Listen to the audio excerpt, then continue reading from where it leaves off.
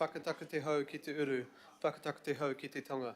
Ki mā kina kina ki uta, ki mā taratara ki tai. E he aki ana, te atakura, he tio, he huka, he hohu, ti hei mauri ore. Morena everyone, and I'll just get back to my agenda. Thank you for being here at our Planning, Environment and Parks Committee. We've got a huge agenda, as well as some other items that we'll be talking about soon coming up on the agenda. So we want to try our best to have an efficient meeting and get on with the business and let our staff go home before it gets dark. Right, we go straight to our apologies. We have absence from Councillor Fully. She has a funeral to attend. Lateness from Councillor Baker, but he's here, so he's not late at all. Councillor Dalton has an appointment and will be slightly late. And are there any other apologies? No? Could I have a mover for the apologies? Yes. Deputy Mayor, Councillor Leone. All those in favour? Oh, kia ora. Sorry, just Councillor Walker's trying to get online. Can somebody send him a link? I don't believe he's requested a link, so that will be a few minutes before that can come to him. To Chair, it's Councillor Newman here, depending on time, and I hope it's not a need for an apology for early departure, but I need to depart at about 4:30 as I have a funeral early this evening that I'm assisting with, so, but hopefully that won't be required, and I certainly won't be contributing to your dilemma with respect to time. Kia ora, Councillor, thank you, and hopefully we are done by then, but thank you for that, and apologies that you have to attend a funeral. Right, we've got members online, Councillor Newman, Sayers, Stewart and Williamson and Walker soon. I think. Right, did we? We've got to move on. Councillor Simpson. Yes, sorry, all those in favour? Any opposed? No. Thank you. Are there any declarations, members? Member Ashby? Yes, Mr. Chair, just on item 13, the Cultural Initiatives Fund. Kia ora. Thank you, Member Ashby. And I think you can take part in the debate, just say you didn't take part in that one application, or however you choose to do that. Confirmation of the minutes. Member Ashby, did you want to move? You wrote out the last one. Councillor Filipaina? Yes. And I'll second. All those in favour? Aye. Any opposed? There are no petitions. We go straight now to public input. We have 4 items of public input. First up, we have Paula Browning regarding mixed-use zones and permitted light commercial activities in the context of our ongoing decision-making. I've seen Paula out. Oh, there she is. If you'd like to come up to the front table. And you've got your microphones there, and there's a button, the silver button's on the right, will allow you to turn the mic on and off. Thank you. And just want to again reiterate my apologies from last time. You waited a long time to speak, but due to delays that were unforeseen, you couldn't speak last time. So apologies again, and thank you for coming back. Ngā mihi. Morena koutou, thank you for your time today. I'm here in support of, both in support of housing intensification in Tamaki, and to give you an example of where a council planning decision in a housing intense mixed use area is having a significant negative impact. The image in this slide is taken from a report for an application for resource consent. The application was from the owner of Coleman's Suzuki, who was moving a motorcycle workshop from and retail business from a commercial zone to a mixed use zone. I've added notes to the slide to show the number of residential units in the immediate vicinity of 40 McKelvey Street in Grey Lynn, and you can see that there are 85 residences within 20 metres of that property. There are 2 apartment blocks of the same design directly facing 40 McKelvey, which is one of 8 commercial properties in this section of the street that runs between Williamson Ave and Crummer Road. 24 of these homes have bedrooms on the front of the building. The commercial properties include a rug retailer, fabric wholesaler, a bridal shop, panel beater and design studio. The combined impact of these businesses on the residents in the street is close to zero. Prior to the motorcycle shop taking over the lease, a Plumbing World trade store had been occupied the building for many years and there'd been no noise or traffic issues to my knowledge. Alexandra Bonham, who's a member of the Waitemata local board, had made a submission to the consent process and asked that residents be notified. The town planner ignored this and issued a consent that has a small number of conditions, none of which alleviate noise or traffic issues generated by this commercial activity. As residents who both live and in many cases like me work in McKelvey Street, we had no input into the consent process. This is in spite of the fact that the predominant use in our area is clearly residential. On the numbers alone, I believe the town planner should have been required to notify residents during the consent process. As you can see in this image, the operation of the business is conducted as much on the forecourt of the building as it is within the building. Even when motorcycle repair work is done within the building, the noise is amplified, not dampened. The consent application showed 4 cars parked on the forecourt, but every morning and again in the evening, 30 or more motorbikes are ridden into and out of the building. This is obviously additional traffic movement to the customers of the business coming and going on motorbikes. The loading bay to the left is not used for loading. That's done on the street where you can see the cardboard boxes. These are new motorbikes. The packing, which includes wood and metal, is removed using power tools on the road. The process that the town planner used to reach the decision relating to this business is quite baffling. In his decision, he states that the surrounding area is primarily commercial. The existence of a panel beater and a service station either next door and out on Williamson Ave in the vicinity are similar activities to the proposed activity. That motorcycle maintenance and retail is an activity that is compatible with residential occupancy. He equates motorbike noise with other vehicle noise and assesses the impact of noise from the site as minor. Now that the consent is in place, as residents we have very limited options available to us to address the impact on where we live. We can and have asked the council consents team to enforce the consent terms. Following their visit, the maintenance activity does move inside for a short period of time, but then it goes back to how it previously was, which is in front of the loading bay. In either location, the noise levels are not acceptable for residents. The council process for noise control is also useless to us, as the excessive noise level from the site is regular and intermittent rather than constant. Auckland Transport have, I believe, attended the site, but will only act on single issues which they require to be reported each time, rather than addressing day-to-day operation of the site. With Auckland needing to address an existing housing shortage and population growth, higher density living, including in mixed-use zones, will need to be an attractive option. Planning decisions, such as this one made in regard to 40 McKelvey, have a direct impact on the livability of mixed-use areas. Unlike new builds or conversions, which involve temporary traffic and noise disturbance, use consents last for as long as the business occupies the site. Having lived in mixed-use areas for over 2 decades, I know that activity and noise levels will be greater than those in residential areas. Prior to the arrival of Coleman's, we had lived happily in McKelvey for 10 years. Now we're actively considering moving. Activities such as large motorcycle repair businesses have a significant negative impact in areas with levels of high residential occupancy. I was asked this committee to consider this example when looking at how council can better manage consenting of commercial activities in mixed-use areas. A decision that was probably made sitting at a desk from an application that was accepted at face value is negatively impacting the livability of our community. Thank you. Kia ora. Kia ora, Paula. That was 5 minutes to the second. You did say you planned it, and you did. I did.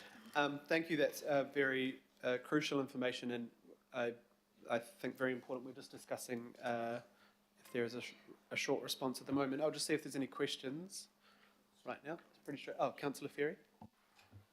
Thanks, Paula. That was really useful. Noting that there are other mixed-use businesses in the area, have you had any other issues with any other mixed-use businesses, or is it really just this one? Just this one. Okay, thank you. Are there any other questions? Just checking if there may not be an offer or response right now, but definitely keen to look into this and what we can do. Thank you.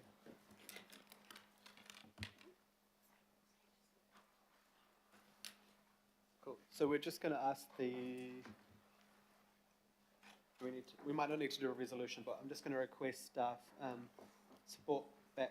report back to myself and the committee on light industrial effects within mixed-use zones and how they can be mitigated, and specifically on the area of concern. So we'll get some information up on that and then see what we can put into future plans. It may be difficult to deal with what is existing, but we will look into it, and then I'll get staff to work directly with you on that as well. And if there are other noise-related issues that we need to follow up within the existing, I guess, constraints or levels, that should also be looked into. But that's, very important point that, especially your support for the intensification, but when those areas abut clearly, or the change of use within those areas and not what is expected, how they can affect our community. So thanks very much, Paula, for that example. Ngā mihi, thank you. Sorry, I've got a councillor. No, just from you to yourself. Can we ask also for any histories on this site to make sure we get a feedback of what? Thank you. Thank you, Councillor Turner. Good point. Thank you, Paula. Appreciate it. Councillor Ferry, would you like to move this? And Councillor Turner, second. Right. All those in favour? Aye. Any opposed? No. Thank you. Right. Now we move on to John Collins, Friends of Awa Matsakana Kana.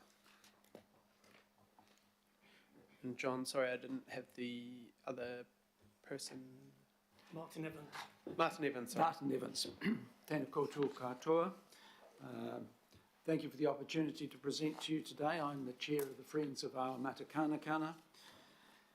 Our concern is about the catchments of our two rivers, the Matakana and the Glen Eden, in the northeastern part of the region. Our focus is limiting contamination, limiting sediment, stopping contamination, and promoting enjoyment of the rivers. What we do is we have quarterly river water quality monitoring, which is fairly comprehensive. Also includes bacterial testing. Water quality generally is in decline. We manage continuous sediment measuring instruments every 10 minutes in the Matakana River, regular shellfish surveys, selected riparian planting and wetland restoration as funds allow, research and catchment analysis, and submissions and advocacy. We're a small group. We have 35 members who have contributed over 7,000 volunteer hours worth about $170,000. We're fortunate to have several specialist technical members in the group, and I'd like now to introduce Martin Evans, who is our Vice Chair. Yeah, thank you, John. My background, I'm a civil and environmental engineer. I've been involved in several major pieces of infrastructure development. I'm going to talk on three main topics. One is the biodiversity, then the sediment, and then there's flooding. You can see from the slide on the right there in the green box, we've just recently done DNA testing of the river, which basically looks at what critters live there. We've surprisingly found a nationally vulnerable species, which is internationally recognised. It's called the short-jawed cockapoo. It's regarded as the kiwi of the river. We've also got freshwater mussels in there, and as you can see by the name, it's an Auckland mussel. We also have limpets in there, which glow in the dark, and they're the only ones in the world that do that. So we have some valuable taonga in the river. Our catchment area, you can see from the slide, is the black outline. We have Matakana village, which is in the middle. It's about 2,000 to 3,000 people. And at the bottom end, we have the Sandspit Spit, which has a council car park for the Kowau residents. and the ferry for the Kowal Island. The catchment area is 58 square kilometres. It's got one of the highest rainfalls in Auckland of 1,450 millimetres a year, which is higher than Hanua's, but we don't have dams to stop the sediment and the runoff. As John mentioned, there's two main rivers there. Each is about 14 kilometres long, and they lead into Kaua Bay and then the Hauraki Gulf. As John mentioned, we measure the sediment in the river, and I can see what's going on in the river on my phone sitting here, because it's real time. And it's simply, this river's got so much sediment in it, it just cannot meet the National Policy Statement for Freshwater Management. We have very large plumes come through, and we can see that all the time. There's one coming through at the moment. And it deposits in the estuary, and then it deposits in Kaua Bay and swamps everything. Fundamentally, these are the neglected catchments and estuary and bay. There's no monitoring here other than a bit of water quality monitoring by REMO. Foam, as a small group on $2,000 a year budget, has got more information about these catchments than council. There's a broad environmental decline in the rivers and the estuary, because we look at these shellfish too. There are large areas of the community and environment at risk from erosion, flooding, health, because we do backtoe testing, we know where it's safe to swim and where it isn't, and our biodiversity. I'll just move on to flooding aspects now. The slide up at the moment shows you a 45-year record from the Tamahanga catchment, which is next door. This is about 8 square kilometres, so it's only about a sixth of the size. We don't have any river gauging or rain gauging in our catchments. The January storm, if you look on the right, you'll see it was only about 47 cubic metres a second, and we've had several of those through the years. We had a bigger one in 2011, which flooded the market, the shops, and the restaurant. We had an even bigger one in 1985, and of about 94 cubic metres a second. We're expecting another big one in the next, say, 5 to 8 years. To give you an idea for these things, it takes, for the Matakana River, it will take about 10 seconds to fill this room on the smallest one of those flows, and then about 1 second for the next largest one. Oh, sorry, gone the wrong way. In 1938, there's evidence that the flood that came through was 2 foot above the roundabout. So if any of you have been to Matakana, you'll know that that's a lot. And there's a misunderstanding that the Matakana River drains Matakana. It doesn't, it goes the other way. So this will go through the new subdivisions that are going in at the moment. The locals tell us there was another one in 1936, which was the same size. So why have we come here today is we are seeking some support, and specifically a strategic plan to minimise the river risks and start restoration in the rivers. We really need a definitive commitment from council to work with us to get on with this. We'd like to organise a workshop to share our knowledge with everybody else, including Ngāti Manahiri. We need to take a comprehensive 3D drone survey of the river's floodplains, because the maps the council have are not accurate. They were flown too long ago. And ultimately what we need to prepare is an integrated catchment management plan and maintenance plan, and using natural intervention processes, because whilst I'm an engineer, I recognise that you can't stop some of these big floods. We just have to mitigate them. That will start reducing the risk, and our strategic plan, which is in your documents, is a step along the way. Fundamentally, the problem we're seeing is that people at the bottom of the catchment don't know what's going on at the top of the catchment, and therefore they're wasting a lot of time and money planting, riparian planting, to get swept downstream. Thank you for your time.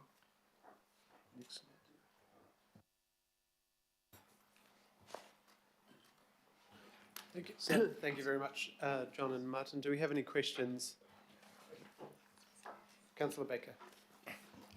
Thanks, guys. Have you had any, I mean, so there's a number of these big rural rivers, so the Hoteo, the Wairoa down in Franklin, and so in Franklin there's the Friends of Te Wairoa, who are probably a group fairly similar to you. Do you have any engagement with them in terms of trying to get a sort of a collaborative approach to working with council, so that these big rivers that are suffering under the, as the reasons you've put out, do you have any engagement with them? So we attempted to liaise with the Kaipara Moana group, but I asked if we could collaborate and was told categorically no. So that was somewhat disappointing for us. It should be noted that the geology for these three rivers, Tamahanga, Matakana and Glen Eden, is quite different to the rest of Auckland.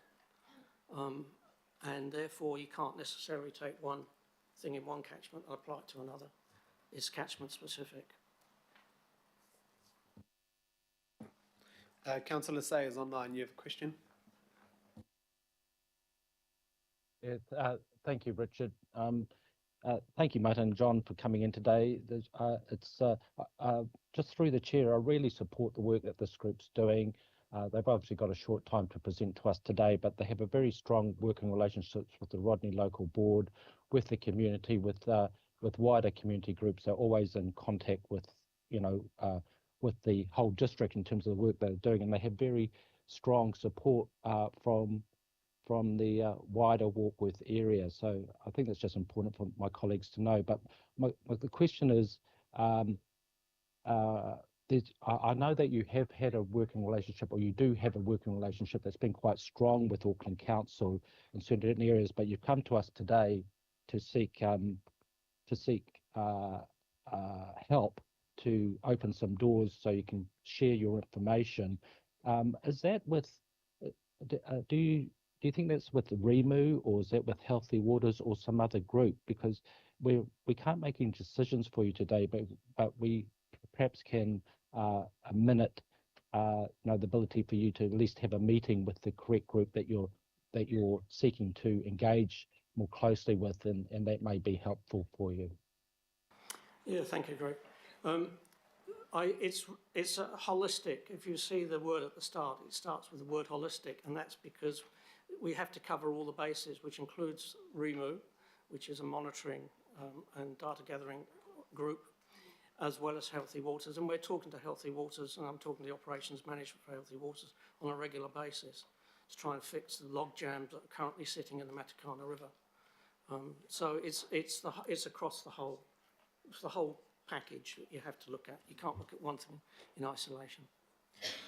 I would add to that. So Martin, sorry if I may add through your chair, just so if you need to talk to a specific department, Martin, is what I'm trying to gauge. Is it Healthy Waters that you obviously got a working relationship with them, but who do you need greater assistance with to share that information? Are you looking, when you say holistic, is the chief executive or someone else, or chair, you might be able to give some guidance? So my pick would be Healthy Waters, because we need a catchment management plan ultimately. Okay, thank you. Chair, I know in the resolution sometimes we might give some guidance to officers that perhaps they could meet, or, I know we can't make a decision, but is there a possibility in our thank you minute today just to ask for the opportunity to meet with perhaps Craig McCaw or somebody like that? Kia ora, Councillor. Yes, I just spoke to Megan about that. On the specific requests, the four, Megan will follow those up with the relevant teams, including Healthy Waters. I have already said to Martin that I'm keen to, whenever we find a spare moment, to go up meet with them and yourself, if that's okay. I know we've talked about it before, and maybe get Healthy Waters along as well. So those are very specific requests there, but a broader discussion would probably be good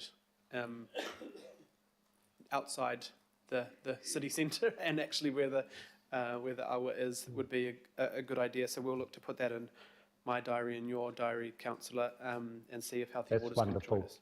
Yeah. Thank you very, very much. I'll be very happy to join you. Cool, thank you. And probably the Rodney Local Board, of course, as well. Right. Member Ashby, nearly said Councillor Ashby, sorry about that. If you just want to bring your mic forward, thank you. Thank you. Thanks for the presentation. Just noting that you've noted support and guidance from Ngāti Manahiri, and you mentioned a catchment plan. So the question was just simply, have you spoken with them around iwi have to, or can opt to create these mana o te wai statements, which can inform a catchment plan. So it just seems like there's a natural alignment or synergy there. So it's just a question if you've had that conversation with them. Yes, we have met with Ngāti Manihiri on a number of occasions, and we have a policy of forwarding anything that we are thinking about to them for first consideration. To date, they have said to us that progress is very slow in this area, but that they will share with us what comes through as it comes through, and we regard them as a very critical partner within the catchment areas.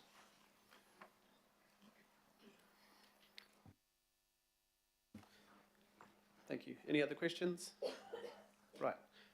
Councillor Sayers, would you like to move this? And Councillor Fletcher would like to second. Thank you both for attending, and we've heard you loud and clear, and there's a very tangible things that we need to look into. So thank you very much for all the work and the team that you work with, the volunteers as well. So we appreciate it. All those in favour? Aye. Any opposed? Aye. I think that was everyone in favour, and it was just a late in favour, just to clarify. Right, we have next up public input. We have Auckland Rugby League. We've got Rebecca Russell and Dwayne Mann.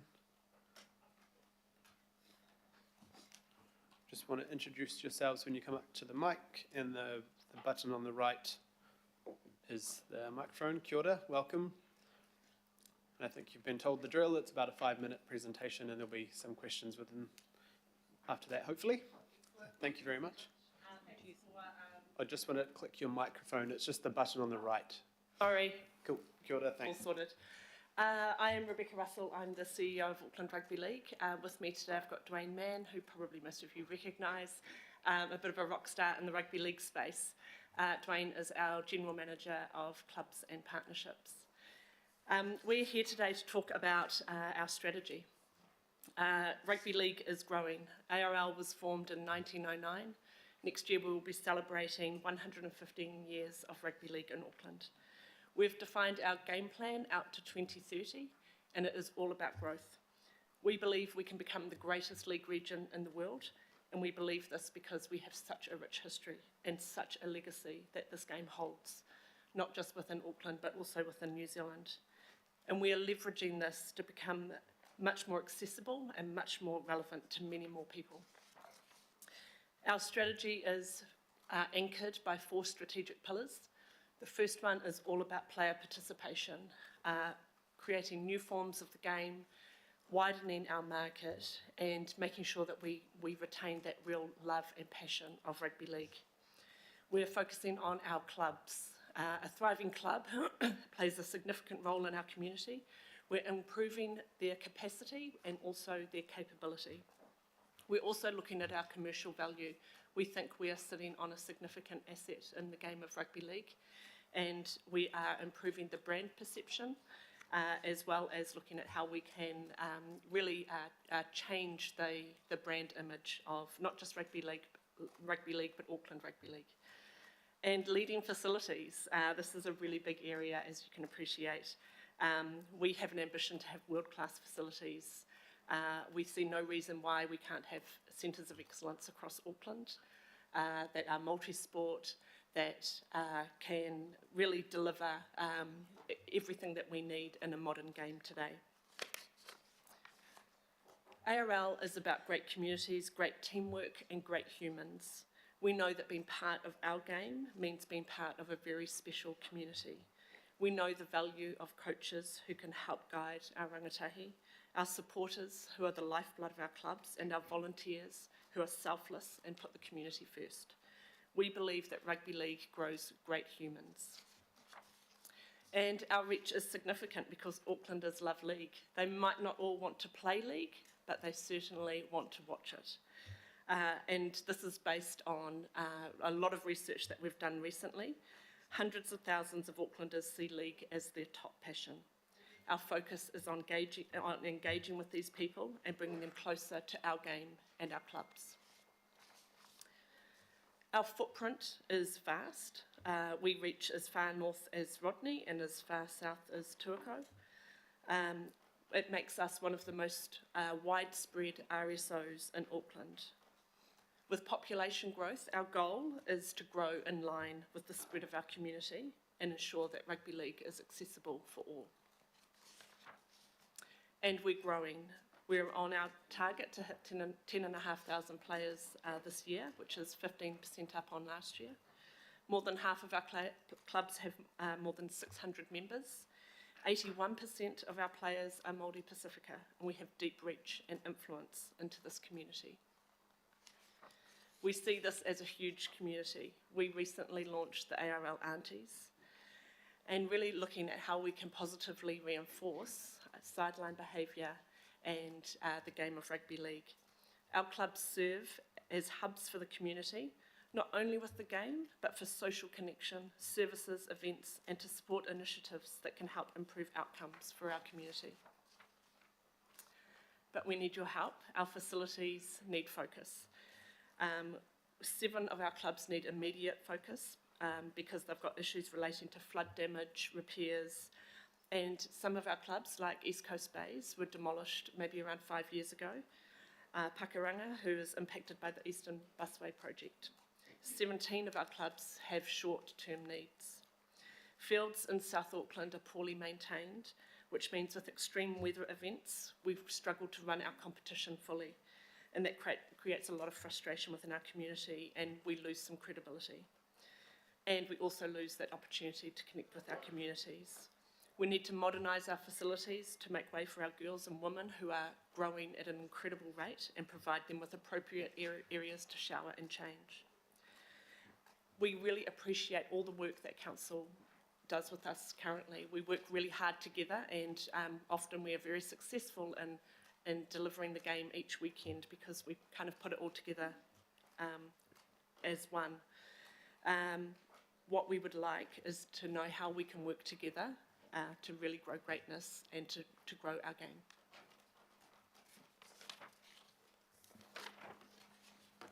Kia ora. Thank you both for that very succinct presentation. And as we do definitely have empathy with the state of our infrastructure and fields at the moment, with it being saturated for about 18 months now, and the severe damage to about 100 of our parks and the issues that you're facing even before the flood. So it will be good I'll be ensuring that our team and Dave Stewart and the wider Sport and Rec team are aware of this. I'm sure they are, and how we can work with you closer.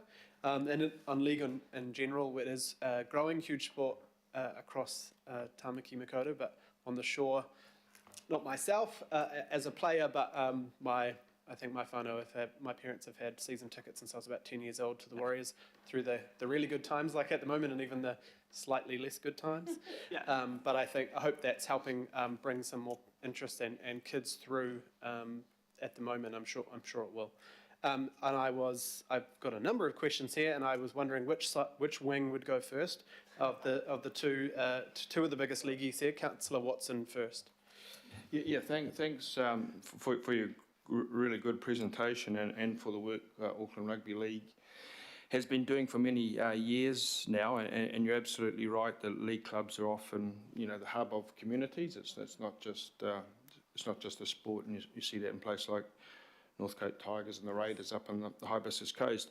My question, however, really goes to the challenge that club sport generally, but in particular rugby league, has faced in recent times, and I'm talking about the standing of the premier competition and the strength of teams. When you look at, certainly some areas have deteriorated. They've struggled with player numbers, and how that is reflected in those kind of feeder grades of under 17s to the under 21s, which at one point were really strong competitions in themselves, but have now kind of depleted in numbers, to be honest. So I'm just really looking for a bit more of an insight. I know the women's game has come on in leaps and bounds, and we have big growth in newer areas like perhaps Manurewa, and where they have massive big clubs. What about the challenges, though, in terms of just that strength and that player numbers in traditional areas where there has been a decline, where it's harder to get kids to come along and play league, and you've been caught up in a kind of similar situation as happened with Brisbane when the Broncos started up, where all the attention goes to the Warriors and the club competitions suffer as a consequence. So just really a bit more of an insight into the real challenges, other than the really good news that you've been told us with and associated with today.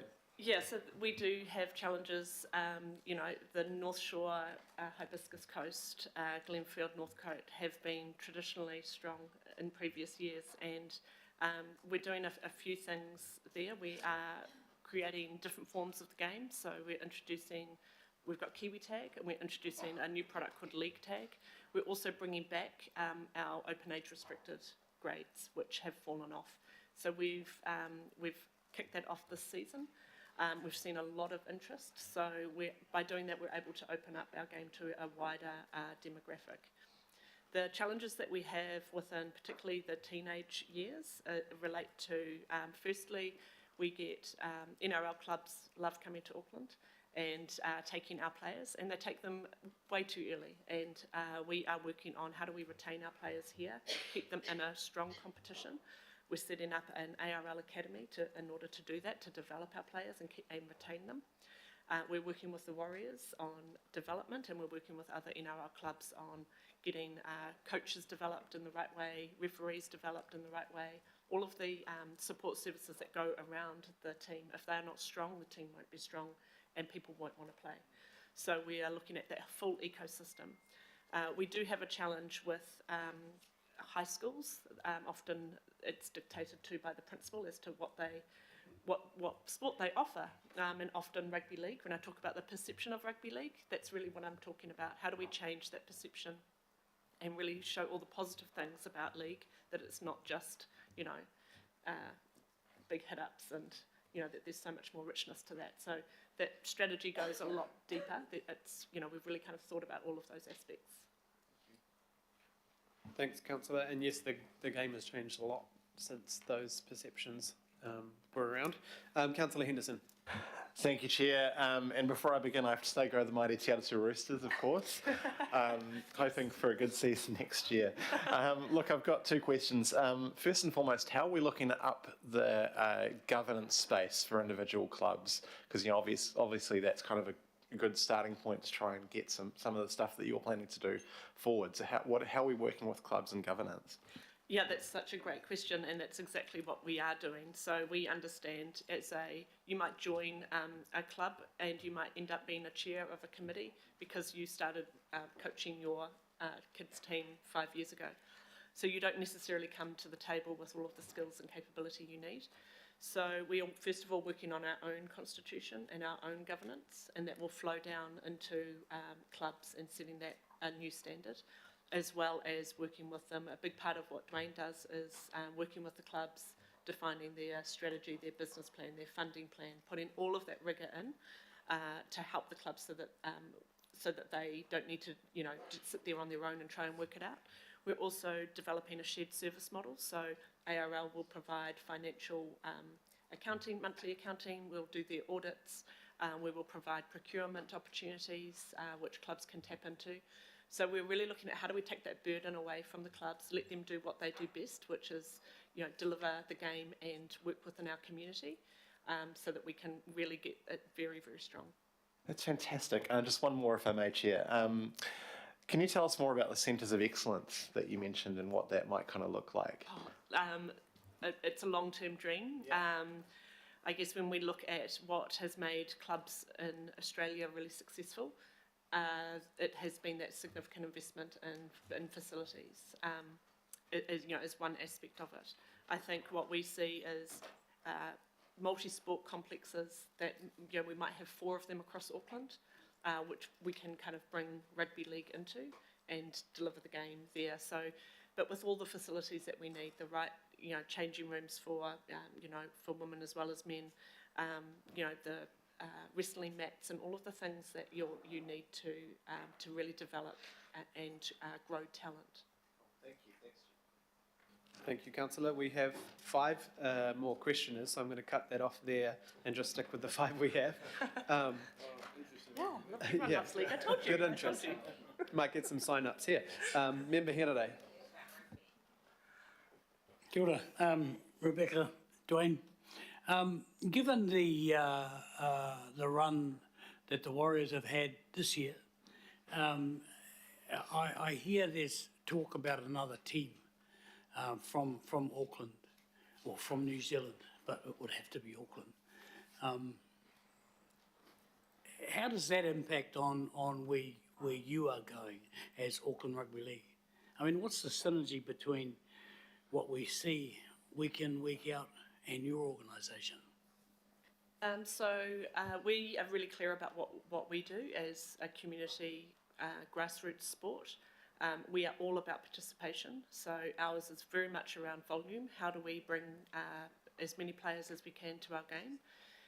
And then from there, it is about development. We want to make superstars, and we don't mind where those superstars want to end up. We will help support them all the way through.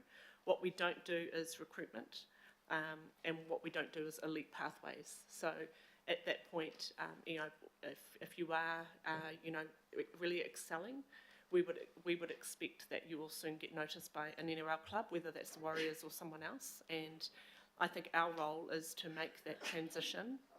We need to wrap that player up really well, because I don't think we have in the past necessarily.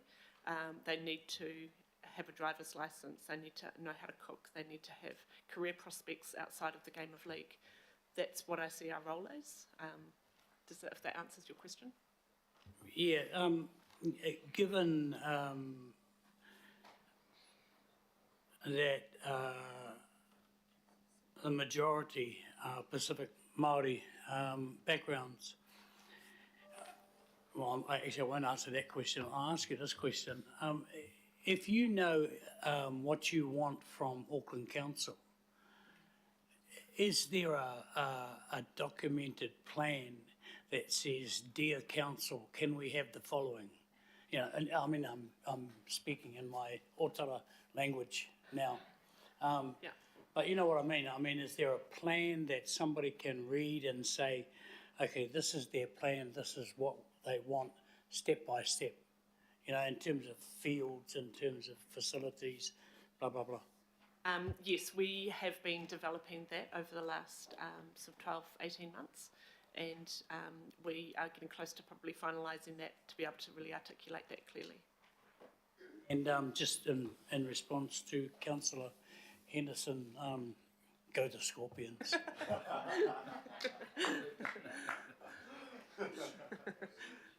Kia ora. Councillor Darby. Kia ora, Rebecca and Dwayne. Thanks for your presentation. Look, probably your key question I'm hearing today is support on facilities. So in that area, as you'll appreciate, it's really a financial challenge to support individual codes in their own individual club facilities with the individual ground, which so Rebecca or Dwayne, do you want to just expand on the league's view on integrated facilities, the discussions you've had with other codes, e.g. cricket, that complement you in opposite seasons, probably a little bit more difficult with rugby or hockey, on the league's view of integrated facilities, maybe with a squash facility integrated with it, and how that can actually help grow a club and cross membership between season codes and that sort of thing. The discussions you've had with, say, Auckland Cricket Association and other codes that are probably thinking the same. Maybe you could just cover that territory, yeah. Tēnā koe, tēnā koutou. Auckland Rugby League has a long, as an RSO, relationship with multiple sport codes, regional sports organisations, and through that collaboration over many years have had a mindset of sharing and using things like collective impact. The question around our facilities is they are community hubs. The truism that our plan is, it's not just sport X's and O's that will drive greatness and help people to be great. What happens in the rugby league community clubs outside of a training day and a weekend of game is vast and very varied across our 30 clubs. They have strong relationships with marae, strong relationships with churches, there are social enterprises, there's entrepreneurship, there's community champions driving rugby league clubs, be it volunteers or in a paid position with another organisation. But it's those community champions and the relationships that they hold within their community that is the activity that happens within a club. So that ties into our relationship with how we would work with other regional sports organisations and clubs over the shared use of facilities on and off the field. So I'm just trying to get a sense. These discussions with the other codes are happening. There's a willingness, there's a drive to integrate, get more efficient use, not just out of the fields, but actually about the physical buildings that's happening. That's an active and focused issue for you guys. So, and we work a lot with Active on helping to coordinate some of those discussions, because from our side of things, we don't know what we don't know. So, but Active have that very broad view. You'll see clubs like the Glenfield Greyhounds who have very successfully become much more strongly multi-sport than maybe other clubs. So it is dependent on, the location, it's dependent on the willingness of the committee of that club to engage. So we are seeing that. Our ambition is for multi-sport to be, we just see that as the future, because there's really no other. We know that we can't sort of stand on our own, and because of all of the constraints that there are. So we're kind of doing. There's kind of two paces to it. Thank you. And the Glenfield Greyhounds have done that despite our significant upgrade there taking quite a while of the fields and everything. They've still grown and broadened their scope within the community. It's pretty awesome. Councillor Filipaina. Tēnā koe he mana, thank you so much. Kia ora ana korua, Rebecca and Dwayne. Firstly, Rebecca, congratulations on your role at Auckland. I know that your roles at Datacom in Air New Zealand was the catalyst, at least, for that strategic approach with Auckland Rugby League, so I congratulate you. For those that don't know Dwayne, he ended up playing a few seasons in England. He then came back to Auckland, ended up captaining the New Zealand side, played in 24 consecutive tests for the Kiwis, and also played in, I think it was the 86 World Cup Series. So, Dwayne, I'm here to you with your football career and congratulate you being the GM. Now, my question, Chair, I just wanted to ask both of you, are there any facilities on council parks that are governed, for want of a better term, by the local board that are not, from your perspective, up to standard? Are there any parks that club rooms? So that's the first question through you, Chair. A large number of our club rooms are not owned. They're on council-owned grounds. Our aim is to work with local board and attend deputation meetings and advocate alongside our clubs. Manukau is an example of the significant flooding and the impacts aside from the flooding that is happening around Manukau. Richmond Rovers suffered severe flooding, as Rebecca mentioned in the opening comment with Pakuranga and the busway through. So yeah, we have a number of clubs on our facilities plan, and our aim is also to be front forward in a facilities plan for this. But yes, Councillor Filipaina, the clubs are on needing collective assistance on those issues. Just got two more. Sorry, Chair. The second one is, I think it might be aimed at you, Rebecca. And this second question is, how much, what can you as Auckland Rugby League do to link more of the games and more of our communities out south, for example, in Franklin? I mean, how would you link some of the work and assistance that those clubs may have? Because I know that there's been some struggles with some of the clubs out in Franklin. So I'll be interested to find out. And I don't want to then mix our conversation with the Stingrays. I think this is an Auckland Rugby League question. So can I just sort of ask how that can happen? So South Auckland is very, very key, not just today, but for the future. We've developed a thriving club model, which we've called Puawai, and that is all about developing strength in the roots of our clubs and our game in order for the game and our clubs and community to flourish. So it's a very structured program which brings a lot more sort of capability to the clubs, as I mentioned before.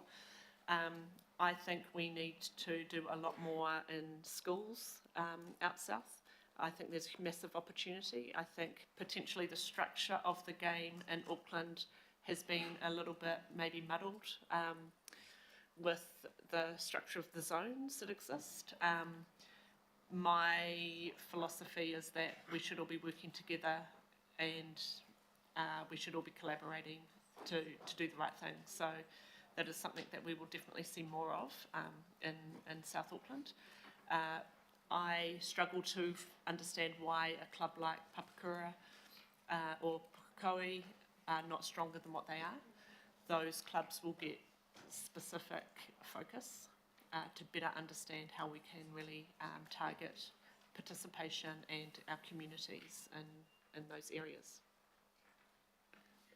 Chair, the question is of you, this last one, and that is, what is going to come back to your committee, you and Angela's committee, around some of the facilities that we have on our local board parks?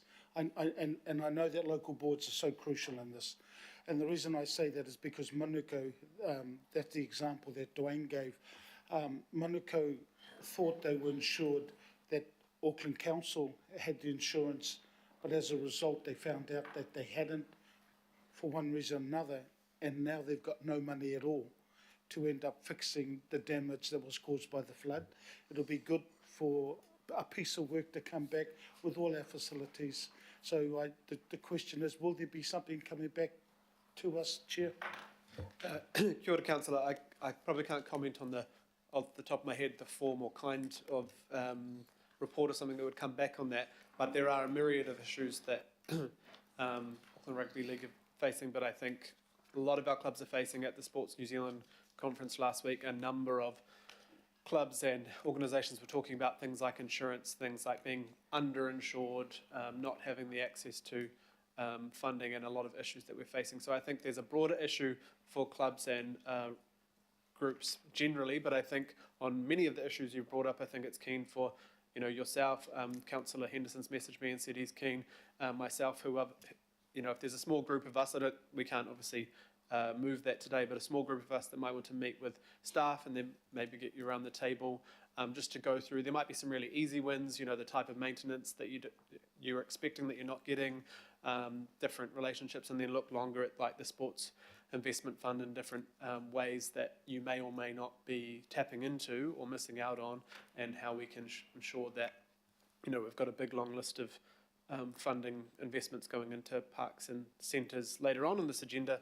Whether we are focused on rugby league enough may or may not be, and that needs to be addressed. So I think I couldn't comment on exactly what that form would look like, but it's definitely on the radar now, and we'll ensure that a group of us, including yourself if you'd like to, Councillor, can sit down and really thrash out that in a more hard to do in a 5 or 10 minute situation around this table. But I think you bring up a lot of good points, and it sounds like you're really willing to work with, not just asking for council to do everything or anything like that. So that's really helpful.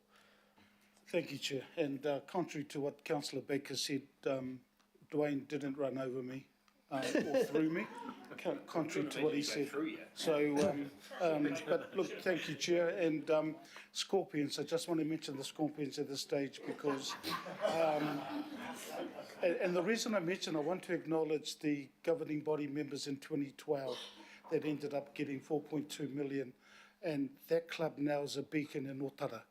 I can tell you that now, and that is where you have multiple sports. So I just wanted to acknowledge the governing body in 2012. They got that money. Christine's there, Mike, Sharon. So I just wanted to do that. I think, yeah. So look, I just wanted to thank you. Kia ora. Kia ora, Councillor. Thank you very much. Right, Deputy Chair, Councillor Dalton, you have a question. Kia ora, Chair. Tēnā kouroa, Rebecca and Dwayne. Thank you for your presentation. Mine was on a similar vein, and it was around the sports fields themselves. So you mentioned that South Auckland in particular is having challenges. So you've seen a different level of service in South Auckland in terms of fields, and is that meaning that there is less playing time available for our kids in the south, or Yes. all players in the south? Yeah, correct. So I think we're challenged with the hours that we get, but also the what I would say is probably just a lack of maintenance over time. We have very few, on the shore we have a few options around, or even central, some hybrid field surfaces, which of course withstand the extreme weather a lot better. Out south I can't even think of one where we have a different surface. So when we have those weather events, it is a little bit like Tetris on a Friday afternoon, trying to put it all together, and the team work very hard. Our goal is to make sure all of our grades, all of our kids can play. And it is incredibly challenging.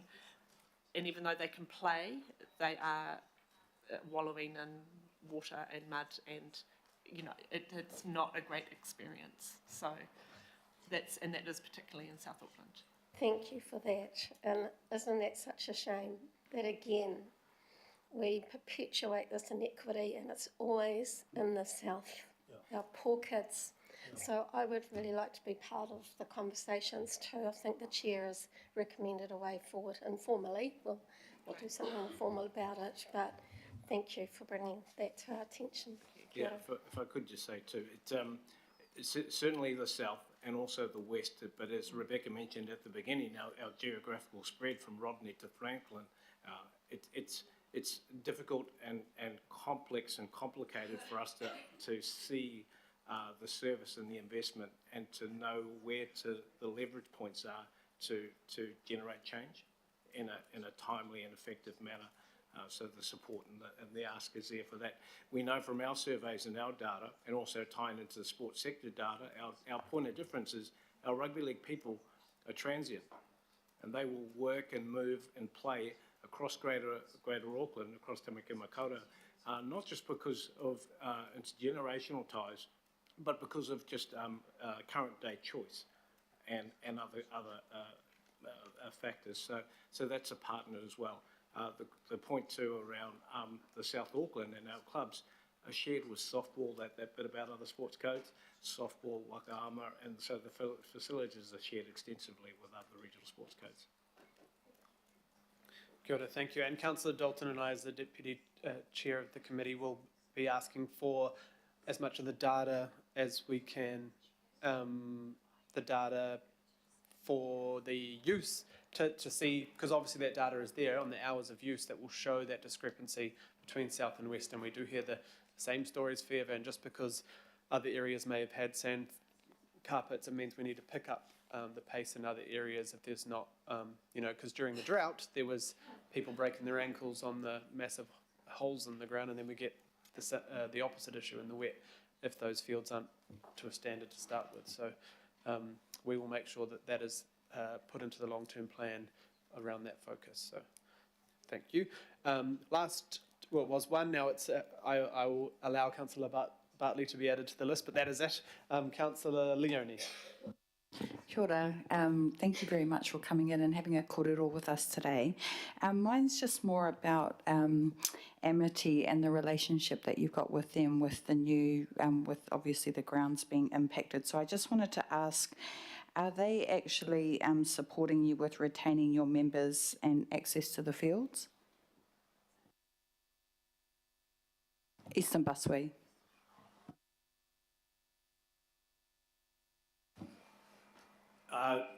That there is attempt by our chair of Pakuranga in trying to work through, but very difficult to understand who are the key people to talk to, and then what's the decision making or the information flow for those involved in that. So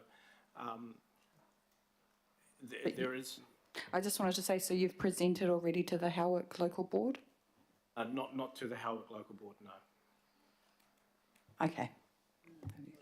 And that's, yeah, clearly, that's a good point, Councillor Leone. I think it's clear that we need to figure out who in the alliance there we can be working with, because I know with the Northern Corridor, we got quite a good relationship out of that when sports fields were changed around, and Councillor Watson was heavily involved in that. But if that's not happened through this relationship on Eastern Busway, we need to figure out why not and how we can figure that out. So lots to take along. Councillor Bartley. Thank you, Chair. Kia ora, Rebecca. Kia ora, Dwayne. I don't have a question. I just had a comment. I just wanted to also offer, if there is going to be an unofficial working group, I'd like to be part of that to support Auckland Rugby League. I'm so happy to see you guys here at this table, because you've got other sporting codes that are like real strategic. They're always in our faces. And it's good to see League step into this realm and connect with the governing body of Auckland, because you're quite right. There are so many issues with the sports fields. They sit in local board territory, but you know, there's also the part for us to play as a region, because we invest in areas in sports. We invest because we want to see more active participation of our Māori Pasifika communities that are less active, and you have them right there. I mean, I just even look at MMT and how we can maximise and capitalise on our communities that are already active through League. So very keen to see. The issues that I see are around maintenance, just the basic maintenance of our sports fields where they have their clubs, and then also regionally, strategically, how we get you guys in the pipeline for that investment fund, which has been an ongoing issue, because we seem to keep funding clubs that are well resourced with these facilities and not our clubs like this. So I'm very keen to see what I can do to assist in your unofficial working group. Thank you. Thank you. Kia ora, thank you very much. And I hope you're glad you came here today. I feel like a successful presentation and a good response, and it sounds by the numbers that it may be a very large working group, but lots of issues to think about. And as Councillor Bartley said, look, the teams out there, council side, are doing their best to prioritise, but I think it is important also to be that squeaky wheel, encourage clubs to report at, you know, even small issues, so we can get ahead of that, talk to local boards. I know that takes a lot of time, but it does help get a picture of where we need to prioritise if that's being missed as well. There has been a bit of a jockeying, Councillor Watts. I better defer to the Mangere East Hawks on this one, Councillor. Rugby League royalty can't compete with that. Okay. So, yeah. Okay. Councillor Philippina would like to move, and Councillor Watson said he'd like to move, but he can second this one. And we will let you go for your day, but we'll be definitely in contact. I think we've got all your details, and I'm sure the relevant staff have heard the presentation as well. So thank you both very much for coming along and all the work you do in our communities. So all those in favour? Any opposed? Thank you. Right, and now we have Kate Woodhouse, the Deputy Chair of the Auckland Conservation Board, and I think Narisi Henry is joining.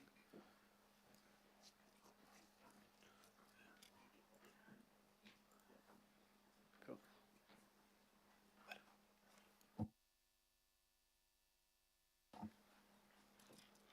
Kia ora, thank you both for being here, and I understand Nicola McDonald couldn't make it today. Kia ora koutou, ko Kate Waterhouse Tōku Ingoa. I'm the Deputy Chair of the Auckland Conservation Board, and giving an apology for Nicola. She received a call this morning that more Callirpa, the invasive Callirpa seaweed that you're going to hear about later, has been found near Kaua, so she is out on the water while the water is calm. Just trying to get a sense of how bad that is. I'm joined by my colleague, Narissa Henry, who's familiar to a number of you. And in the back there is our erstwhile board support officer, John Galilee. So if there are any actions that arise from our conversation now, John will be the follow-up point for officers. So we don't have a presentation today. We're here to get in your face, to use Councillor Bartley's phrase.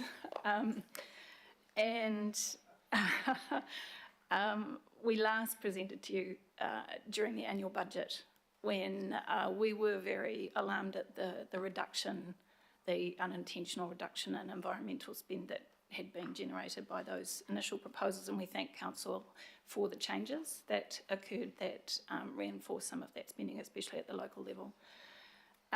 We are a statutory body appointed by the Minister of Conservation, so we are independent of DOC, and our role is to advocate for conservation in the region, but we also are responsible for statutory matters like land transfers, concessions of any sort of magnitude.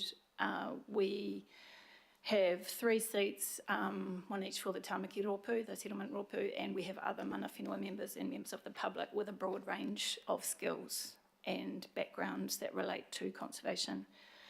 The conservation management strategy for Auckland guides the department's and the public's activities on public conservation land. So in Auckland, that is a bunch of reserves scattered all over the isthmus, plus most of the islands, including Aotea and Hautaru and the Mokahino. I'm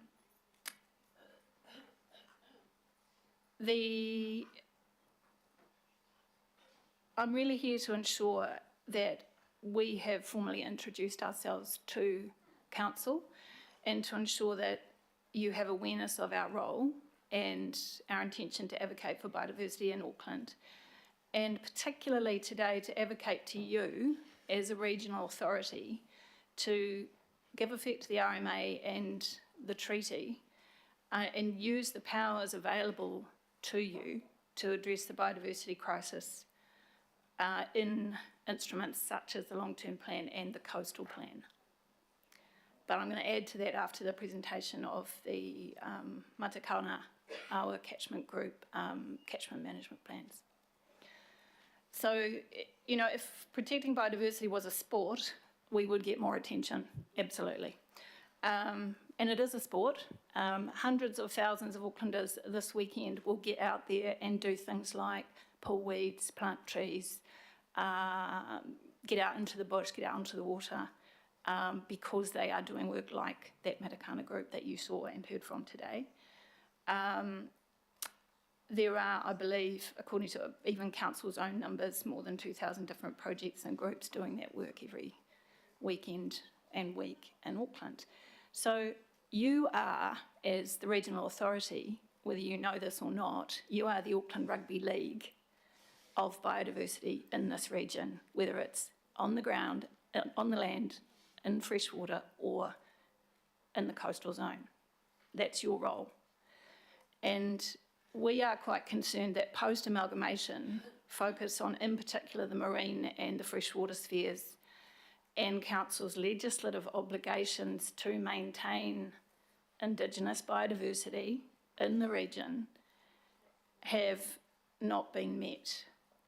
And in fact, the focus on those is well out of whack with other regional councils, and it has dramatically reduced since, for example, Councillor Lee was in Auckland Regional Council back in the days prior to the Super City. Now, obviously, councils had other priorities, but you have some opportunities in front of you to address some of these legacy issues and also to address the biodiversity crisis that is occurring right now. I want to particularly today focus on the marine space. You're going to hear a lot about one of the issues later from environmental services around marine biosecurity. But I'm just checking my notes here. Sorry, I had to rejig after the whole rugby league situation, and change my metaphor. In relation to freshwater, I just really want to talk all that Matakana group as one group that is asking for catchment management plans. They're a key tool in freshwater ecosystem management. Freshwater ecosystems, as we've seen this year, are part of the climate response infrastructure. If they're intact and they're in good condition, they slow down water and they stop erosion and they stop flooding. And council is obliged to pay attention to that, not just for biodiversity reasons. So tautoko to them. Next week, you may be aware that the Hauraki Golf Forum is releasing its 3-yearly State of Our Golf report. That report has for 23 years shown consistent and quite dramatic degradation in the quality of marine ecosystems and in the status of marine species in the Hauraki Golf area. So if you draw a little map, and it would be a good thing for you to be provided with this, which extends the coastal zone, the 12-mile coastal zone, out from the Auckland region, for which you are responsible as a regional authority, you're going to cover a significant chunk of that marine park. That's in scope of your powers under the RMA, and the coastal plan is how you decide what you are going to permit to occur there. And what we are asking you to do is to ask for advice on what is possible for you to do to better protect marine biodiversity in particular, but also freshwater and terrestrial biodiversity as this climate warms. Okay, because it makes everything worse. Everything. So in the marine space, you're aware of the biosecurity risks that are going to keep coming. So as the ocean warms, more biosecurity risks will occur because more species will find northern New Zealand attractive. And that's why we have caulerpa, it's why we have marine fanworm, it's why we have sea squirts. I don't know about clams, I think they like warm water too, but you'll hear about that later. So I think the other thing I draw your attention to is we don't know how good we have it in this marine space. The Hauraki Gulf it's a globally significant marine ecosystem. It's amazing, even in its degraded state. The concentrations of seabirds are globally significant. It's a global seabird hotspot. It's a marine mammal hotspot. And what we've seen with the Northern Regional Council and the Waikato Regional Council is that in their coastal plans, they have now included biodiversity protection measures which cover the 12-mile coastal zone, and we are asking that you do that too. So what it means is that you can do things like the Bay of Plenty Regional Council has done, which is to prohibit fishing around the Motiti Islands.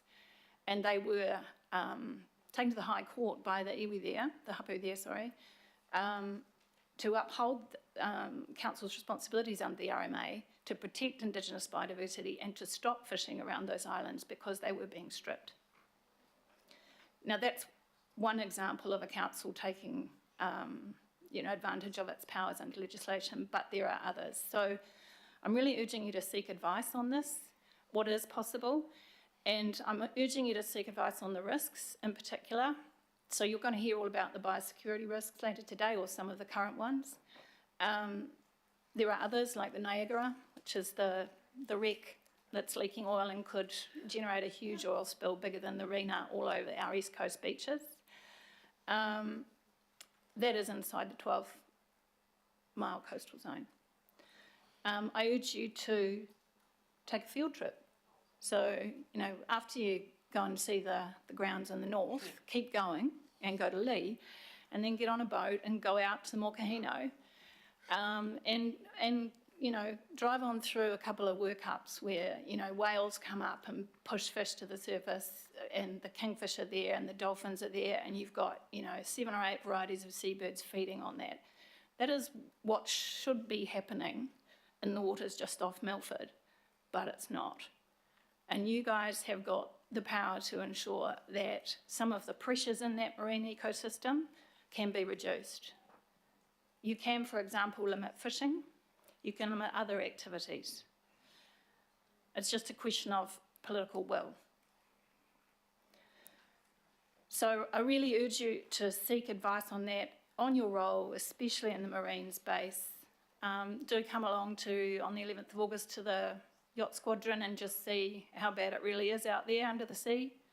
And that's before Kalupa arrived. And I really urge you to consider how you address this legacy deficit in resourcing and in plans and in budgets to maintain Indigenous biodiversity in this region as you develop the next LTP and the coastal plan.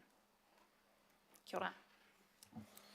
Kia ora, thank you very much, and to both of you for coming and for meeting with myself and Nicole a few weeks ago, months ago. Yes, I'm sorry I couldn't make that. I had a funeral, but we will write to you and Yes. put these thoughts in writing, but I think it's really to officers now. We gave you double the time because we felt like we need to improve and increase the partnership relationship of the board, which I think probably has been lacking in previous terms. So we're going to work on that. Councillor Dalton and I are keen to continue to meet and work with you on shared issues, I guess, the challenges, but also what opportunities there are to work together, because clearly it's better using the same resource together.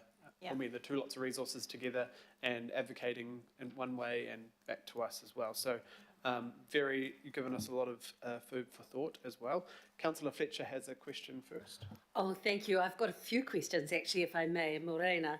And thank you for your passionate advocacy in terms of the role we must all play in terms of biodiversity. My interest is in how we can bring all the strands of that advocacy, whether it's through central government, whether it's through local government, whether it's through the Hauraki Gulf Forum, whether it's through volunteers, that we all must play a part here. It's not just pointing the finger at one. I was actually at and before I go into my specific question, I do want to acknowledge Alex Rogers as the Executive Officer for the Hauraki Gulf Forum. It was from the last forum that was held in Maraitai that the issues have really begun to advance, and why I think we are going to have a lot of powerful presentations today, and why I think all elected members and members of the IMSB really have to bring to everyone's attention the role that we've got in terms of dealing with Kalupa, because the damage in our coastal marine environment is just going to be extraordinary. But what I want to know from the Conservation Board, because we've got some wonderful people like the Phil McDonalds, the Rachel Callagher's, the Liz Brooks, we've got powerful staff, and these people have the knowledge to bring to us some of our responsibilities, so we have to play our part in the LTP. But what part are you playing in terms of the practical advocacy for the volunteer groups that are doing the work unpaid? I was at a trust meeting last night where it really sunk home to me, with Fuller's withdrawing their services out to the Gulf Islands in a way that we are not going to be able to have that work program that is so utterly necessary. You know, what are we seeing by way of the advocacy there for some of those sort of specific practical details that enable us to be able to see that continuing work? There was another example on an issue that was for an area that just serves coffee and ice cream, which DOC had exempted from health and safety standards, given what has happened on White Island. There's this sort of suddenly renewed interest in health and safety, and this trust is going to have to spend $5,000 on getting a health and safety audit for something that had been exempted. Now, I don't want to do anything that is going to be stopping good health and safety measures, but sometimes our overreaction can place on volunteer organisations just incredible burdens. So I'm just curious to know how you're working with the volunteer sector, who are such an important part of bringing attention and solutions to the biodiversity issues that you're raising.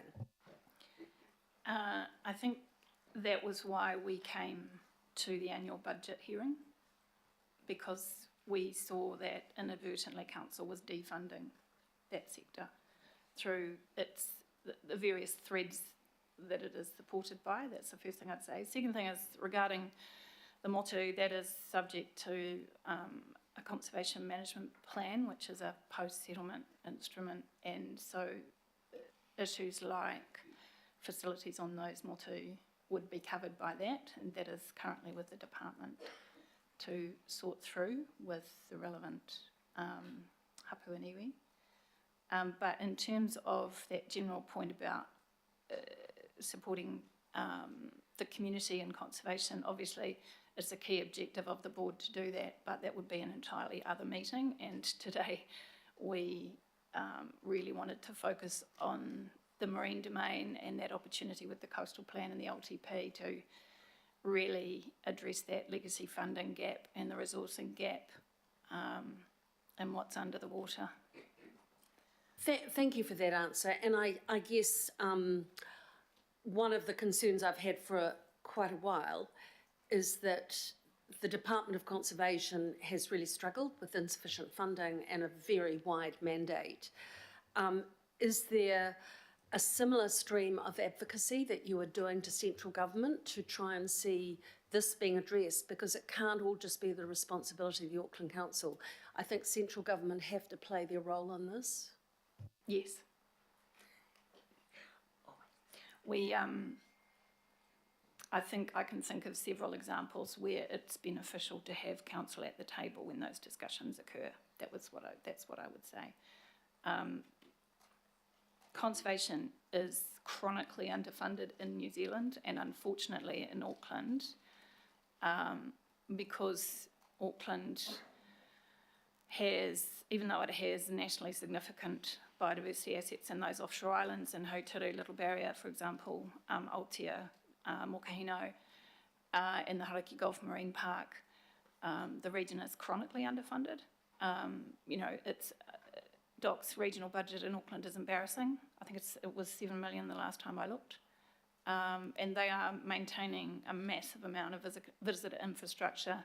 They're caught up in the, I mean, if you think you've got underfunded capital budgets, you should take a look at DOC's. They've got a $300 million, you know, retrospective business case for maintenance of DOC assets nationally with Treasury at the moment, and Treasury are arguing the toss over it.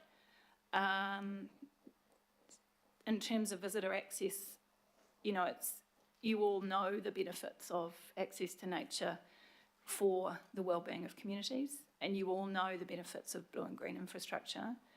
I think collaborating with council around ways to increase public access to and engagement with the nature that we do have in the region has got to be worth it. Because it will be a way that you can extract funding out of central government, but you're going to have to extract more because at the moment it's a deficit model. You are doing far more for conservation in the region than DOC is, and that's not their fault.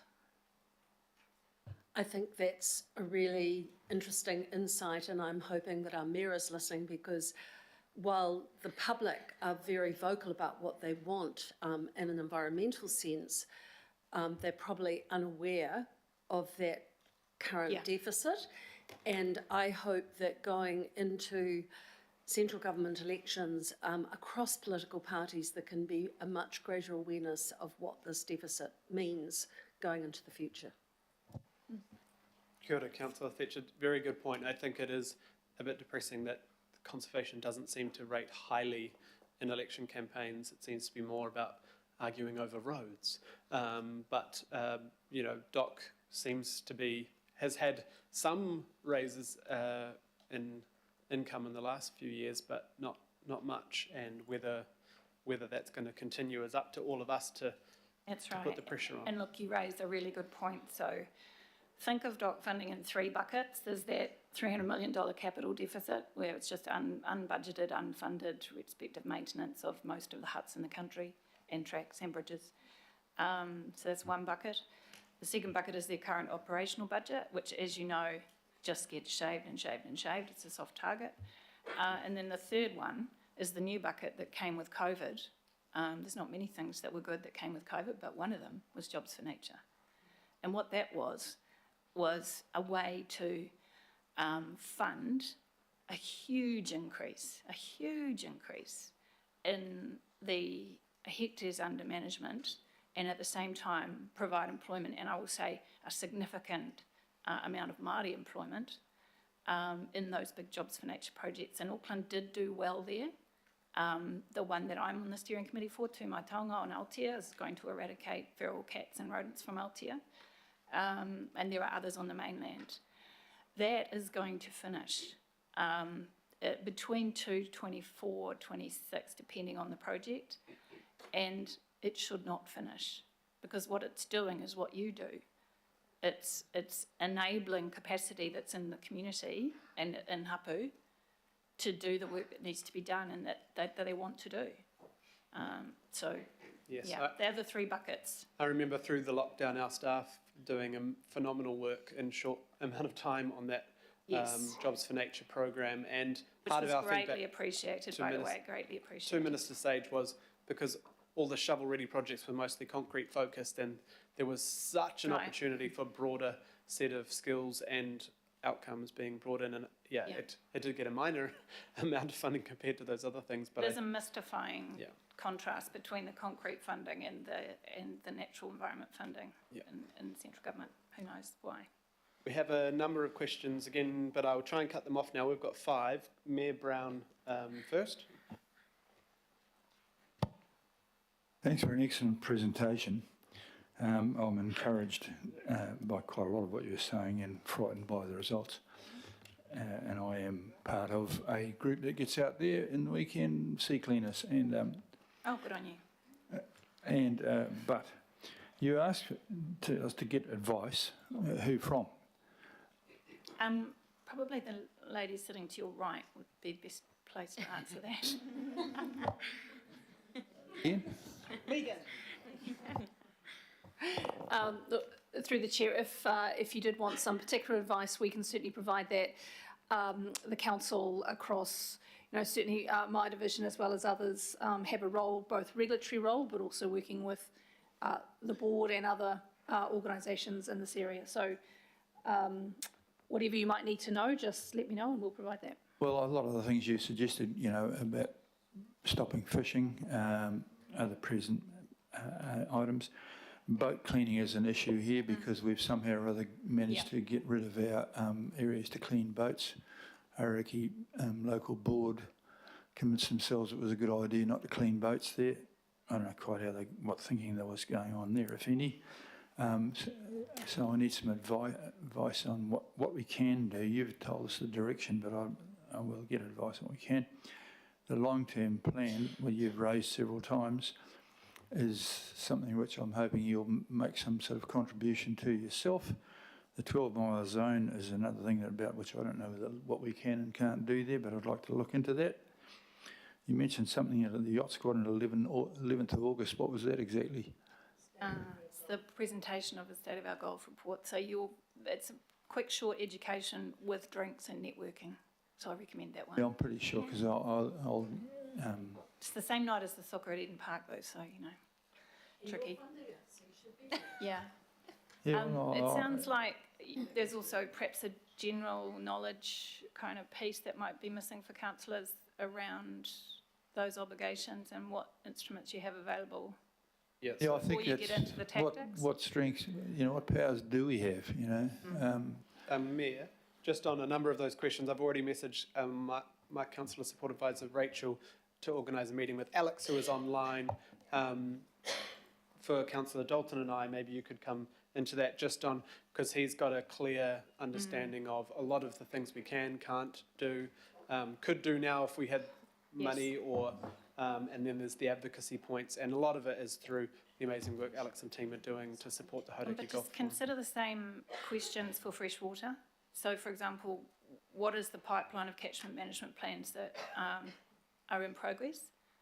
I mean, the last time I went to council, there was one for the Hotio. There's clearly not one for that Matakana catchment. Auckland doesn't have that many really big catchments, so where are those catchment plans at? You know, when Councillor Fletcher talks about drawing together the threads, the way that we do that is at place.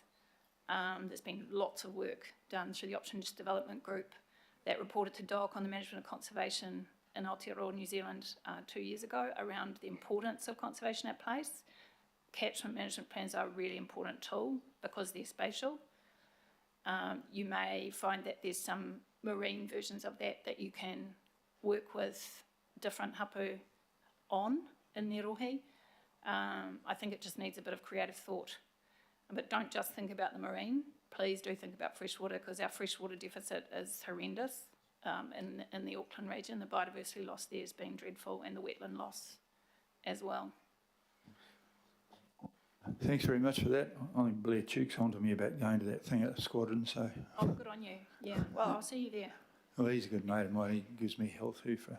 He's keen on the whole marine biodiversity thing. He's pretty interested in what's under the water. Yeah. I didn't talk about the manta rays, did Champions I? are really important to have. We've just been addressed by champion rugby league players, but he's a sailor who's a champion for the environment. Yeah, well, you're the Auckland Environmental League, you lot. So, there you go. Kia ora, thank you. Councillor Leone. Kia ora. Kia ora korua. Great to hear this, and absolutely tautoko all of the points that you've raised today. Also being Ngāti Pawa. Wow. So we've done some great work actually, aside from Auckland Council and central government, we were able to put a rāhui in place. So, I mean, I just wanted to get some feedback from you first around, because I haven't heard you mention rāhui.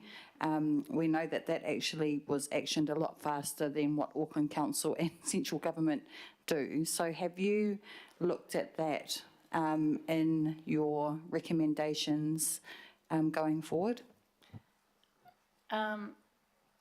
It's a really key tool, and you're quite right to highlight the speed with which central government has not moved on marine protection in the Auckland region. And so you've seen rāhui by Ngāti Pawa, but also by Ngāti Manahiri, by Ngāti Hei, by Ngāti Reho, Ngāti Waikaotea. These are necessary, and eventually, you know, we get to the stage where they're codified. But I think for Auckland Council, really, the thing that you've got on the bench is this 12-mile coastal zone and what you can require there and what you can prohibit. And it's mystifying to me why, for example, we are allowing sand mining still in the coastal zone. And, you know, those hearings are in progress right now, but that is an example of an activity that has ceased in coastal zones and other jurisdictions all over the world for reasons that are, you know, due to the damage that it does. I mean, it's, once you use that resource, it's gone and the ecosystem is stuffed. Was the 12-mile zone mahi that's been done up north, so was that done by like an MOU with mana whenua there, or? I don't actually know, but again, I think there'll be teams in the Natural Environment Strategy area and Megan's team that will be able to help you out with what Northern Regional Council and Waikato have done. I can't imagine they can even move without, you know, deep consultation up there, so I would expect so. Kapai, thank you. Thank you, Councillor Leone. Councillor Lee. Thank you. Thank you. I think we all appreciate the advice you're giving us. It's frank and honest, and it needs to be taken on board. The difficulty of our structure nowadays, and you compare us with other regional councils, we are in theory a regional council, but our weight of responsibilities makes us more a very large, massive city council. You would appreciate that this committee really is the equivalent of your board, given its responsibilities, but the wide range of public input that you've heard this morning demonstrates the very wide range of this particular committee and, of course, the council itself. Now, when it comes to marine space, you make a point that the council needs to lift its game, and I agree with that. However, the agency responsible for marine space and the Hauraki Gulf Marine Park is your parent agency, the Department of Conservation. And to be honest with you, it would be no secret to say there is widespread disappointment at the performance of the Department of Conservation when it comes to the marine space and the Hauraki Gulf Marine Park. Doc is very quick to sign off on marine farms, and a huge one has been approved near Waiheke. It's very quick to tick off marinas. But I am involved in a group, the Friends of the Hauraki Gulf. We've been through the whole legal process set out in the Marine Parks Act, 1971, for a marine reserve application. We've done everything that's required, and DOC have been sitting on that application now for some 18 months and are not moving it. The Minister of Conservation, there's been 3 in that period, none of them have ever seen it because DOC is still sitting on it. So my question, okay, you've told us to lift our game, but my advice to the Conservation Board and the parent Department of Conservation is, and comes to the marine space and marine advocacy and doing something practical about marine protection. My question is, what are you guys doing? You're quite right. So just to be clear, the Conservation Board is independent of DOC, and we're appointed by the Minister, and we do advocate direct to the Minister. So we've done that just in the last couple of months on Kalupa and on the Niagara. We will definitely be doing it after this report comes out, and on most of the matters that we've talked about today. Completely agree with you, but it goes back to this conservation deficit that we have in Aotearoa, New Zealand. It's not good enough. And if you talk about concrete, I think that road over Mount Messenger going down to Taranaki is going to cost something like $350 million, which is about the size of the capital deficit that I was talking about in Treasury for the whole country, for all of DOC's infrastructure in terms of residual maintenance. There's just a mindset that they underfund conservation, and it is bizarre. It is a miracle that Jobs for Nature was actually funded in that environment. I don't know who got that up still, but they were a genius. But what it's proven is what can be achieved and how popular that is and how good it is for the mana of the iwi involved, of the well-being of communities involved, and for the environments that are being invested in and protected. So I think with the Gulf, you're completely right. The number of times I have sat in presentations from departmental staff, and I have to say we have to bring an MPI here because there's an issue there too in terms of the legislation around protecting marine biodiversity in the fishing sector in particular, but also in others. It's just not valued the way that it should be. And, again, I'll draw your attention to that Options Development Group report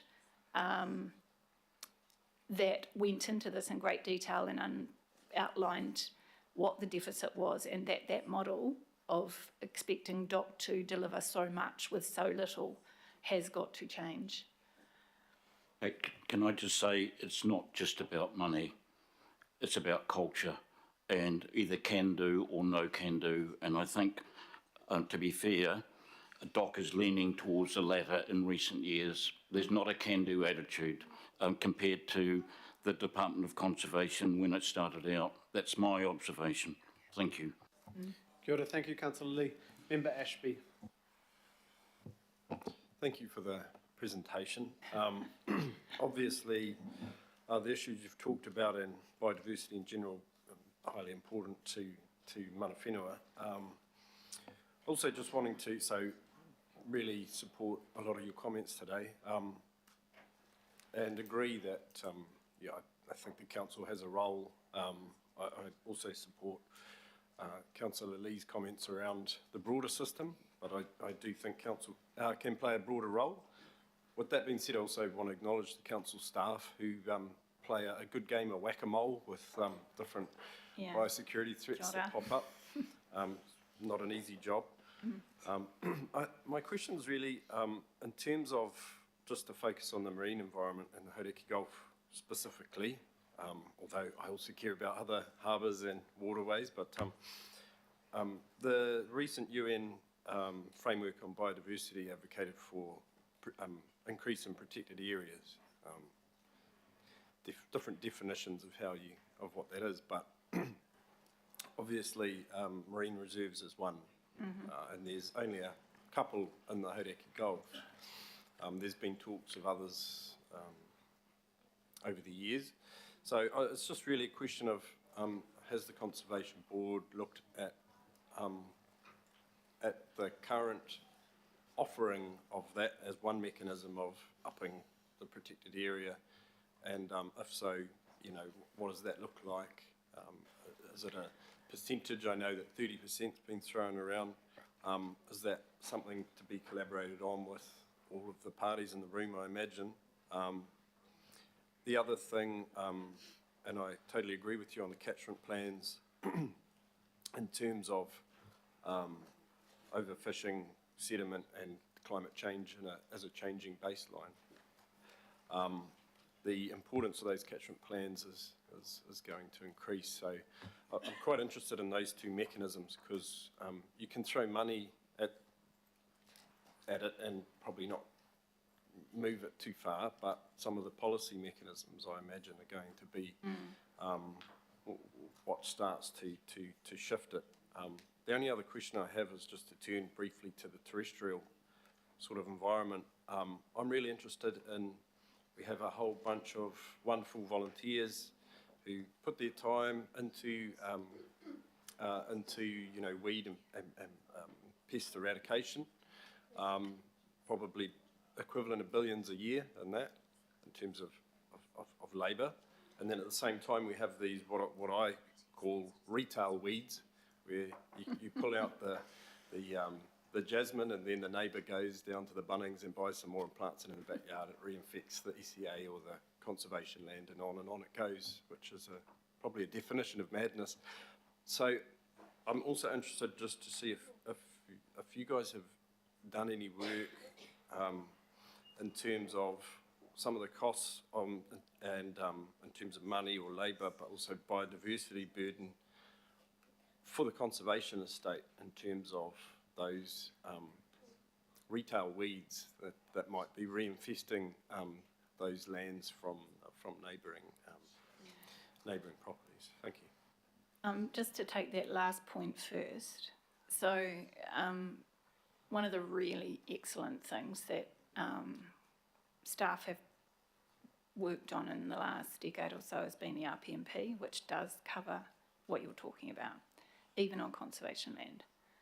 So on the weed front, like whilst it feels overwhelming sometimes, there is stuff in place there. It's not in our worry space, other than it's a worry, like you say, you see it every day, right? On the marine protected area target, clearly as a board we support that 30% target. In fact, we'd probably go higher. We are on record in criticising the department's revised target, which turns up at like 18%, I think, of what Sea Change wanted, and that consultation happened 9 years ago, and we still don't have one. It's outrageous. When we challenge the department on that, and I have to bring MPI in here too, because they tend to hunt as a pack on this stuff, and the answer I got was that they felt that they had to seek a compromise, and of course, who with, you'll ask, it's the fishing industry. So, you know, as a council, I'm seriously advocating for you to look at what the effect would be of declaring limits to fishing within the coastal zone in the Hauraki Gulf Marine Park. And if you did that, what would be left? I think you could have a huge effect. And you would have to work incredibly intelligently to do it with each hapu and each community. But, you know, no one wants to not be catching fish. No one wants calurfa all over the crayfish holes, which is what's happening on Aotea. No one wants sediment choking, you know, scallop beds. No one wants that. We all want different things for our next generation. And so I really encourage you to use that tool and think about how you can reduce the sediment loads and the pollutants going into those receiving environments, the Gulf, and to stopping damaging activities, whether it's through support for rahui, whether it's measures in the coastal plan within the coastal zone, or both. The tools are there, the tools are not the problem. It's taking the time to use them and to codify that into a coastal plan that actually the community will support, because, you know, coastal communities are gutted at what's going on. Thank you, Kate. And yes, we're going to get some advice on that. Now, the last question from Councillor Turner. Thank you, Mr. Chair. Very, very interesting and very challenging for me personally in some ways. You verbalised what my question was going to be before when you spoke about the people having to engage them and them paying. And it's easy to say no. It's easy to lock people out, but that's not a long-term fix. We have to have people buy in, we have to keep them engaged, and we have to have a morale in there that makes them want to participate. Because I just looked up here, I look at a map here, you know, we've got 1.5 million Aucklanders. We've plonked ourselves on an isthmus, which is where nature has plonked itself to in many ways. And we have to accommodate both. So I applaud everything you say, but making it work for all of us in a sustainable way is hard. You know, I live out on the Waitakere coast. I live on the edge of the Manukau Harbour. I've been there for a long time. Some of your explanations or descriptions of nature is not my observation, some are, but we can't disconnect people from this by just simply locking them out. That's my opinion. Maybe you have another one. No, you're quite right. I mean, I'm thinking of Anne Salmon's words, Dame Anne Salmon's words here around people are part of the ecology. You know, that takes a long way to get your head around, but if you're mana whenua, it doesn't. And so we are playing catch up with an Indigenous worldview here in conservation, and we have to catch up really fast because, you know, notwithstanding your comments about observations, most of the indicators are in the toilet. They really are. And the difficulty is that in this social media age, you know, you can see a post about kakapo going back to Mangatauteri, or, you know, spoonbills on the sandbanks of the Manukau, which is what I saw the other day, and you think, oh, sweet, everything's peachy. But you come along next Friday night and you'll see how not peachy it is. And the problem is we have two generations at least who are growing up not understanding what things should look like, not understanding that it is okay to swim in a river in Auckland, that it is okay to swim at your beach without having to check the swim safe. You know, that's intergenerational loss right there. And we have to start thinking about what bottom lines we're going to tolerate.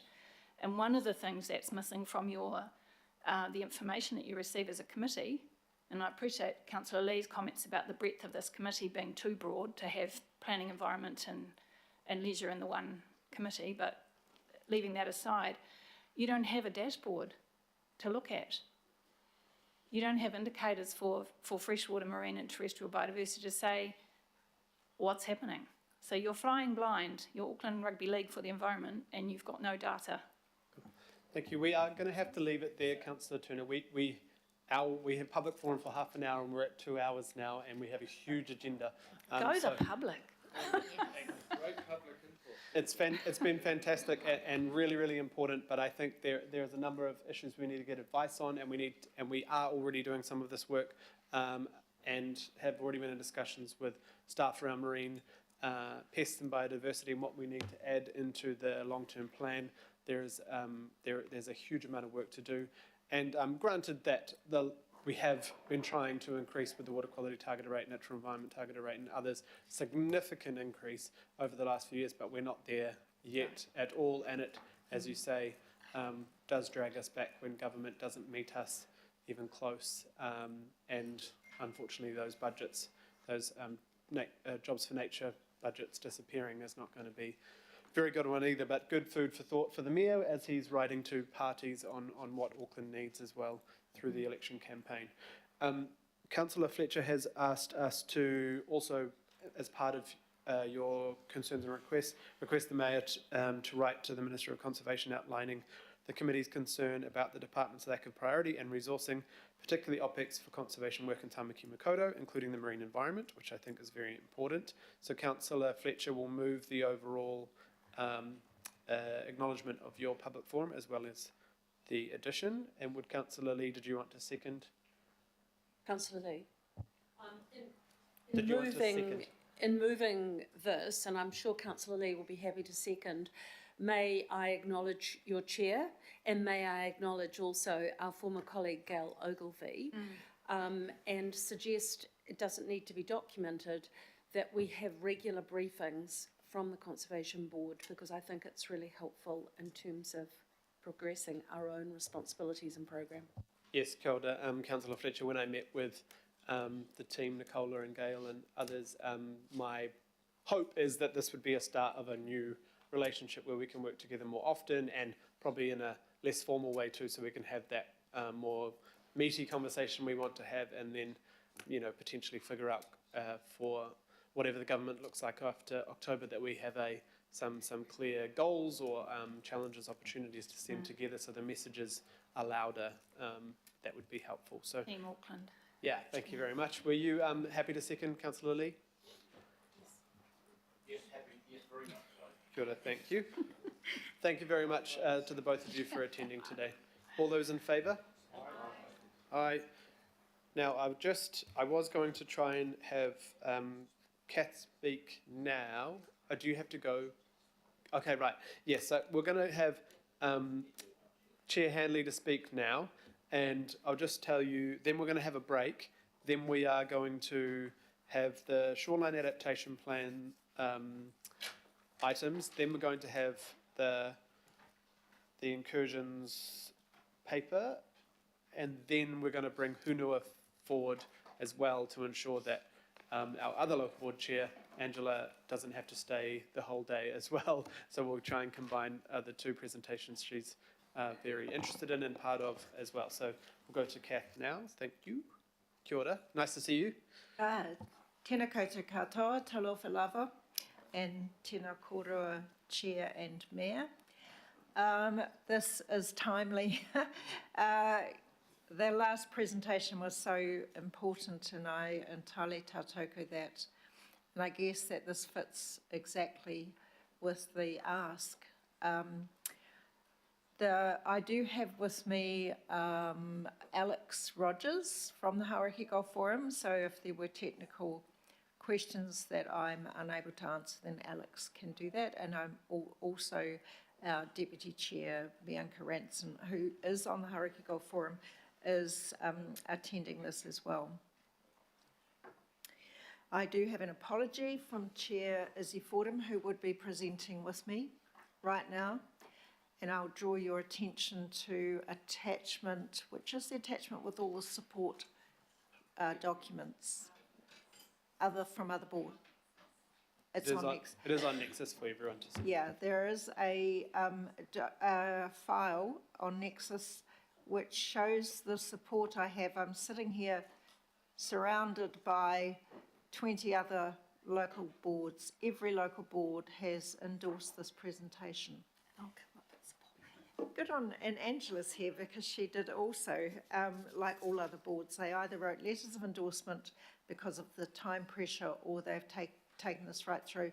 A very rapid process, and the reason that's rapid is that as soon as the Hauriki Gulf formulated its own decisions on how to approach the issue of the invasive kalupa, and I read, and as I always do, the Hauriki Gulf Forum minutes because they're so important. But I guess the issue is where does the Hauriki Gulf Forum get its political support?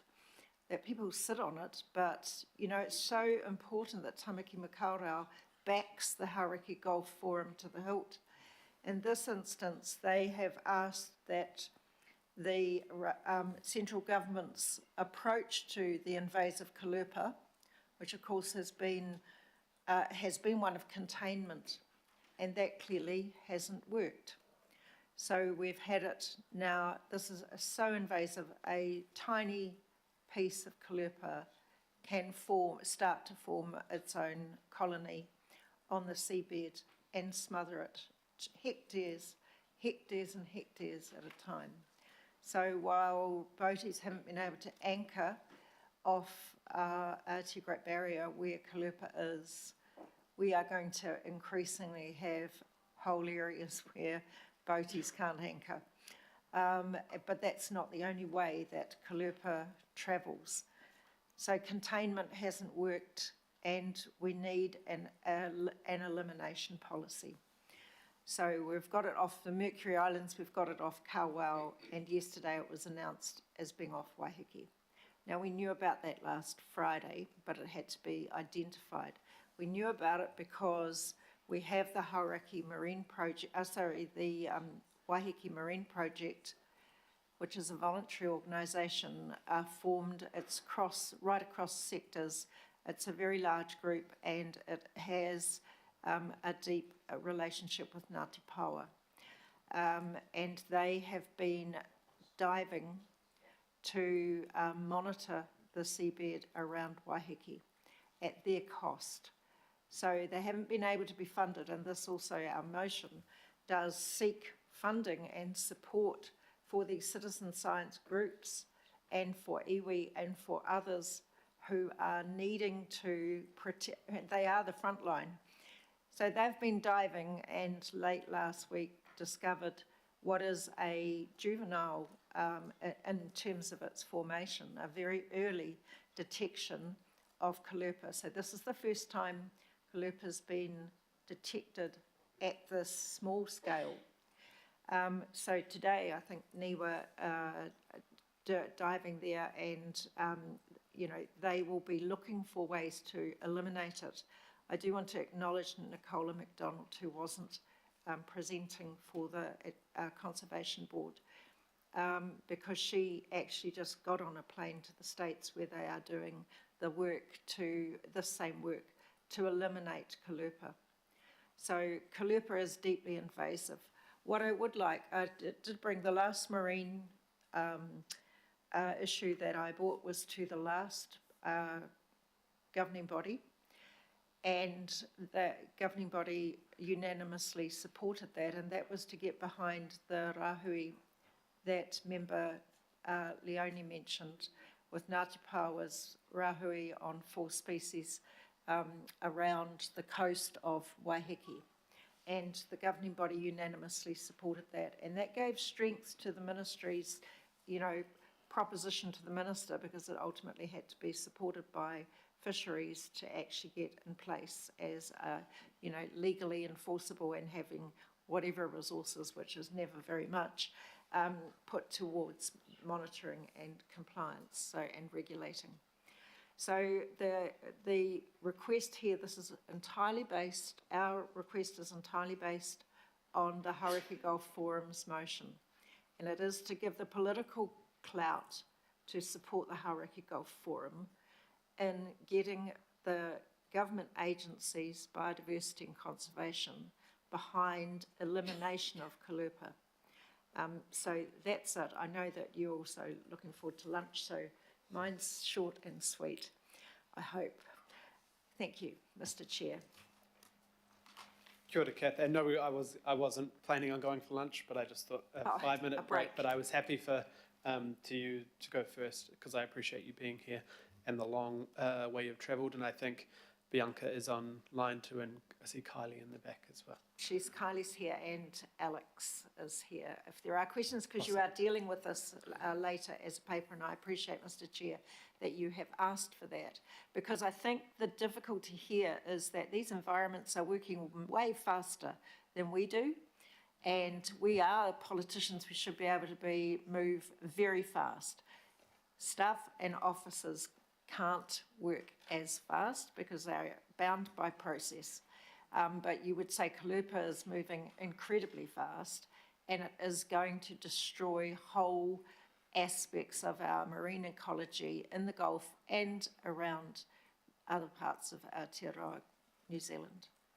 Kia ora, absolutely agree. And thank you so much for your work so far on this and your advocacy. The concern from all of us is I think it is shocking, and it could and will change our ecosystems and what we do in the Gulf and actually right around New Zealand at this depressing stage. I am working on to improve the recommendations too, to include some of your requests through the local board. So we're doing that in the break. I think do I have a question or a comment from the Mayor? So kia ora, Mayor. We have an item on this, item 10, and we're including that as part of those resolutions then. So at this point we can't do that, but that's why Kath is here. So thank you. Are there any other questions? Councillor. All right. We don't have any questions. I think that's going to come in item 10. Yes, Kath. Chair Hanley. I just wonder if it couldn't just be a standard that if the Hauraki Gulf Forum is passing motions of this gravity, that they shouldn't, as a matter of course, come before you through whatever channels, so that you can endorse them as a council. You know, they're getting that support from other councils, and they're getting it much faster. So I would think that we are hugely advantaged by numbers of people around this table who are very well versed because they're members of the forum. So I would just look to say, is there some facility that you might put in place so that staff are bringing those straight through from the Hauraki Gulf Forum for endorsement here in any actions? Because this has taken me sitting on Waiheke to think, how do we do this to get behind the Hauraki Gulf Forum? Who's doing it?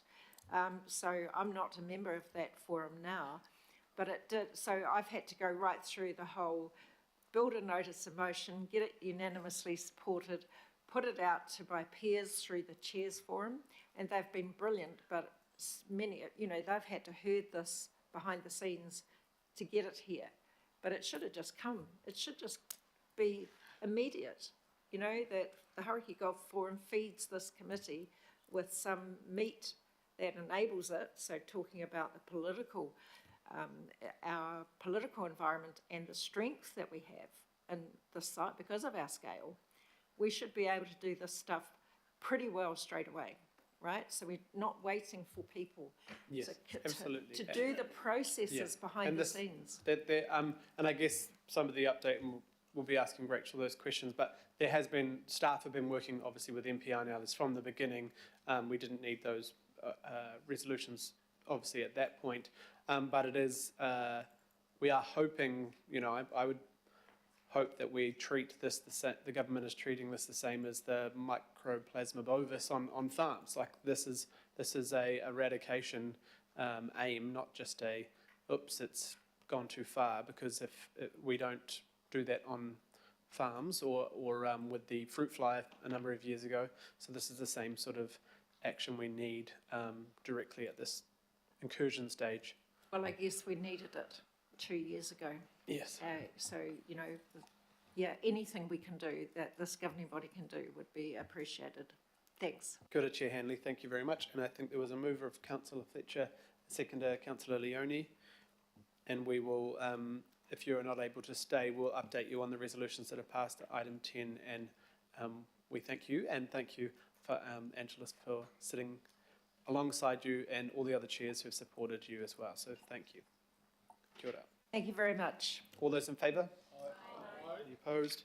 Now, I was going to go, I think it's probably appropriate that we just go for a 5-minute break, and then we will come back. We have mana whenua waiting and staff waiting for the shoreline adaptation plans, and we're going to discuss extraordinary item straight after the break. Thank you.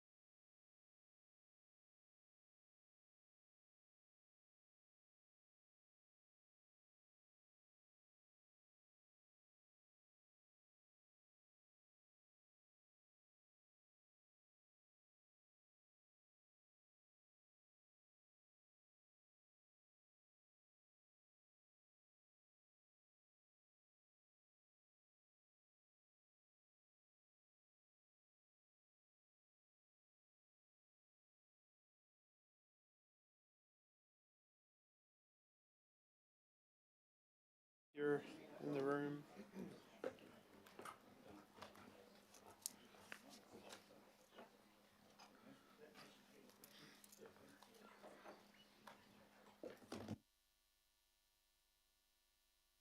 Yes.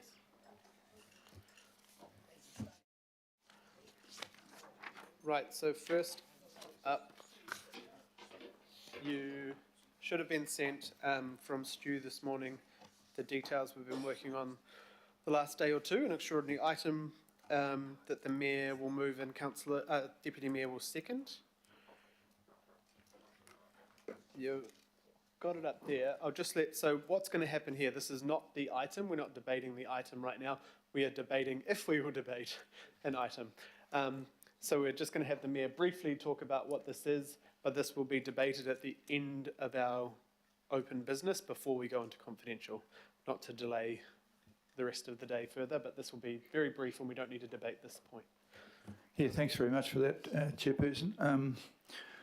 The reason this has been a bit late is you'll be aware we've been playing ping pong with the government about Minister Wood's direction to Kaingaroa to assess the Auckland Light Rail as a potential specified development project, which has very bad implications for Auckland.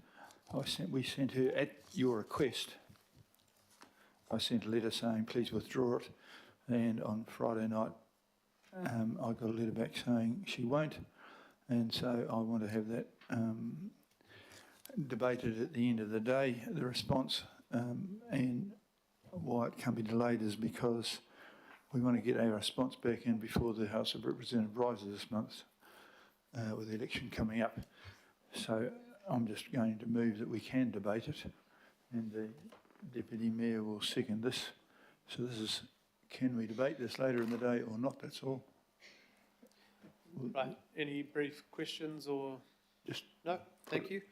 Right, all those in favour of moving this extraordinary item to allow us to debate it after the rest of the items on the agenda? All those in favour? Aye. Aye. Any opposed? Sounds all good. Thank you, Mayor. And the Mayor now needs to step out for a brief interview. And now we move to item 8. We have Natasha up from a Coastal Management Practice Lead, Edith Tuhumata, the Kaitiaki Taio from Ngāti Tamaoho Trust, Lara Clark, our Principal Coastal Adaptation Specialist, and Angela Full-James is coming to the table to Chair of the Franklin Local Board. You're welcome to all squeeze on the same, you can sit it wherever you like. Thank you. Right, so this is another exciting day, another shoreline adaptation plan process nearly complete. It sounds like another fantastic process led with mana whenua and our community and the local boards. So who would like to lead off? I will, Chair. Good, Natasha, thank you very much. Tēnā koutou katoa, ko Natasha Carpenter toko ingoa. I'm the Coastal Management Practice Lead in Infrastructure and Environmental Services. And as you see, we've got a number of speakers with us today, which I believe highlights some of the high level of engagement that we've had on this kaupapa to date. So I'd like to introduce Lara Clark, Principal Coastal Adaptation Specialist in my team, Edith Tuhumata, who is representing Ngāti Tamaoho Trust and has worked alongside our other iwi partners, Ngāti Tiata Waihua, Waikato Tainui and Te Akitai Waihua in development of these plans, and also Chair Full-James from the Franklin Local Board.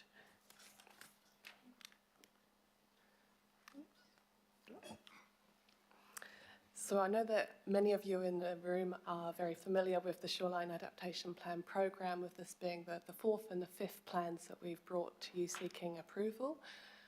So just to summarise, the Shoreline Adaptation Plans are our operational strategic guide to the sustainable management of council-owned land and assets over the next 100 years. And they recommend non-statutory high-level management strategies over the short, medium and long term. The development process of these plans has been well established and it well aligns with the Ministry for the Environment, Coastal Hazards and Climate Change guidance. and it essentially captures some technical work streams where we present the coastal hazards, climate change and risk data, work through engagement with our community and stakeholders, and includes end-to-end mana whenua engagement, which was recently recognised through the New Zealand Coastal Society Terry Healy Award for its contributions to sustainable coastal management.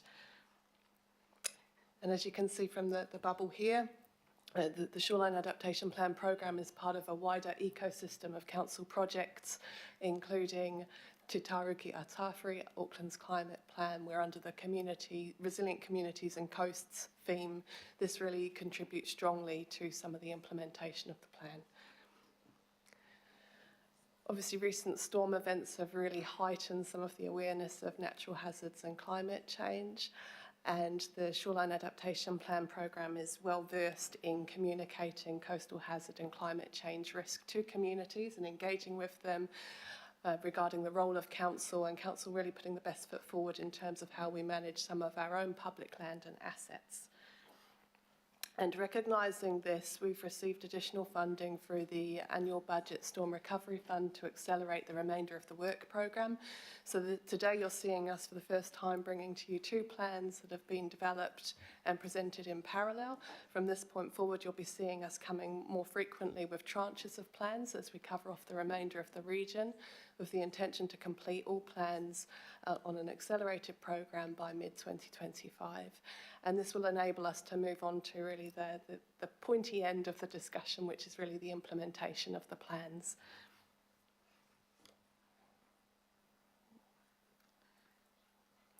So in terms of today's plans that we're presenting to you, I'd just like to acknowledge the Franklin Local Board.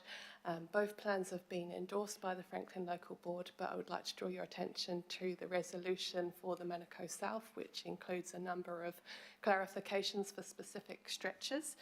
The project team have reviewed these clarifications and have had a further workshop with the Franklin Local Board, where we've made a commitment to reflecting the outcomes that the local boards seek, but believe that we don't require any changes to the management strategies as have been presented within the existing plan to achieve these outcomes.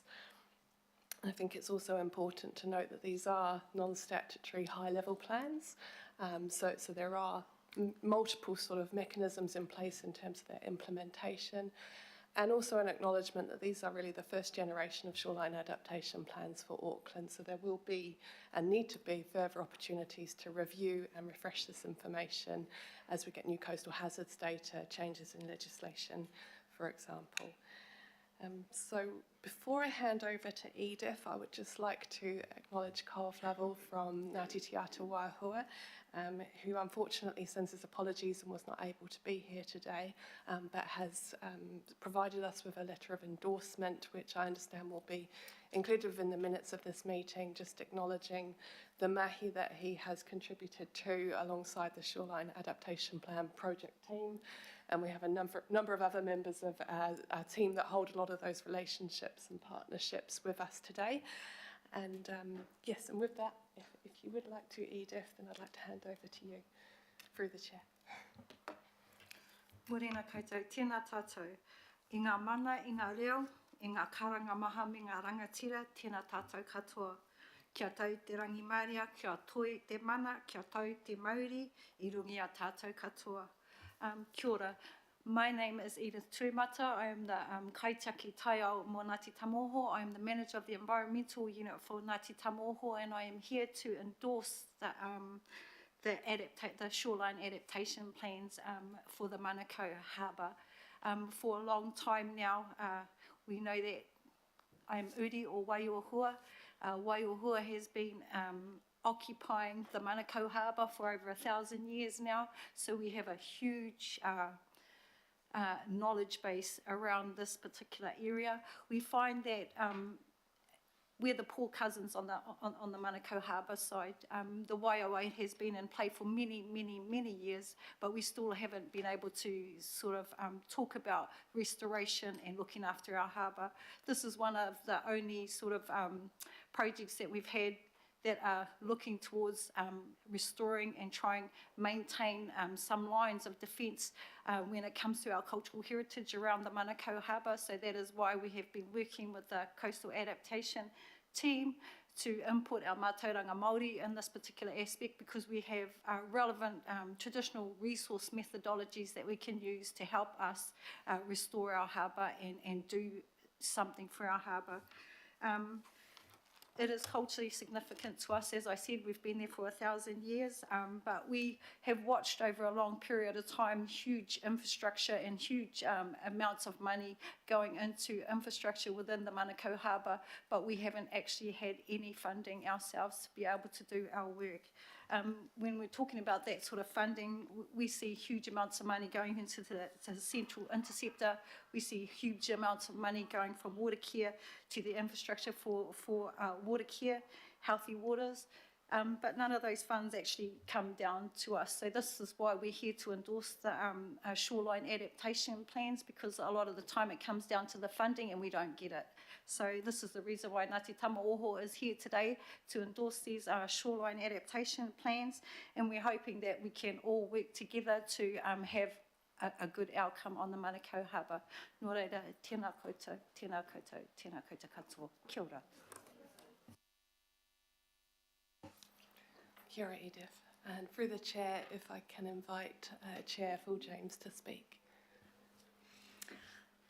Kia ora all, councillors, and to my colleagues here, and thank you, Edith, for your words as well.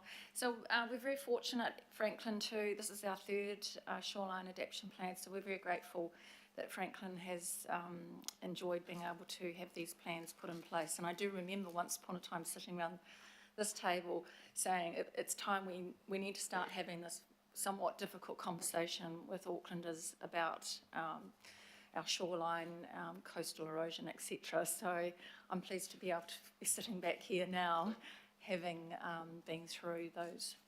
I think the items that have been alluded to in terms of feedback from the Franklin Local Board have been around just a bit of consistency or inconsistency from our view.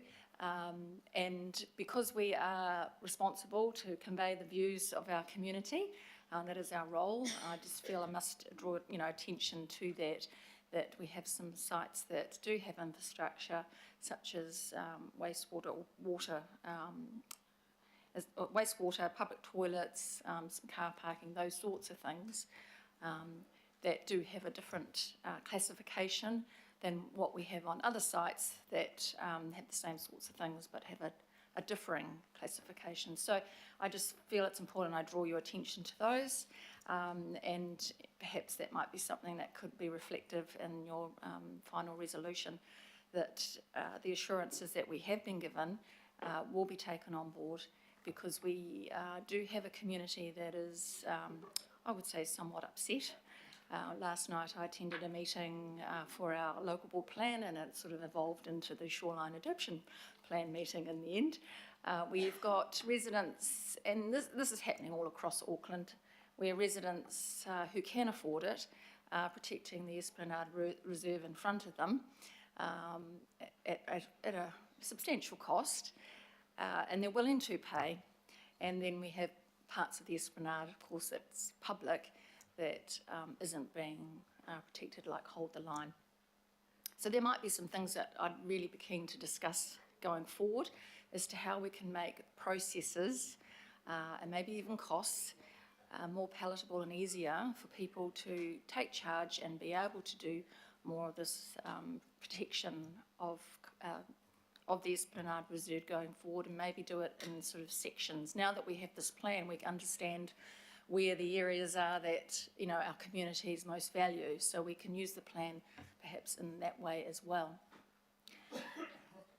So those are the two sorts of things. I don't really think it's, from what I understand, it's probably not a good time to go into the details of every single one, but I think you're very much aware of them, Chair.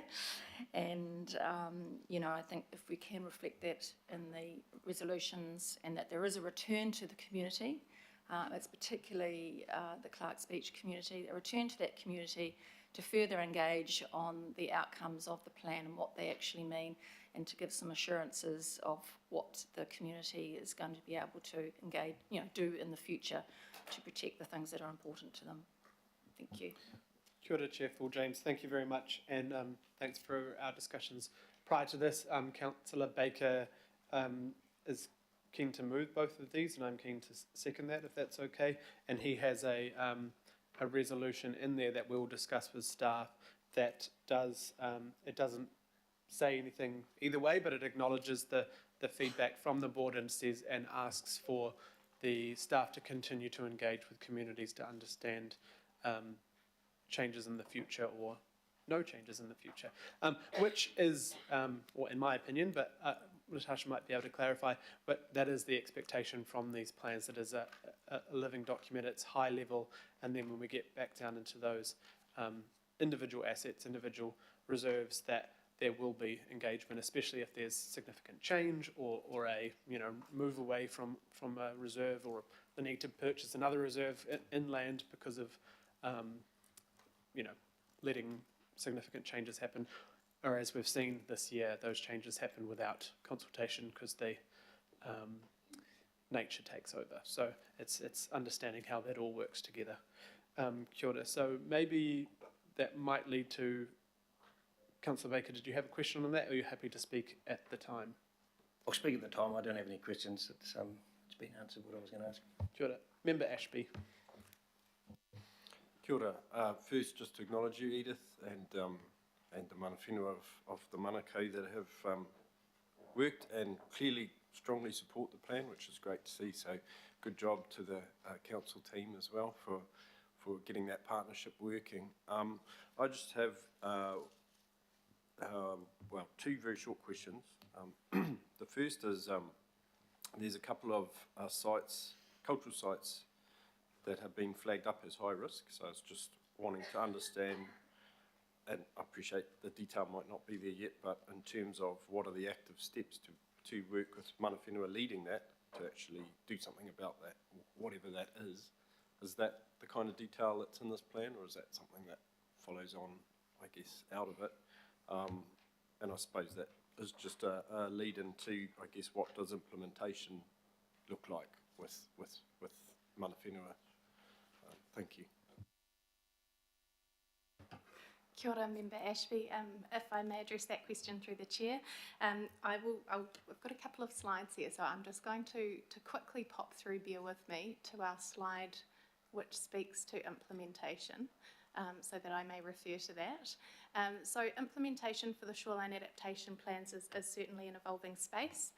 We've got lots of existing tools and hopefully lots of new processes that we can explore. So looking to immediate implementation with mana whenua, it's really looking to support further discussions around iwi-led adaptation and how we might provide resources and insights to support that to occur. And as we continue around the Manukau Harbour with the Pahurihuri Inlet, Manukau East and Manukau North Shoreline Adaptation Plan areas, that conversation continues with our mana whenua partners on the programme. Kia ora. Kia ora, and I think I've jumped ahead. So if you want to go back through, sorry, it felt so complete with everyone's, if you want to go back through this, apologies, you should interrupt and say, Chair, you're doing that wrong, but you were very polite. Sorry, could you please go back to, it's been a long day and it's only 12:30. Yeah, sorry about that. If you want to go back to the presentation to give a clear understanding for the members, and then we'll go back into questions. Apologies. Happy to do so. I'm aware that I'm taking us away from a well-earned break. So I will move through with the assumption that we're all reasonably familiar with this process and we have the two plans attached to the agenda. So just a very, very quick recap on why and what in terms of the shoreline adaptation plans. Whoops, I'm going back the wrong way. We have a really diverse coastline in Tamaki Makaurau. We have over 3,200 kilometres of shoreline. Where that intersects with natural coastal processes, we end up having areas where we have natural hazards and risk to our infrastructure and our resources.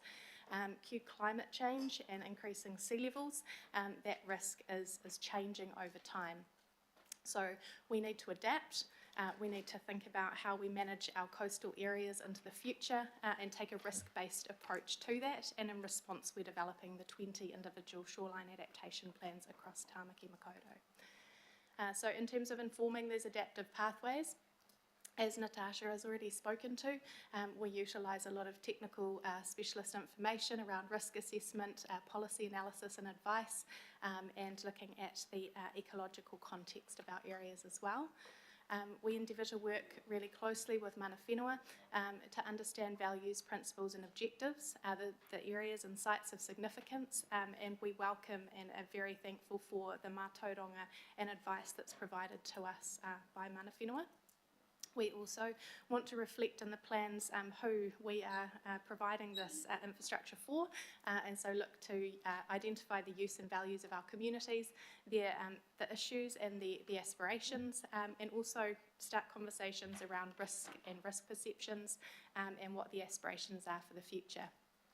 So speaking quickly to the development of the Manukau South and Awhitu plans, this involved a lot of time spent in Hui and Hikoi around the Awhitu Peninsula and the Manukau South area with our project team and with mana whenua, and we had the privilege of having mātauranga and a lot of the kōrero of this area of the coast shared with us. For community engagement, we used both in-person events and online forums to gather the understanding of values and views of the community, and this is represented from the maps taken from our social pinpoint digital platform, and so that really gives us the heat maps and some of the areas that Chair Phil James has spoken to around Clark's Beach. You will see there in Manukau South have a very high degree of community interest and value. So just refreshing our memory in terms of the adaptation strategies, we have 4 regionally consistent strategies over 3 time periods. So that's really looking at how we are adapting in terms of the way that we manage these coastal areas. And those strategies are no active intervention, where we're really looking to allow those coastal processes to continue. Limited intervention, where we may seek to maintain and use nature-based solutions. Managed realignment or retreat, where we look to strategically plan for the retreat of our assets and infrastructure and land uses in those locations, and hold the line, where we look to defend the current coastline and we think about maintaining particular uses in those locations. So I'm just going to take us very quickly through the Awhitu and Manukau South Plan areas and just speak to a few of the highlights here. So for the Awhitu area, the risks to council-owned land and assets within the Shoreline Adaptation Plan area are very variable when we think about our coastal hazards and catchment flooding, and this is really due to the huge diversity of the coastline here. The risk from erosion in the short term generally starts to tip towards inundation in the mid to long term. So much of the shoreline around the Awhitu coastline can be managed through no active intervention and limited intervention over time, and that's sort of the blue line around the coast that you can see there. However, we do have some areas where we do need to hold the line in the short term. So the area at Tenaio or Taitimu, Hudson or Graham's Beach, which you may be familiar with, is one area in the Awhitu Peninsula where we hold the line. And just acknowledging that that changes to managed retreat in the mid to long term due to that inundation risk. We have a few other areas within the Awhitu area where we also look to managed retreat in the long term, and those are at Waimatuku, Hamilton's Gap, and the Wattle Bay, Ottawa Bay area. Coming through into the Manukau South area, as you can see again, there is a lot of blue around the coastline there. So again, looking at no active intervention and limited intervention in many areas. And noting for this Shoreline Adaptation Plan area, coastal erosion poses the greatest risk to council-owned land and assets around the coastline there. So we have some specific areas in the short term where we do seek to hold the line. The top little purple circle you can see there is one of our Clark's Beach access ways, and then those ones tucked into the bottom towards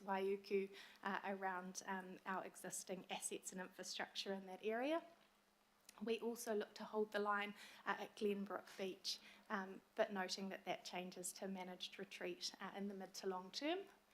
And then just reflecting as well that over time with that changing risk profile, we do have a few other locations in the longer term where we identified that managed retreat for assets and uses will be required. So coming back to the slide regarding implementation, just to note that while we are developing the plans over the next 18 months, there is local implementation processes which can start to be put into practice. And then once we have all of those plans complete and we have a regional picture of risk, we can start to think further about prioritisation and potential funding requirements. So that is the presentation and the quick recap that we have for you today, and thank you very much for letting us take that time. Kia ora, Lara, and apologies again for interrupting. I know how important this work is for all of you and how actually quite small what you were able to present over the breadth of work you've all been working on. So apologies to interrupt that. We'll go back to questions. Councillor Turner. Thank you. As you described it and the Rodney Board Chair sort of said, you know, this plan only applies to council asset, right? I saw in my head a cancellation of coastline where you've got defended, not defended, defended, not defended. That's kind of not the holistic response that we're looking for. So how do you see this progressing to a place where, it's the first question, one after that, please. Through the chair, this is really the first step. So the coastline has been broken down into a series of discrete sections, largely based on coastal processes, so that we can have that more holistic view where we're not going to have impacts on adjacent land. But there is that public asset element, which is also quite influential. In implementing any of these strategies, there's a journey from here. So going from the high-level strategies as defined in the shoreline adaptation plans, taking them through into the statutory processes and the consenting, also considering the issues and options that are appropriate. So if we do have a recommendation, for example, of hold the line, there's a number of different ways that can be fulfilled, whether it be for a seawall, whether it be through enhancement of the natural defences that are already available. And part of that is the opportunity to ensure that we have that holistic dovetailing with the adjacent sections of coastline, which is something that we always do in practice with our coastal management when we're looking at specific projects. Thank you. My other question is scope. I came to one of the presentations in Newland, and you know, on the north side of the Manukau, and I know you're getting to that, there's a place where we had managed advance, which worked well. But most importantly, it's about how the scope of the measurement of the impact. So I made an example of another place where Parks is allowing managed retreat, and it's eating away at an area where we've put in other infrastructure like petanque courses and stuff, a place where people like to go and have wedding pictures and wedding events, but just up from there is the local hall, which used to do all the catering for those events. And now that the managed retreat has eaten away this area, made it look, well, partly because of us, we've left all the wooden infrastructure for the seawall behind, but now that it doesn't, managed retreat has had a negative effect on that area. It's having a negative effect on the community at some arm's length, about 200 metres. What's the scope of how you look into, of how you measure whether it's going to be stand your ground or retreat? Through the chair, Councillor Turner, you raised some excellent points and examples there, and I think that one of the primary reasons for seeking the community input and feedback is so that we can understand some of that context and some of those local links, and that's very important. In terms of the scope of consideration, we do first look at the risk to the assets themselves, but noting full well there are those secondary and tertiary sort of links to that infrastructure. So it's starting with our technical information, and it's building on that with what is shared with us by mana whenua and what is shared with us by the community. I guess this is our first step in terms of scope towards adaptation planning at a regional scale, and I think that it's a great opportunity for us to lead by doing and to establish some great processes to have those further conversations in the future. Thank you.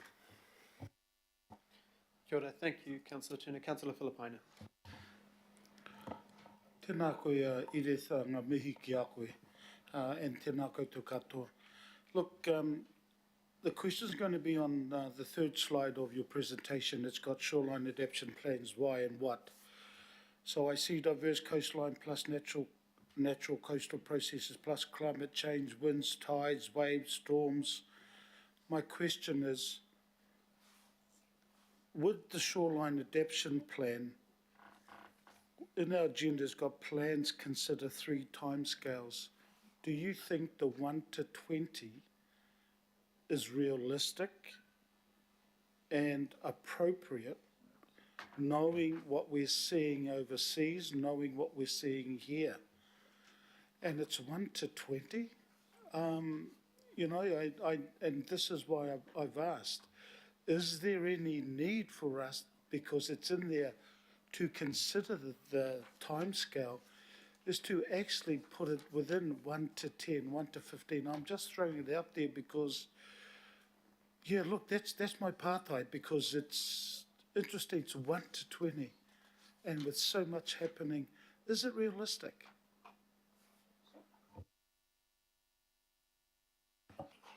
Through the Chair, I think that's an excellent question and an acknowledgement that we're in the midst of some very changing conditions. What we have attempted to do for this first generation of shoreline adaptation plans is fit the current best available data that we have for coastal hazards and climate change to a series of 3 time horizons. I think there's an acknowledgement across the project team that there's a step forward into taking a more dynamic approach to adaptive pathways. So we've set the signals through those time frames, but there is an acknowledgement that there probably is, through the signals and triggers that need to be built in, some potential for, in some instances, that to need to be brought forward. That's something that we'd like to further explore once we've completed the whole of the region, as new information comes through, so that we can enhance that element of the methodology. So just my last part there. So can I take it that that will be incorporated into the 1 to 20 years, the fact that you can adapt depending on how things go? Can I take that as what our staff will be looking at? Yes, that is correct. Kia ora. Thank you, Chair. Kia ora, Councillor, and unfortunately our first plans probably already need updating from what I've seen in those areas from what we'd approved only last year or the year before, which is quite distressing for communities, but something that will have to go on because the nature of that coast has already changed so much. Councillor Ferry. Thanks. My questions are probably primarily for Angela, but I did just want to acknowledge mana whenua and all the work that's gone into this. I wondered if you had any reflections, Angela, on what this process has been like for the local board, and I wanted to particularly acknowledge the value that local boards are bringing to this process. I thought it was quite a good example of how our local boards do add really useful local knowledge to regional decision making. So I wondered if you'd speak to that. Thanks. Thank you for that opportunity. Yes, we were very delighted actually when we got our first request for the eastern side. So that's the Maraetai Beachlands area. Because for us it was a direct response. It's something we had raised and we are grappling with all the time, having quite a significant coastline and onto the Manukau Harbour as well.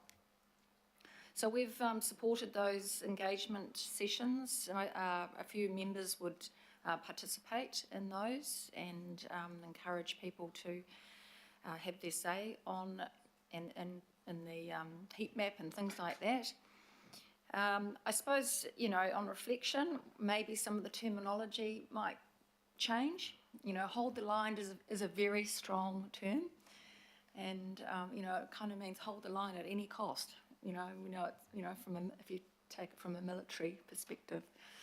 So you know, in the minds of you know, residents, that means quite a bit to them, and it not necessarily aligns with perhaps what the intention was with the plan that we have. And I think that's what's brought about some of the issues with Clark's Beach for us, is what hold the line means and what limited intervention and all those sort of things mean. So overall, it's been good to do, and I think it needs to be done. I don't think it's going to be a fixed thing. I think, you know, we know it's evolving. I would support the comments about reviewing it. I think maybe 20 years does seem quite a way out. I'm also intrigued to know, based on the amendment that might be made, is that what mechanism might be in there that if we had the community engagement ongoing, and then there was a decision, yes, actually, that should change in its category, what mechanism is there for making that change without having to go through a big process of report writing, etc.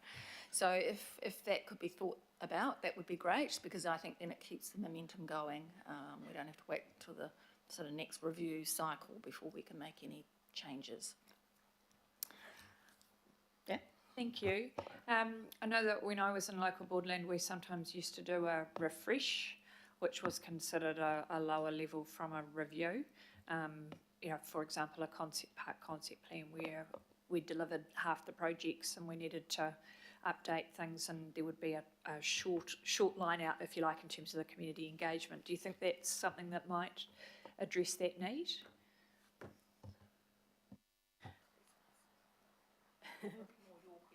Thank you. Thank you. Through the chair. So in terms of implementation of the shoreline adaptation plans, we do have a number of other processes, many of them existing processes such as the development of local park management plans, where there certainly is that opportunity for further community and local board input into those processes, and I guess to build upon and to clarify maybe how those communities interpret the outcomes that they're wanting to see for those reserves. But as we have noted, you know, in the presentation of the plans and in the documents themselves as well, they are living documents, and they need to be adaptive and they need to be able to respond. So looking at how we can make that more dynamic and less onerous for those involved. And I'd just like to take the opportunity as well to acknowledge both local board and councillors' support of the process. It's been fantastic. Thank you. That's great to hear. I guess my reflection on that is that perhaps, you know, we need to think about the comms.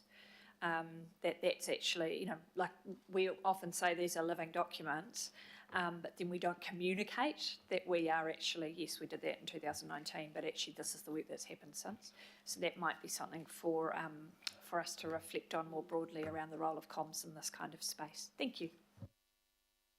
And thank you, Councillor. Maybe to clarify, I guess, because this has come up before, around what is actually meant, that there is an assumption almost that the council will change these areas to what we've, you know, categorised them as. So I guess if you want to explain maybe just briefly the process for why we're doing this. So I guess from my perspective, when I asked Paul and others 4 years ago, how are we making decisions around coastal assets, because it was very messy.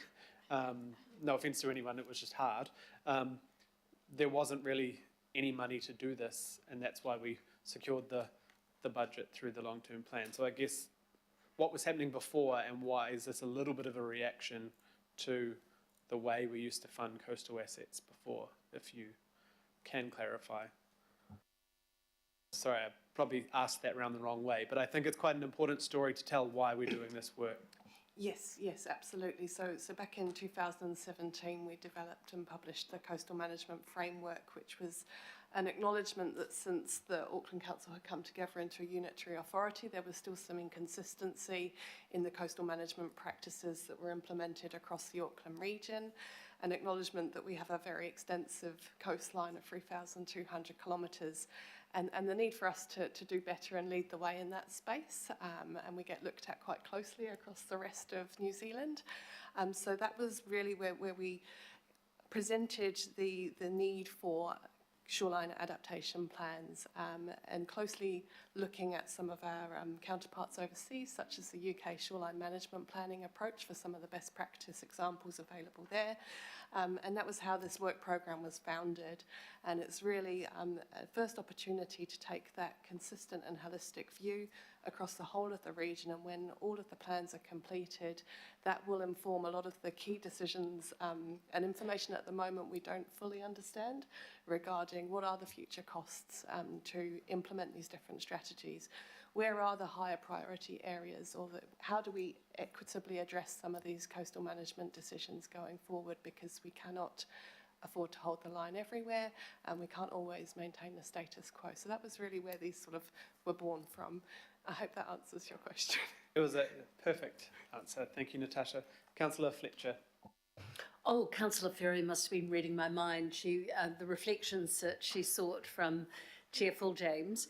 But I wonder whether given that we are looking at this first generation, are there any further reflections that you might give us, Angela, on where you see, if cutting to the chase, where are those big roadblocks going to be? I think it's really important to do the feedback to the community. So when you take all the information, and there's a lot of personal things at stake for some people. It's their properties if they're on an Esplanade Reserve, or it might relate to their sort of sports club or something like that. So when the information's provided, I think there needs to be really important that comes back to that community before it comes to the likes of us, that they give an opportunity to perhaps disagree or debate certain things, because some of it is a little bit subjective in terms of what the whole idea of this is what's most important, what are the most important areas, and well appreciate that we cannot hold the line on everything. That is totally impossible. But I think we also need to acknowledge that there are people out there that are willing to put their own funding in to protect Esplanade areas who are finding it incredibly difficult to do so, or very costly. And that's why I alluded before, if there was some way we could think about how we could make the process easier, maybe cheaper, but have all the right things in place and encourage people to do the right kind of protection, because often we see some structures that aren't right.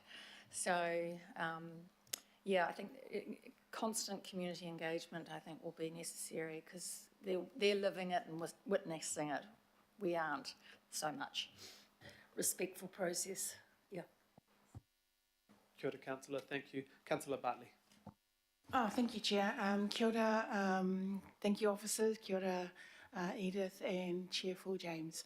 My question is around what are the factors that are taken into account when you when you pick where to do the shoreline adaptation plans? Because I'm just wondering if intensification of an area is a factor.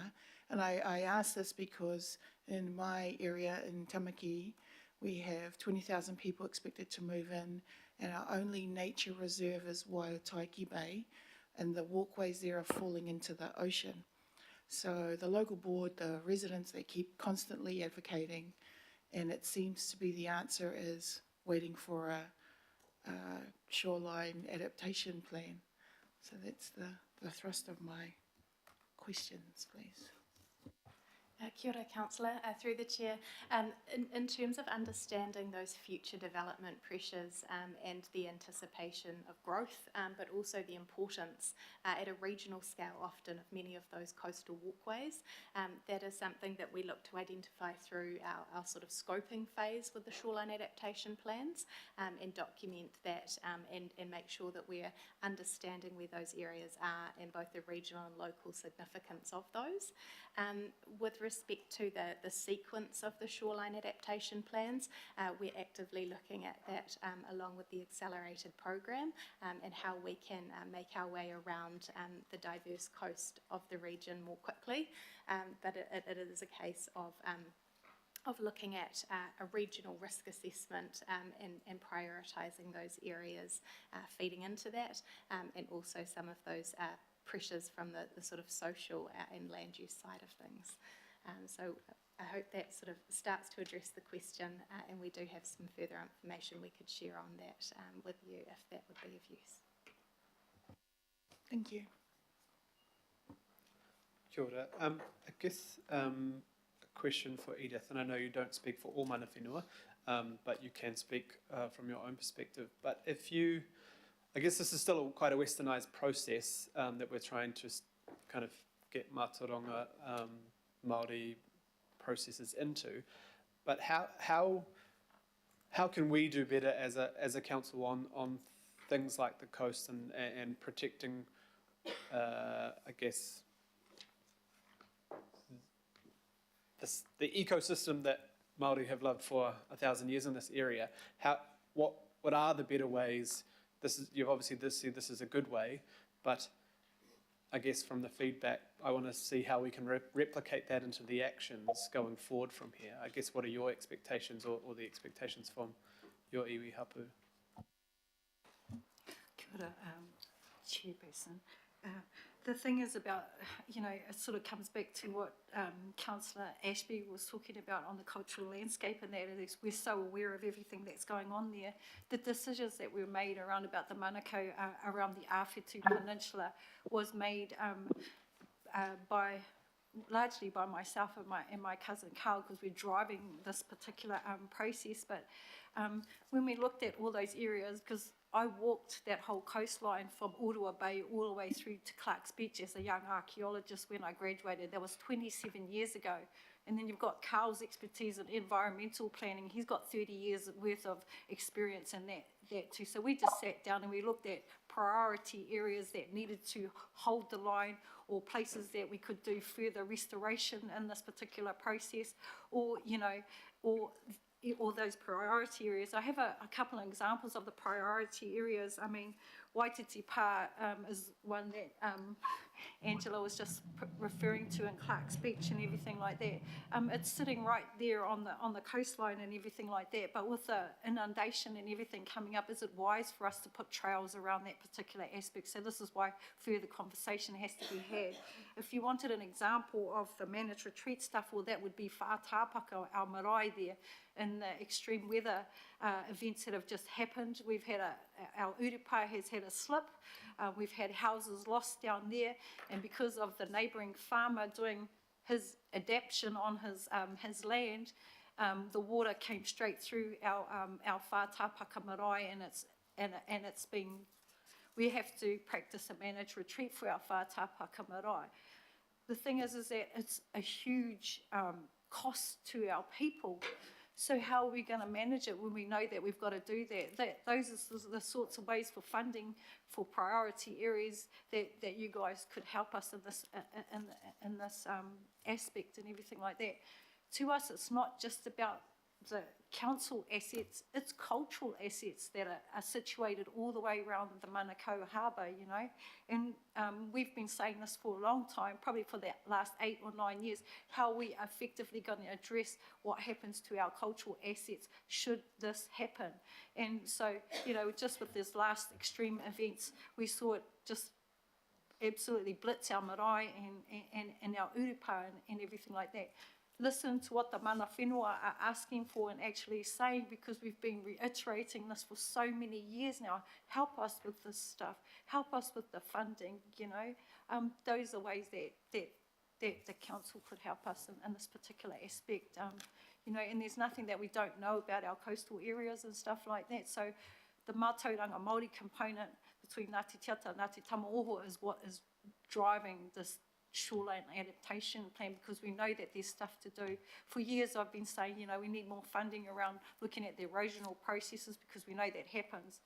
But, you know, this is the first sort of project that we actually have the ability to do something about it. So, yeah, just acknowledgement and trying to help us with those aspects is a way that you could all help. Kia ora. Kia ora. Thank you, and thank you so much for sharing what are clearly extremely tough situations for your whānau and your iwi in what physical infrastructure, but also what the natural environment is doing to your cultural artifacts, but also your people and what you're connected to and what we're all connected to. So thank you. There are no more questions.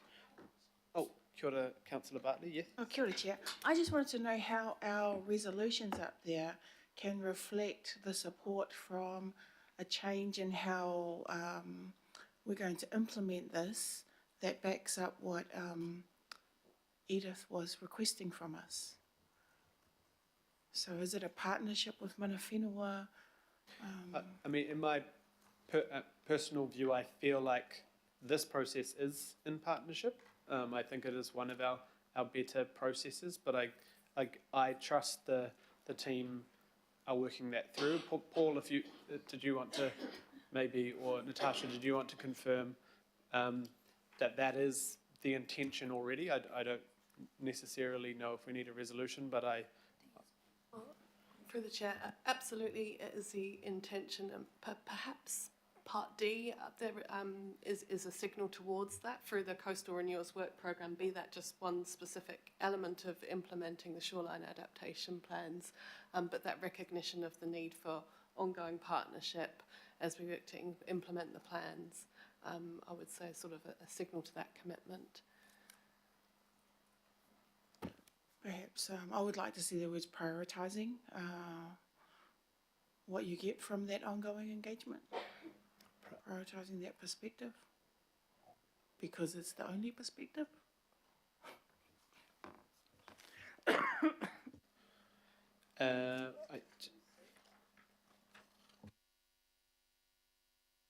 Do you have some words that we might want to add to, is it?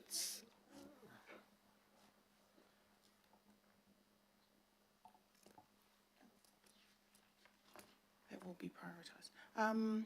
With D, perhaps after with local iwi, adding that will be prioritised. Yeah, I mean, I believe it is, but I will just, our processes are. It's not really, it's more like part of the feedback that we get from everybody, but there's no priority given to it. I guess, yeah, I'm not going to argue. I feel like with this team that what is happening, but I'm not going to not put it in there to make it look like we're not prioritising.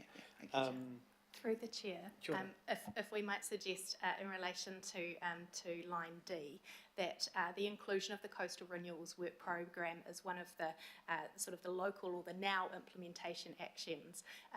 We could also add into there that the implementation of the Shoreline Adaptation Plan Programme will be progressed once all of the plans are finalised, and that will continue to seek that partnership with mana whenua through implementation, or words to that effect. The sort of acknowledgement of the implementation of the wider programme. Would an E maybe, Councillor Bartley, prioritise the ongoing programme in partnership with mana whenua? Would that help?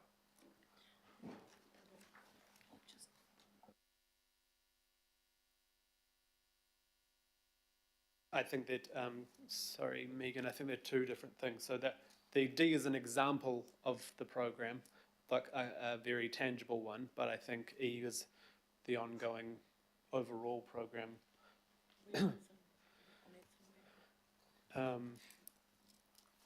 Yeah, please hold for one moment. We're just going to get some words.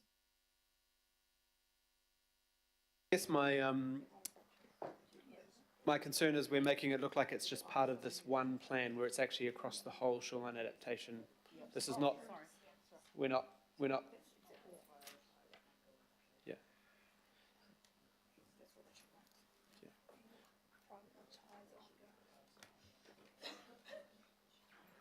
I think we need to just put shoreline adaptation plan, as in it's the overall program, not just specific to this one. This is a big subject, Mr. Chair, to sort of rush this wording with. Yes, Councillor, and my belief is that this is already what is happening, but I think it's important to acknowledge.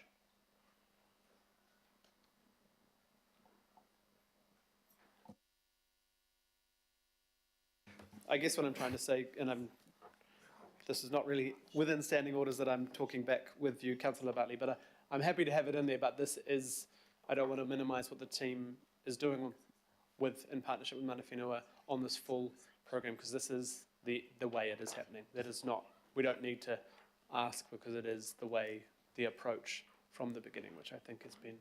Mr. Chair, I think we need to be a little bit cautious too, because that work program probably sits under the local board. And so, you know, far be it for the governing body to be telling the local board how it should be prioritising which work program. And so I think when you dig down and have a look at the whole adaptation plan, there is a lot of detail in there. And if you talk to the team, they will, working with Mana Whenua and iwi is underpinned, and it's some of those processes, as Edith sort of talked about before. And so I don't think I think it's dangerous territory for us to get into when we start to talk about those work programs that sit, probably most of them, within a local board. And I would not support us sitting there trying to tell any local board what their work program should look like. Here. Yeah, and this is, Councillor Baker, you are the mover, so that we cannot add that without your approval. I guess and it's no criticism of anyone, but I guess this is already happening, so we're debating something that is, and now we've made it sort of Paul, did you have something to add? Kia ora, Chair. Thank you. I think you're right. The point that I just wanted to reinforce was right from the outset of the Coastal Management Framework from 2017, it was made clear that the approach to coastal management on behalf of Auckland Council was in partnership with iwi. You'll notice that in the founding documents for each SAP as well, we've referenced that partnership, and that is why you see us sitting here today with our iwi partners. It is baked into the guidance and the priorities that Mana Whenua have gifted to support the shoreline adaptation plans as well. So it is baked in, it is reinforced. I'm not sure we need a standalone addition, would be my thoughts. Kia ora. Councillor Bartley. Thank you, Chair. I was just responding to what I'm hearing from Edith. That's why I raised it, because clearly it's not a priority, because she's here asking us to pay specific attention to the funding for it. So that's why I said that. Yeah, but I think that is a different. Yeah, it's a different process that I think that all our staff need to take on right across the organisation. But I think if we narrow it down just to this one thing, I think that it's not. I don't want to put words in Edith's mouth, and we're probably getting into the debate, so I should have asked everyone to move back from the table now because we're debating our speakers. But you're welcome to put up an amendment, Councillor Bartley. Councillor Baker's not happy with it there. I think because it was an official amendment with wording, I may have misinterpreted what the words you have asked for. So Question, please. To help. Deputy Mayor. My question is to Councillor Bartley. Look, I think everyone knows what you want to do, but I think it's a precedent setting for us in local board space. I think what's there probably, just to help you, if you maybe we can write to the local board chairs as individuals, but I think to move something potentially at this stage, would you be happy with that, Councillor Bartley? Oh yeah, I'm not trying to tell local boards what to do. This is obviously regional, which is why it's here at governing body. So I was just seeking some direction from us about prioritising what Mana Whenua are saying. Deputy Chair. I don't know if this will help either, but in D, could it could it just be, because the coastal renewals is the regional work, including the coastal renewals work program will require ongoing investment and engagement with local iwi. It's the money that Councillor Bartley is wanting to get a priority over, the regional funding. Through the chair, we also deal with funding in C, 1 and 2. It's very clear that this is not intending to be a funding discussion or a prioritisation of that. We want to complete all of these plans across the region, and then there will become a prioritisation which local boards will be involved in that, some of that funding, some of it will be regional. We understand that. So I guess my recommendation is to remove the E that we've been trying to put up there, not because it's not important, but because, as Paul and the team have said, that is how we operate, that is what we are doing, and it is the next stage when we're talking funding, whether that's at this committee or at local boards. We will be working with local iwi about what that even is anyway. And I'm hoping that iwi would be sitting up with Lara and Natasha and the team at the same time through that funding discussion. So I completely understand what you're trying to achieve. But that is I think is a little too broad a remit for the particular plan we're looking at the moment. That would be my recommendation to the committee. And the other thing, we've got the Cultural Initiatives Fund at item 13, and I think it would be good to ask questions there if it's about broadening that scope for the LTP, if potentially there is ways to support through helping Urupa and Marae and Papakainga, how we can help make them more resilient, either through that fund or a different fund, and I think that would enable and empower iwi mana whenua groups to fund their own work with support from us rather than us trying to do it the other way around. Kia ora. Thank you. Yep, I'm happy to take E out, and also Councillor Al for speaking to Edith about it. So she's happy with D, so that's cool. I just want to make sure people know they've been heard. Yeah. Absolutely. Thank you, Councillor Thank you, Bartley. Chair. I appreciate it. I think the conversation's been good, but it also shows the officers what we need to be doing and where else we can be picking this up. I will now move, as we started getting a debate, our speakers to move from the table so that we're not debating through you. Thank you very much. Appreciate it. There are two separate motions, but can we take them together or we take them separate? Well, I think if we take the first one, and then we can look at the revised wording. Kia ora. Are there any, Councillor Baker, did you want to speak? Oh, so are we doing them separately? We're doing them together? We're going to go item 9 and then item 10, but you can... I'll save my comments for item 9 because it's more relevant. I'll support this one. Sorry, 8, sorry. So support this one? Yeah. Right. Are there any speakers on item 8? Right. I'll just speak briefly, just once again, thank mana whenua, thank our staff, thanks our local board and communities. This is crucially important. What this does, though, is it helps us prioritise for the long-term plan, for our budgets, renewals budgets. It means that the randomness of the past, where we kind of fixed something that was broken and then a storm came back 2 years later and ripped it up again, and then we have to spend $1 million and again. This is hoping to change that. We have a more sustainable funding model for this work, but also work with communities to understand those changes, understand mana whenua's goals in this space, and prioritise that work to protect what's important, but also help people understand those changes. Because it is pretty tough, it is hard for people to see these maps and think, this is my favourite place I come to every day and it may not be here in the future, surely we can protect it, but there potentially may not be that option in the future, because we are, I have seen several millions of dollars spent on our coastline in areas after the tempest in 2018, and some of that has been washed away. Significant amounts of it has been washed away in January and through Cyclone Gabrielle. So we do need to be thinking not only from environmental mana whenua, but also cost pressures around where is a good piece of spend, and then how do we work with communities to still create those great spaces, but maybe in a different way than we may have done in the past. Councillor Turner. So a question to you, Mr. Chair. I can't support this if in the near future during the long-term plan discussion, it's used as a speed bump to actually achieving some of the savings. You know, when you describe that this is going to stop us approaching certain issues, and I know what you're explaining, but where does this tie into the long-term plan, which, you know, the long-term plan, we're told, is where we're going to make savings and operational changes in order to be effective and efficient.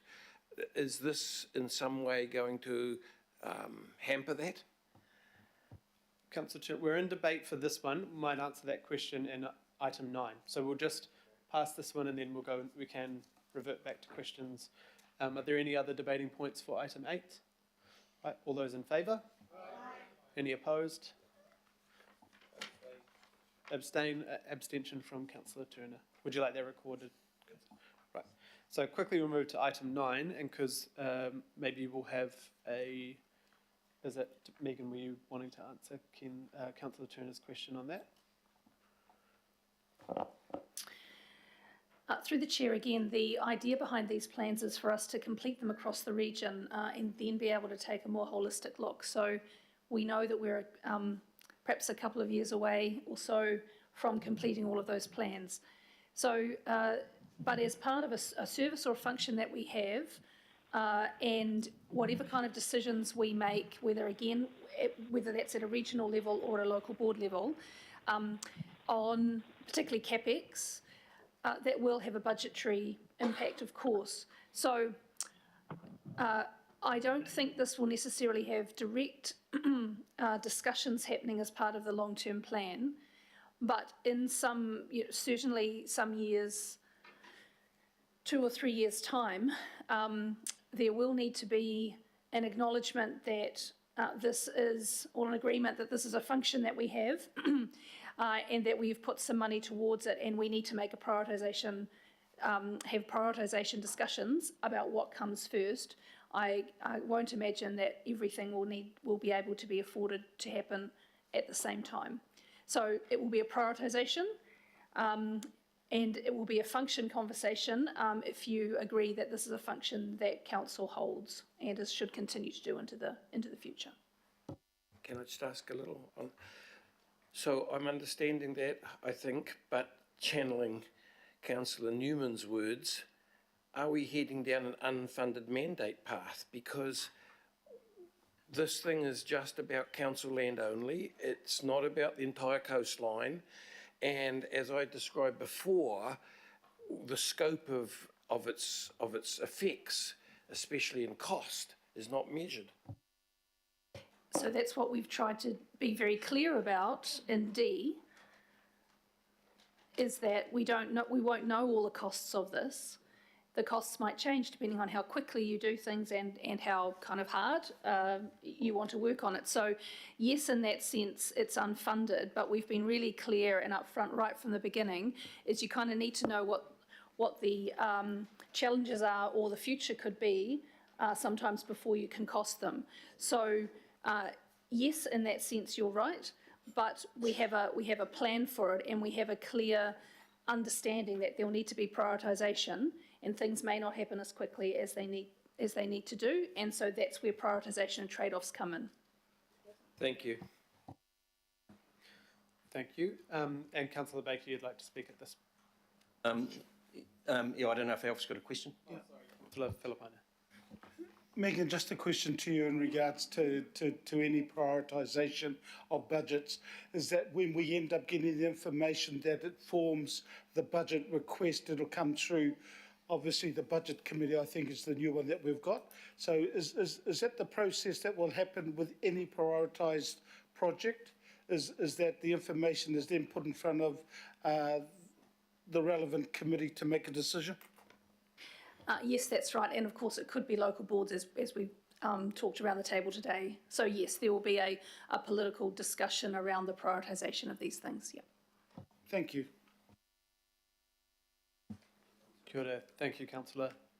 And just remember, there is assets that we do fund, and we use these, what we've already done, to help direct what we do in the assets short term, but the overall strategy, we're hoping to have a long-term strategy when all of them are done. But of course, we use the information, the learning, the understandings, and the relationships through this process to redirect or prioritize. That's constantly what our staff are doing in this space. They have to look at individual items as part of an overall regional budget or regional plan for our coast. Councillor Baker, you'd like to speak? Yes, I'll be quick, Mr Chair, because we're probably heading towards dinner as opposed to lunch. Look, I just want to acknowledge, firstly, the process and the team in terms of how they've gone about this. And we've heard about the partnership with Mana Whenua, but it's also been a really good partnership with communities. And Franklin's been very, very fortunate to have East and West Coast dealt with these adaptation plans. And at all times, the engagement with the community has been outstanding. So I just want to, Paul and your team and Natasha Lara and Joe Morris, who's been there at the forefront of all of these meetings. We've got a lot of coast, we've got a lot of little communities, and they are all heavily invested into this. Some of them are multi-generational landowners adjacent to council reserves, etc., etc. So acknowledge you. Edith, I just want to acknowledge you, my mate. It's great to see you. And it was fantastic to see the images there of the Mana Whenua groups, and to see someone like George Flavel there, who was acknowledged this year in the honours system for his contribution. So fantastic to see, and to see, that partnership working. And then Angela and the local board, obviously, this started last term, and the whole way, and so I take really seriously when the local board sort of say we've got a couple of issues here, because it has been a great collaboration. And so I do want to acknowledge the discussions we've been having in the last day or so, Paul and the team, about how we can actually just respond in a meaningful way, but without digging into the detail that allows us to look at some of those areas and those concerns. So I want to acknowledge that. These are great plans, and one of the things that I think it comes back to, we're dealing with primarily at this point in time council land and council reserves and things like that, but there's a lot of work that needs to be done, and I think we've done it. We've shown at Glenbrook Beach how we work with private landowners who are adjacent in terms of how we enable them to get the coastal consents, which are tricky, which are gnarly, expensive, and that's worked really well. And so I really want to see that continue, where council can lead and help and work with private landowners who are wanting to do exactly the same as we are, protecting their land against, the environment and the sea. And, in this part of the area, Awhitu is one of the world's largest historic sand dunes, and she's a dynamic place, and the Manukau Harbour is a pretty dynamic place that hasn't been looked after, and so I just want to acknowledge you. I really do support these. Thank you for Paul with your, happy to make that commitment in terms of going back to the local board, going back to the thing. Your lunch is there, mate. And so yeah, thank you. Good, thank you, Councillor Baker. There are no more comments. All those in favour? Aye. Any opposed? No. Perfect. Thank you very much. We're going to have a half-hour break for lunch now, and then we'll be back to get through the rest of the agenda in record time. Kia ora, thank you.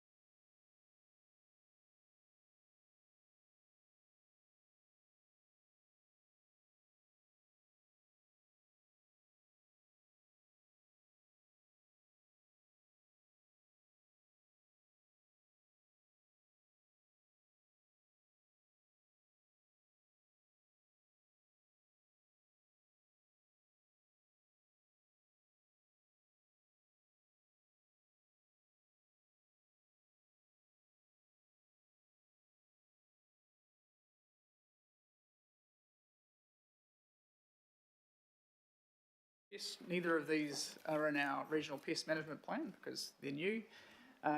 So our resources have been focused on pathway management to minimise the spread of aquatic pests generally, but we haven't had resources specifically for these two, but nevertheless trying to work on them. And this is in a background of a number of new to New Zealand species that have been arriving over the last few years, myrtle rust being one of the notable ones, but just focusing on these two that are in the spotlight today. So Caulerpa is actually two different species of invasive seaweeds, but both look very similar. And it's known, these Caulerpa species are known to be pesty all around the world, outside of their natural ranges. And you can see there just how much that's covering over everything on the seabed. Caulerpa was first picked up in New Zealand at Aotea a couple of years ago, and there was quite an extensive population at that stage. It was already an order or two of magnitude larger than some sites overseas where there's been some success in eradication, and so it was a pretty challenging thing to have found. It was not long after found at Great Mercury Island, and then just more recently there's been now 3 extra finds, a large population up in the Bay of Islands at Te Rawhiti, where there's perhaps 200 hectares of scattered Caulerpa, maybe more than that, but in the main area. And then a find a few weeks ago at Iris Shoal near Cabo Island, and possibly a small population there, but still scattered across quite a large area, perhaps over 30 hectares. And then just this weekend we heard about this detection at Waiheke. Not sure how big it is. The bits that we've seen are only just seem to be relatively newly established, but we might only be seeing the edge of something much bigger. We're not sure yet, so divers are out there over the next few days to check that out. And just like to point out that these are just the sites that we know about. We don't know where it's not. It could be right up the habitat is available for it right up the whole seaboard, and so it could be scattered along the coast, and we're just yet to find it in those places. Unfortunately, it does have some significant impacts. It's known to form those dense beds. It can displace native species. It spreads rapidly from fragments. We've seen it growing on scallops out in Aotea, and those scallop beds seem to have died recently. We're not sure if that's because of the Caulerpa or perhaps because of the storms that we've had, but it's concerning either way. There is research underway, funded by MPI, delivered by NEBA, to understand what the impacts of the Caulerpa might be, but that sort of thing just takes time to see how things change. An additional issue that we found at Aotea was that these vast quantities washed up after Cyclone Gabriel, 50, 100 tonnes, and it was quite a logistical exercise to clean that up because of obviously the vastness of it, but the impact on the beach, and that it also seems to have caused the conditions where Pātiki and New Zealand dotterel have ended up dying, probably through botulism as a sort of flow on from all the seaweed on the beach. So more good news, there's a freshwater gold clam. Sounds nice, it's probably not. It's been found only in the Waikato River so far. It was discovered there in May, and it's a species from Asia but established as a pest in a range of places around the world. The challenge it poses is it can form really vast populations as well, hundreds to thousands per square metre kind of thing, and they can go on and block water infrastructure, things like water treatment grills and stormwater pipes and those kinds of things. There's been problems overseas, and also an impact on the natural environment, on native species and what have you. So there's been quite a lot of early surveillance done. There's a surveillance program that MPI are leading to still look further, but they've looked in Lake Tomarata that should be Tomorata in Auckland, and not found it there, nor in other water bodies outside the Waikato River so far. So that's good news so far, and hopefully we don't find it here, but there's still a risk that it's arrived and just is undetected. So I'm going to talk a bit about our role in this, but to do that, I just want to paint a picture of, a quick picture of the biosecurity system in New Zealand. So Biosecurity New Zealand, which is a business unit of the Ministry for Primary Industries, takes a national lead on some things. That's all the pre-border and border biosecurity you'll be familiar with. They take the lead for new to New Zealand incursions. If a species hasn't been in New Zealand before, they'll investigate a new incursion and then determine whether a response is required or feasible, and they'll usually lead that new to New Zealand kind of response. Though they do also coordinate some national pest management programs like Karate Dieback. They have a leadership role across the country. Regional councils, on the other hand, or unitary authorities like ours, are required under the Biosecurity Act to take a regional lead for biosecurity. So that typically focuses on controlling more established pests. We deal with incursions at a more regional scale, a new to region kind of incursion. And we support MPI with those new to New Zealand incursions. And we have a range of regulatory and strategic options that we capture in a regional pest management plan, which is a document that the council signs off on. DOC is involved in this, but they're chiefly responsible for land they manage, and so don't play such a big part in the kind of response that we're talking about. I'd just like to note that Auckland Council works well with MPI and DOC on these kinds of things. The interesting time is when we're in a transitional time, which we're in now with these species, where the species is now perhaps established, not just being new to New Zealand, but established as a pest. So in these cases, Biosecurity New Zealand can retain a leadership role, a national leadership role, but they're not required to, they don't have to.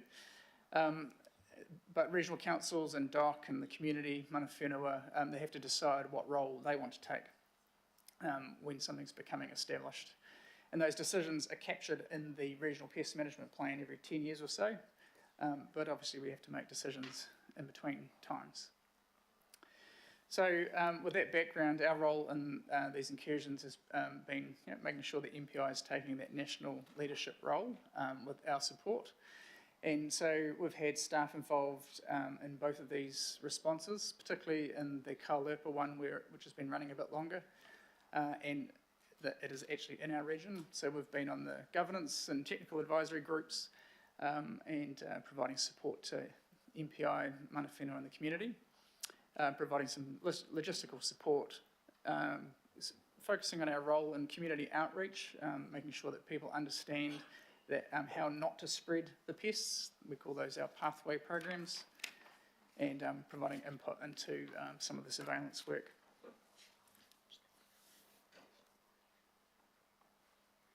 Yes, good. Was that on that one? Yes. Oh, and another key thing, thank you.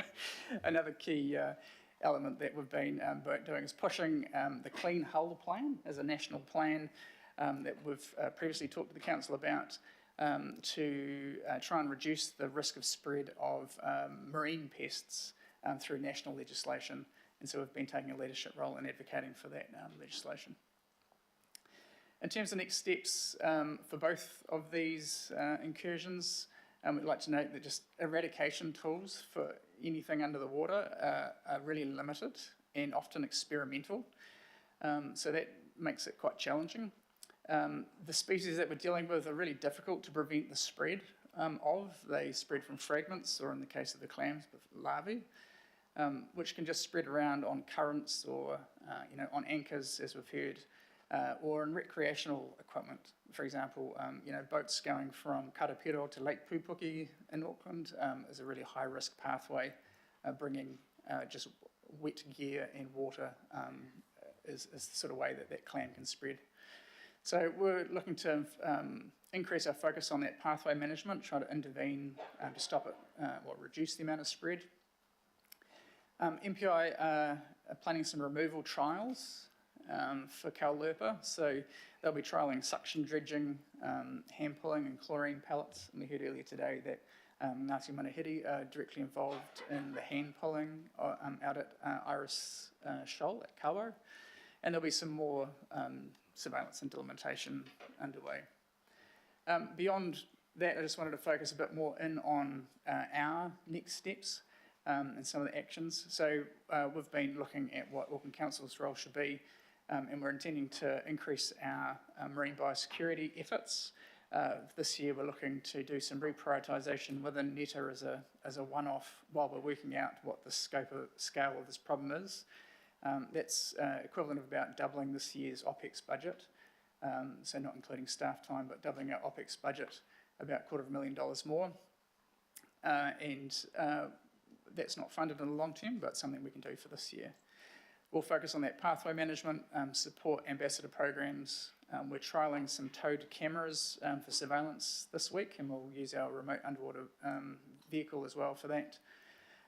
And just continuing to support mana whenua and MPI and our input into things like the governance and advisory groups. And just noting that there's been a pretty clear message to us from the Minister of Biosecurity and from MPI and from the community that regional councils really need to step up their investment in this as part of a partnership approach now that the scale of the issues are getting larger. And so we're acknowledging that, and this is part of our effort towards that. And we're happy, of course, to take any questions. Kia ora. Thank you both for that rather bleak presentation. It is an extreme concern, especially to our Gulf Islands, but I know that everyone who cares for us, kaitiaki for our Gulf, but also just our marine life right around Tamaki Makaurau and the North Island as it looks. Councillor Fletcher has the first question. Phil, Rachel, thank you so much for the comprehensive overview. This goes beyond just sort of a bit of a nuisance into something that will be hectares and hectares. Can you give us a better understanding on what that does to Kina, what it does to our whole marine ecosystem, what potentially that might flow on to in terms of economic consequences? I don't think that there is a comprehensive awareness yet of what this could do in terms of devastating our food source and our economy. Oh, you want more bleak? Yeah, I want bleak. Thanks, Councillor Fletcher. You're right, it's a really big challenge. It's known overseas in the Mediterranean, for example, the caulerpa there has extended over thousands of hectares. It's been associated with a 50% drop in fish species in those areas. I mentioned about the scallops here, the tipa, definitely concerned about that. A real simplification of ecosystems, so where currently we might have kelp forests and things, eventually caulerpa can just become a monoculture, and it's a bit like kikuyu. It grows on the surface but also under the surface, and so it has the ability to change the sediment and basically just it'll create lawns that may well impact on many of our species. It's too early to say exactly how bad it'll be or exactly what the implications are, but certainly looking around the world where it's established, it's very worrying. So I wonder if you are aware that the co-chairs with the executive officer of the Hauraki Gulf Forum went to Wellington last week to meet with Damien O'Connor to try and highlight the national significance of this.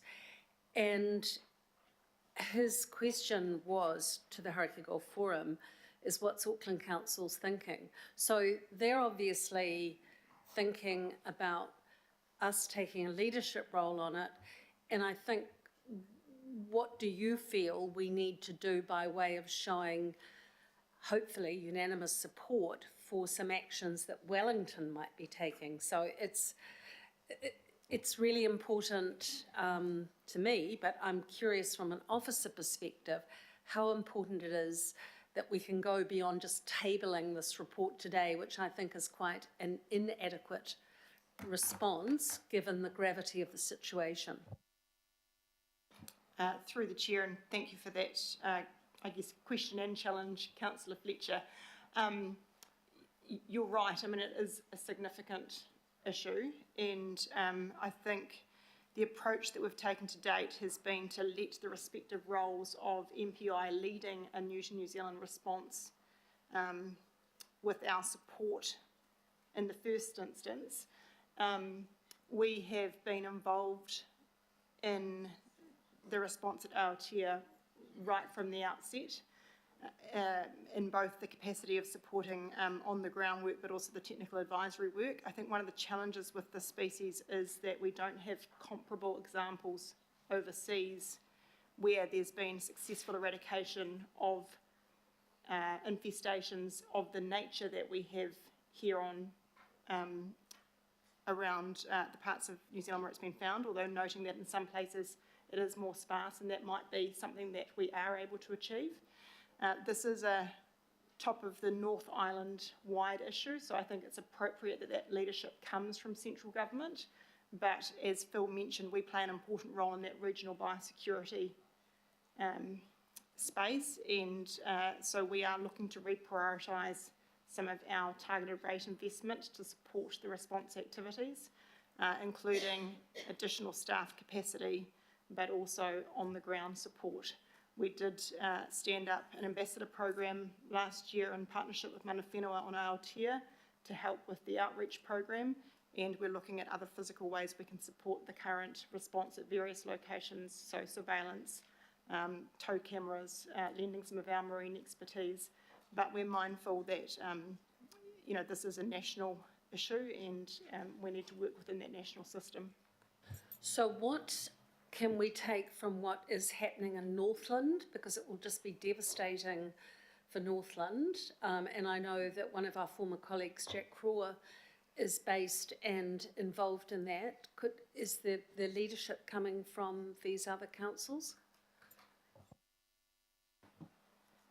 Each of the councils have a slightly different set of skills, I think, in response to marine biosecurity. So Northland and Bay of Plenty have their own dive expertise, in-house dive expertise. We don't have that here in Auckland Council.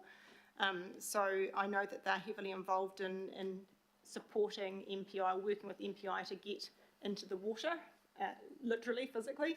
MPI is looking to run similar trials in Auckland region, which we're supporting, which will be comparable to what's happening in Northland, to look at some of those options around different removal tools that could be used in certain situations. So that's currently underway. We're supporting that.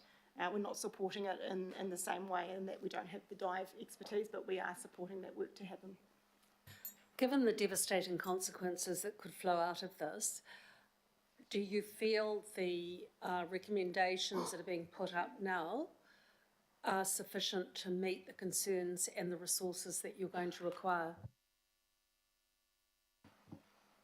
I think it's fair to say that as our response collectively to this, to both of these incursions becomes more well understood and shaped up, that there is a strong likelihood that additional resourcing will be required, and we've captured that, I think, in recommendation C, which is that we will need to look to that. But at this point in time, we are reprioritising within our current resourcing levels, and we will need, I think, to flex if more information comes to hand that suggests there are different ways to approach this problem. Kia ora, Councillor. Thank you. Deputy Chair Dalton. Thank you for the update. I was just thinking while you were speaking to us, Phil, you mentioned clean hulls and the importance of clean hulls. And we've had this discussion earlier around hard stands in another forum. And I think the advice you received was that it's not council's role to provide the hard stands themselves. We have a policy, or I don't know if it's a policy, to deal with that. But actually, in light of what is happening here and what we're facing, would it be more responsible for us not to reduce the number of hard stands that are around, particularly into the Hauraki Gulf? through the chair, I'm happy to pick that one up. I guess one of so absolutely the cleaning of hulls is an important part of our biosecurity management system, but in this particular instance, the way that Kaulupa spread is not so much a hull issue, but an anchor, a chain, a current disturbance pathway. So I guess if we're going to take any good news out of some of the information we've just shared, is that that side of things is not so much going to influence the outcome from a Kaulupa perspective. Likewise with the gold clam, more likely to come in on, well, it's a freshwater pest, so it's coming in through different channels, not through those marine channels. But of course, the cleaning of hulls is important, and we're looking at that provision of, there are commercial services that provide the facilities for that work to be done. We know that at different times of year they can be under pressure, but in this instance it's not so much of a consideration for these particular species. But perhaps for any in the future that might be transported by hulls. Thank you, Rachel. Kia ora, Councillor. Thank you. Councillor Darby. Thanks, both. So we're dealing with both of the species. What is it? The Rikapus and the Pavafole. They're similar. They're both present, are they? That's right. They're visually almost indistinguishable, just genetically distinct. So we're just calling them exotic Kaulepas. So the origin naturally is the Indo-Pacific area. So the pathway, is it more likely to be international shipping, or is it recreational craft that are coming back from their Fijian trip or whatever? What's known right now is the likely pathway? There's two key theories. The initial theory was that it had come across on an anchor from, probably from Australia or something, people sailing to New Zealand, and then although they're required to actually go straight into port, perhaps anchoring over at Aotea, in this case, and potentially dropping off the anchor there. So that's possible. It is acknowledged though that Kaulepas are often used in aquariums, and it's possible that a super yacht has got an aquarium, or some sort of vessel, maybe a cruise ship, has got an aquarium, and in cleaning the aquarium, fragments of Kaulepa have escaped, have been washed overboard, and it may have established that way. So, of course, we'll never know how these individual ones got in, but those are the two sort of key pathways we're concerned about. So it's not an aquarium plant that you can buy in New Zealand for a saltwater aquarium. Okay. Not in New Zealand. So just going to the pathway, Councillor Dalton has sort of raised that the pathway of recreational craft. So it's not something that adheres to a hull. It's probably something that's caught on something. Is that right? Yeah. Yes, that's right. And so anchors are key concern. Fishing gear, scallop dredges, fishing trawls, anything that drags through the water and then is moved along, it can pick up fragments. Right. So even on yeah, okay. So what checks are in place for international shipping coming in? All the shipping that comes into the Port of Auckland is a customer of the Port of Auckland, which is our company, 100% owned by us. So what sort of checks does the port company undertake of shipping on a random basis? Underwater hull checks. Now they're pretty they're pretty demanding, those sorts of checks. But this is sort of the thin end of the wedge. We're likely to be getting a lot more, and the environmental conditions are more conducive to species surviving. So. Can you just tell us about what other checks are in place? For example, the Port of Auckland. And then the other question, I'll leave it there, Chair, is MPI are suggesting there needs to be greater investment in the partnership approach.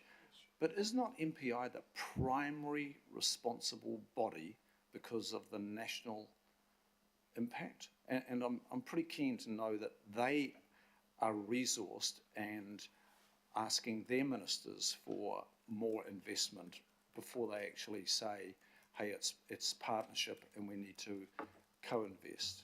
A couple of questions there. Thanks, Councillor. That international shipping is managed by MPI, and so they have some clear standards that ships are required on entry to New Zealand about things like how clean their hull is and what they do with their ballast water, among other things. And I couldn't tell you for sure what their random checking regime is, but we understand it to be reasonably thorough. So, you can never check 100% of the things, but it is reasonably thorough, and they do take action when they find problems. So it's not directly the responsibility of the port, and I'm not sure if they also take further action themselves, but it would be primarily the responsibility of MPI. As to who's again primarily responsible, yes, would argue that the Ministry for Primary Industries should still be taking a national lead because of the potential scale of the impact and the fact that it's likely, that it could spread quite a lot further down our coast. But as with a number of other national, those transitional times as things establish, things like wallabies are an established pest. MPI is taking a national lead because there needs to be some national leadership, but regional councils are also investing. And so it's just a little bit about what's that ratio. I think they felt that they were resource constrained when the Aotea situation first arose. Of course, they're dealing with a long list of new to New Zealand incursions, and they have to work out which ones they think they can invest in and succeed in. The advice they were getting was that it would be very difficult to succeed with Kalerpa. And so while they were operating, they did spend a reasonable amount of money on it while it was just known to be at Aotea and then Ahuahu, Great Mercury. It's only been when the Bay of Islands population has been found that I think it feels a bit like the budgetary shackles have been removed. But to be clear about what the resource requirements would be for, we hear talk of elimination and eradication, we're talking about hundreds of millions of dollars, maybe far more than that even, would be required, and to invent tools that we don't have yet. Just one quickie, Chair. How far does a vessel have to be out? Like I'm talking about international freight here. How far does it have to be out before it can flush a tank out? Is it 12 nautical miles, or is it something more? Yeah, there's a couple of different zones out there. It is beyond 12 nautical miles. It may even be beyond the next. There's an exclusive economic zone. I forget the name of that one, but yeah. Okay, detail. Thank you. Kia ora, thank you. Councillor Turner. Oh, sorry. I was just thinking about what naturally keeps this stuff in check. Is it what manatees munch on or something?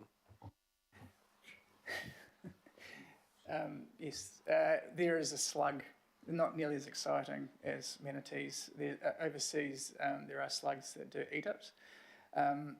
We have talked about manatees and those diving iguanas from the Galapagos. We think that'd be quite cool to introduce as a control, but probably not practical. Actually, on that though, there is a toxin in these Kalerpas, and so a lot of species won't eat it. And that slug actually ends up absorbing it and then is not palatable to fish. So there's something in there around the toxicity of Kalerpas. It's not the one we have here is not highly toxic. There are more toxic ones, but there's still the toxin. But it doesn't smother in its natural habitat? Not to the same extent, no. We have native Kalerpa here that live in harmony. But outside of their natural range, it's quite possible that they'd be bad as well. But they don't live in natural harmony with this stuff, right? It overwhelms them. Yeah, okay. Thank you. Kia ora, Councillor Lee.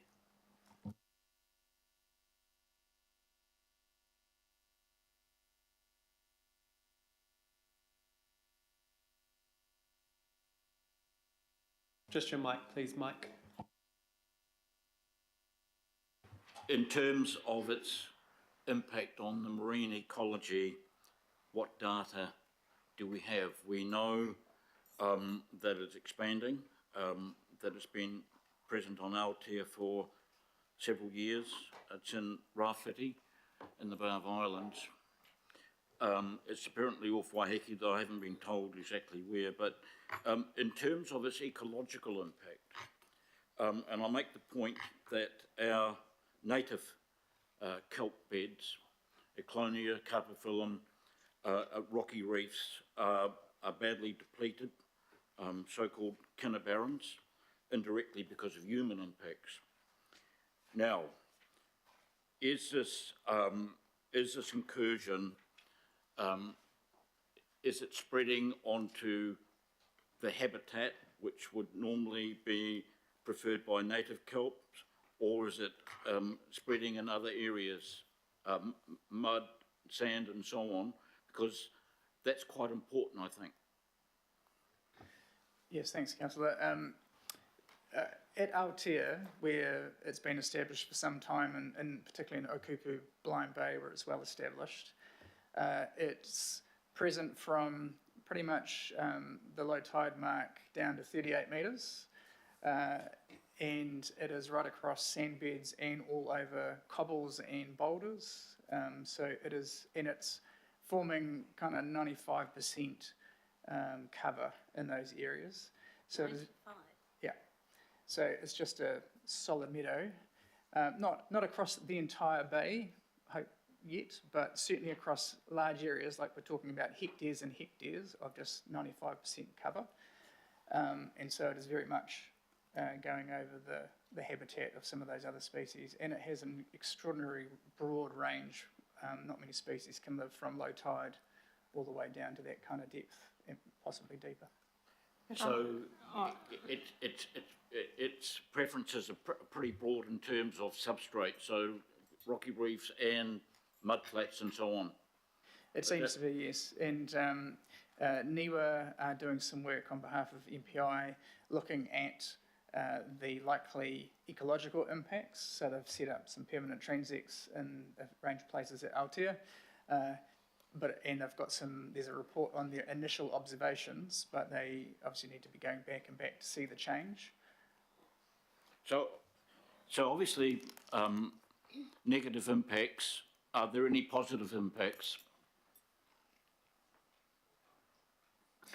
At this point in time, we're not seeing positive impacts, but as Phil said, there's still work to be done to understand the full extent of impacts.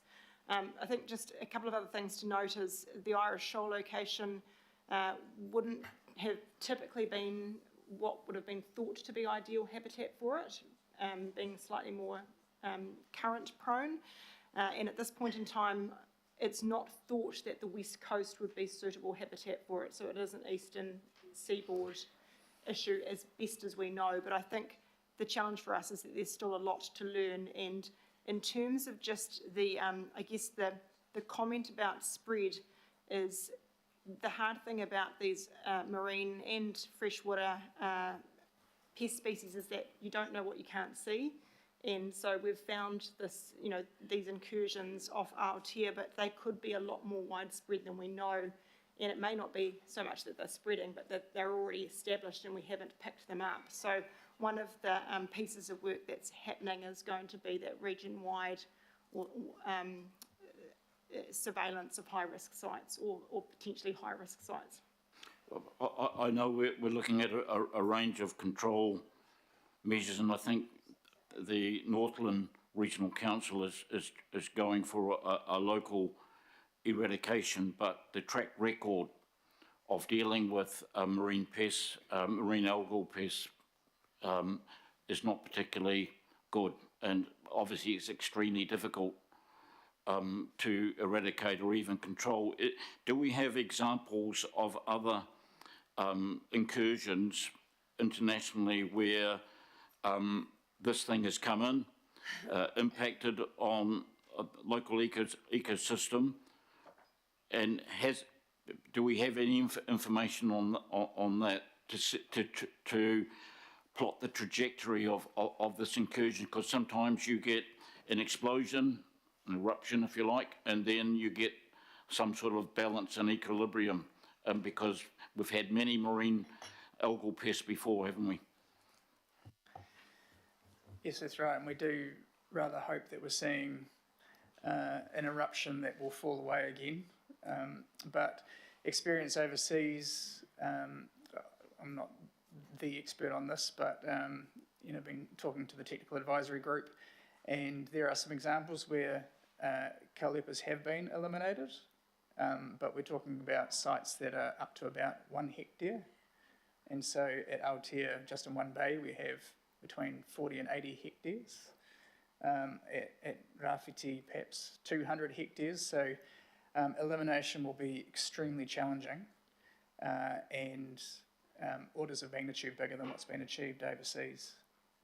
Yeah, but I think it's vital that we get as much data as possible on this Kalupa, and mysteriously there's 2 species arrived virtually at the same time, which is also, I don't know if that's happened overseas as well, and that's most peculiar.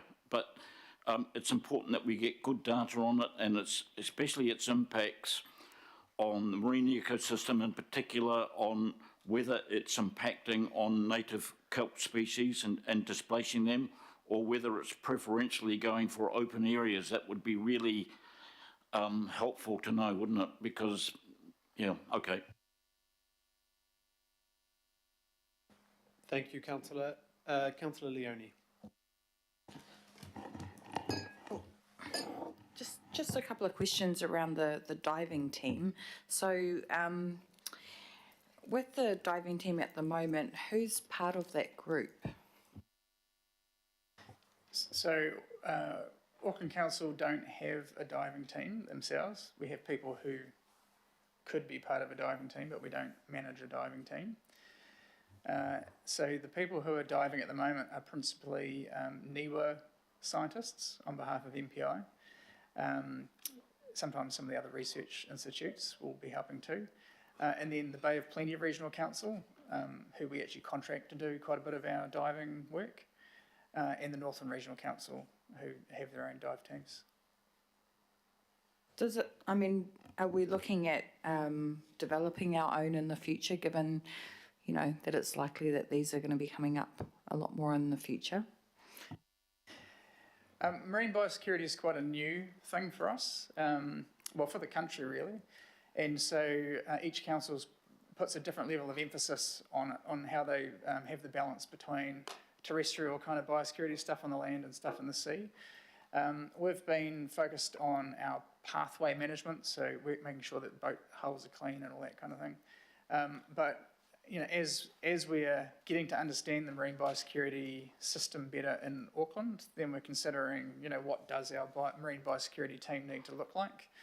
So we don't have an immediate plan for a dive team, but it's always been in the back of our heads that might be a development as we establish our program better.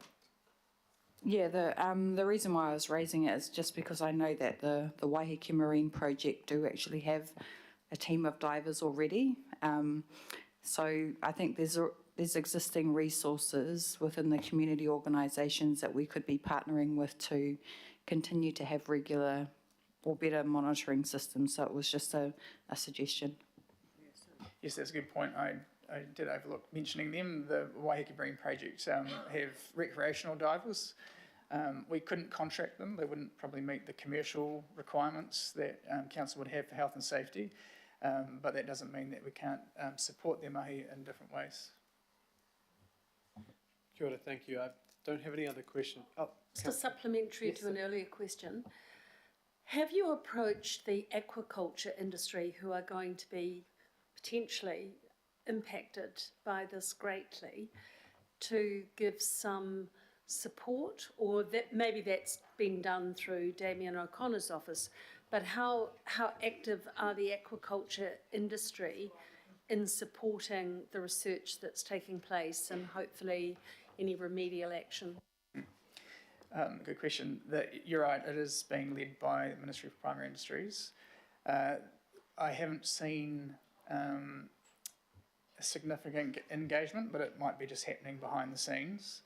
I think the mussel farmers aren't particularly concerned. It doesn't tend to climb, although we've seen a little bit of evidence of climbing at Aotea, but perhaps oyster farmers might be concerned. So actually that's a good thing I might go back and check on, but I haven't heard of a great deal of engagement. If you want to give me some feedback on that separate to this, that'd be great. Thanks, Councillor. Last question, Councillor Lee. Yeah, just a final question. In terms of dealing with this, is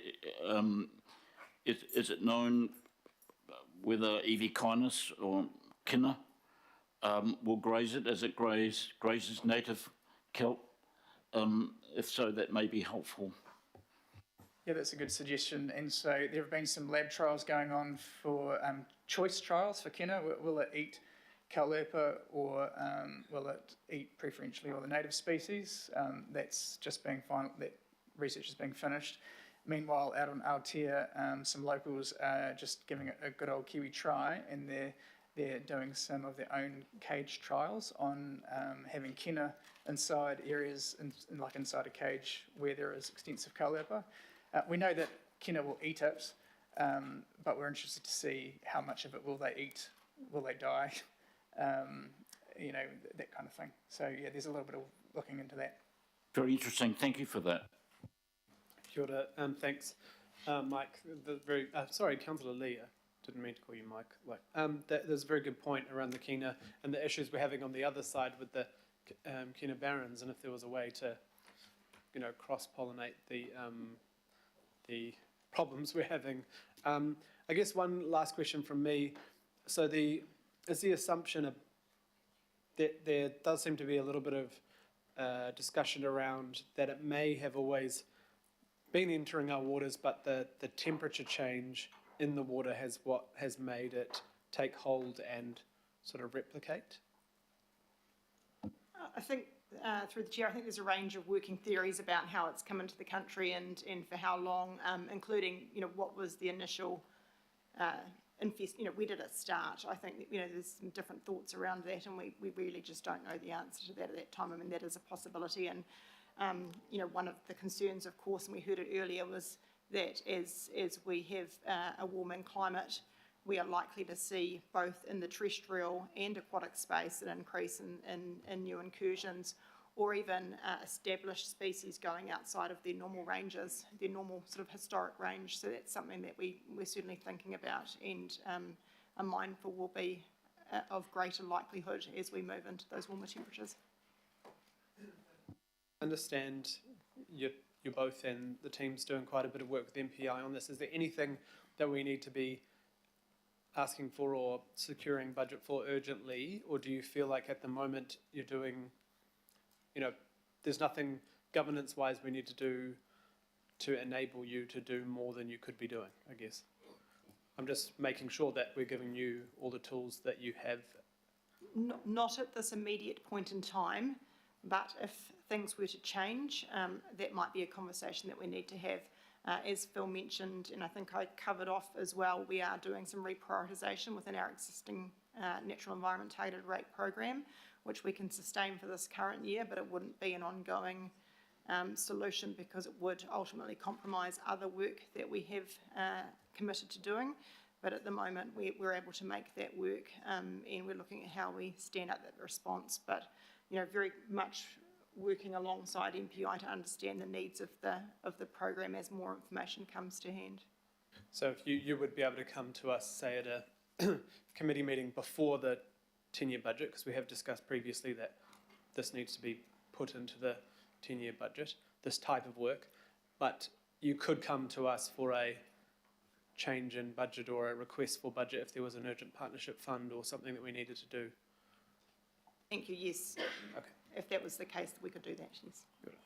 Thank you. Chair, I wonder whether, given the importance of this issue, that perhaps the lead officer could include in our monthly meetings an update so that we are kept abreast of it, and if there is further intervention required by us, that can happen more seamlessly. Yes, I think that, definitely. So the memo received last month, I think we can add to that, broaden that scope, and make sure we're looping in the local boards and mana whenua who are doing the work right now, and push that out to everyone as well. So thank you. Right, we have 3 resolutions up here moved by myself and Councillor Dalton.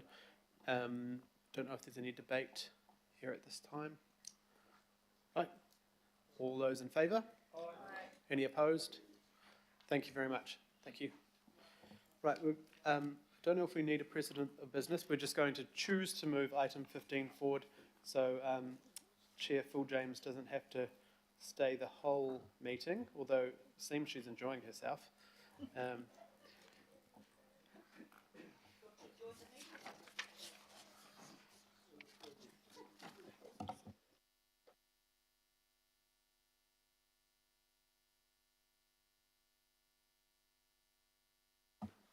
Kia ora, Sharon, and we've got Nikki online, and Chair Phil James is in support as well. So I think, I don't know who's best to lead off.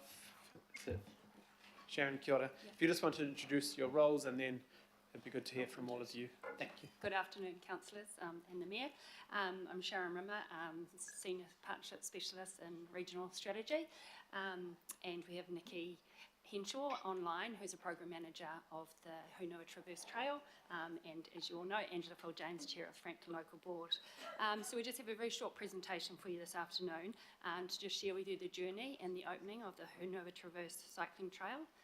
This started out many years ago as a local economic initiative, and is now a partnership that's been led by the Franklin Local Board, along with our Regional Parks team, Watercare, Tataki Auckland Unlimited, the Cleveland Community and Business Association, and the New Zealand Cycle Trails. So to share the presentation today, I'll hand over to Nikki, and then Angela is going to speak as well. I'd just like to, before we start, to also acknowledge Councillor Andy Baker, who in his role in the Franklin Local Board has been instrumental and been involved in this project since day one. So over to you, Nikki. Thank you, Sharon. How's my audio? Can everyone hear me? Yep. Yes, we can. Thank you. Thank you. Thank Welcome. you. Look, it's taken 9 long years. If we can flick to that next slide. I'm afraid I don't have control from where I am. Is this me? Oh, we're just moving that for you. Thank you, Nikki. Thank you. Yep. Thank you. It's taken 9 long years, but I am delighted to inform you that we now have 38 kilometres, which is around 85% of the Hunua Traverse open as a limited preview. And these photos are a group of 20 cyclists who, on the Matariki public holiday, rode from downtown Auckland to the southern preview of the Hunua Traverse, where they stayed overnight at one of the campsites, huddled together from the rain in a 4-bunk shelter. And I think this is great evidence of how excited our riding community is to finally have access to this previously closed cycling terrain. Moving on to the next slide. This is a taste of the feedback we've received in the past month. After 12 months of rain, cyclists are loving the well-maintained sealed and unsealed roads of the Hunua Traverse. We're seeing strong appeal to gravel cyclists, the bikepacker community, and e-bike riders, and real excitement about the full opening of the Hunua Traverse, which we anticipate hopefully this summer.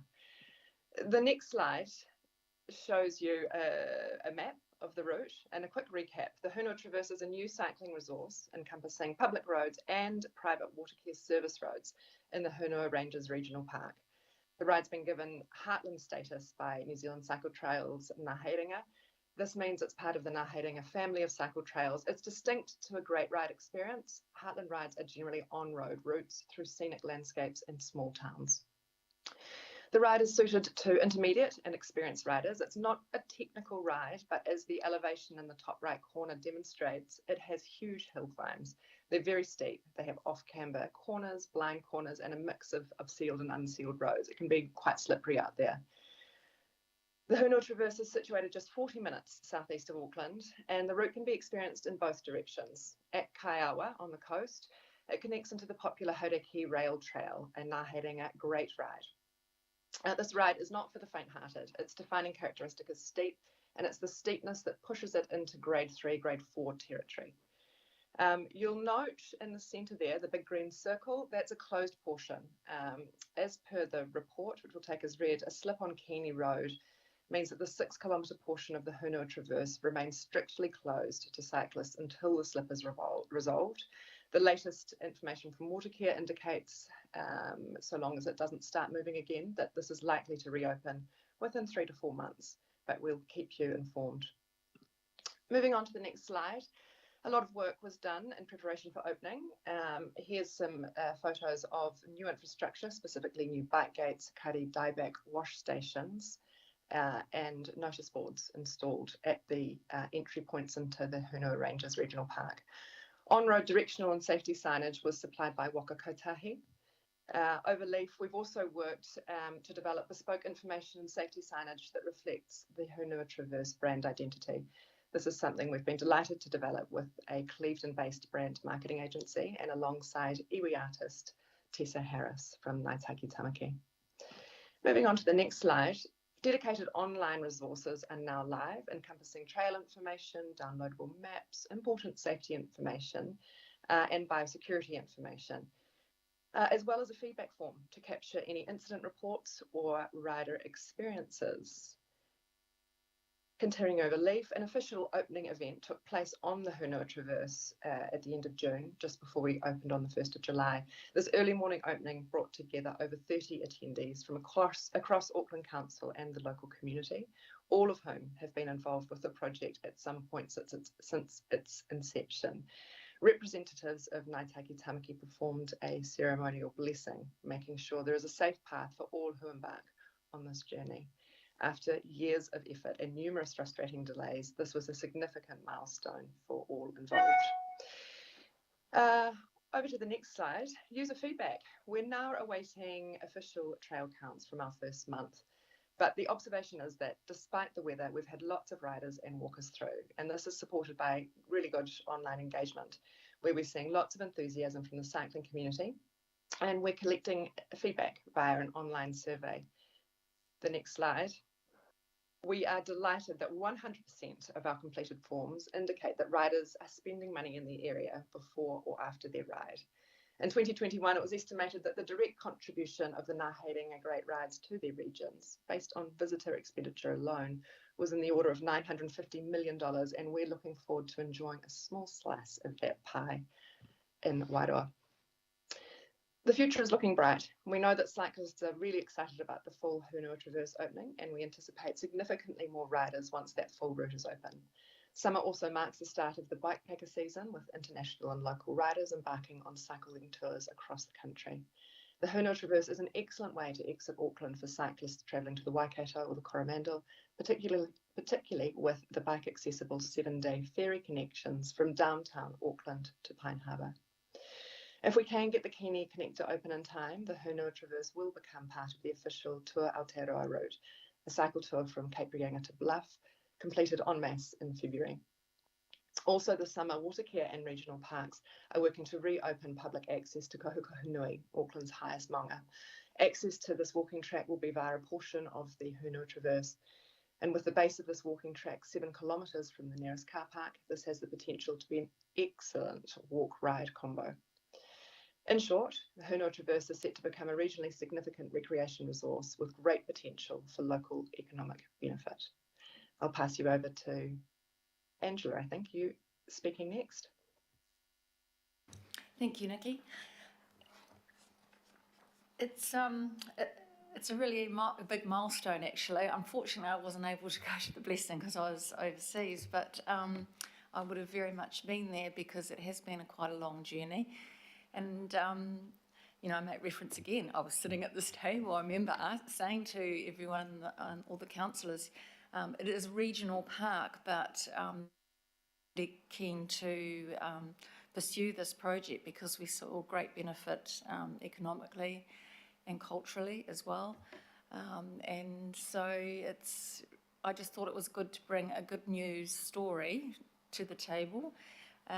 And show an outcome can be achieved. And, you know, we're demonstrating that by carving off, you know, a reasonable slice of our budget in order to help deliver this project. We're very grateful too that we've brought in partners to work on the project, and it's a really good illustration as well of working with Tātaki Auckland Unlimited.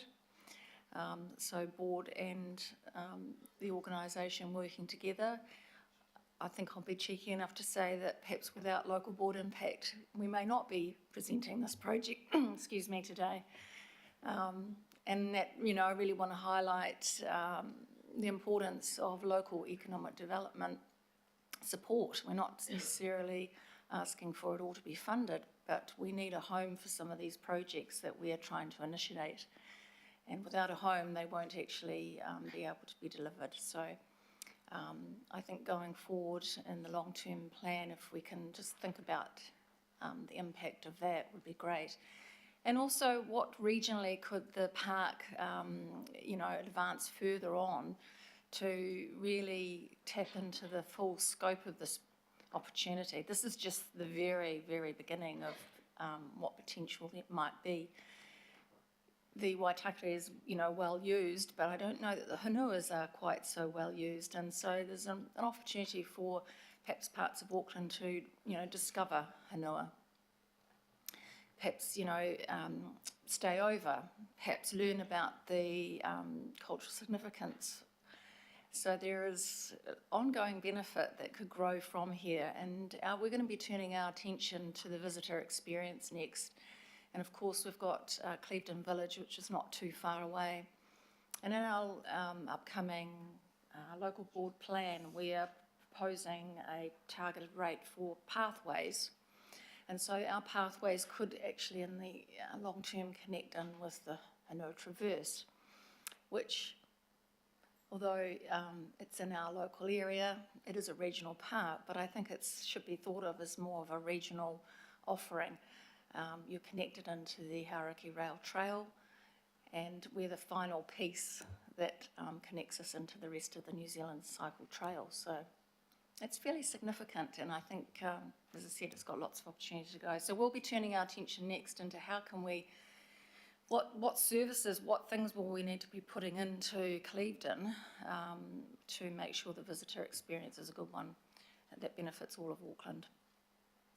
So my couple of little requests there really is keep Hanua Traverse in mind when you're looking at the long-term plan. Keep it in mind when you're looking at regional parks, budgets and things like that, and direction. Keep it in mind when we're looking at growth funding for infrastructure.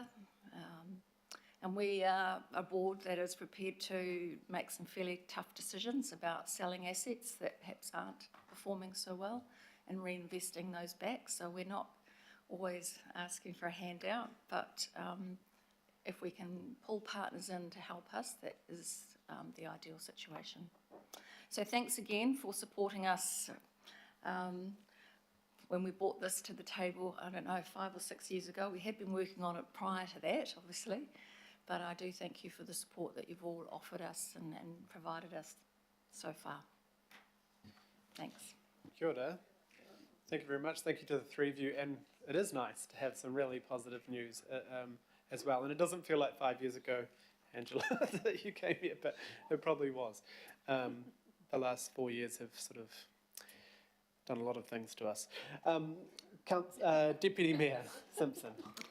Oh, look, I want to start, I've got a question, but I'll start by saying huge congratulations. I think this is magnificent for the region, and as a local board, both past and current members, you've done an exceptional job. I know how hard it is to get a big cycling project through and how long it takes, and you've put significant money from your budget at the expense of other things to make this happen. So all power to you and congratulations.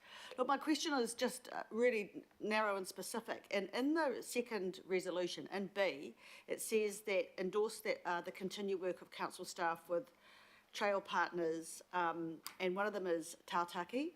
I'm the new Tautaki liaison. So what are you expecting from Tautaki, and are you sure that budget for whatever you're expecting is part of the annual plan?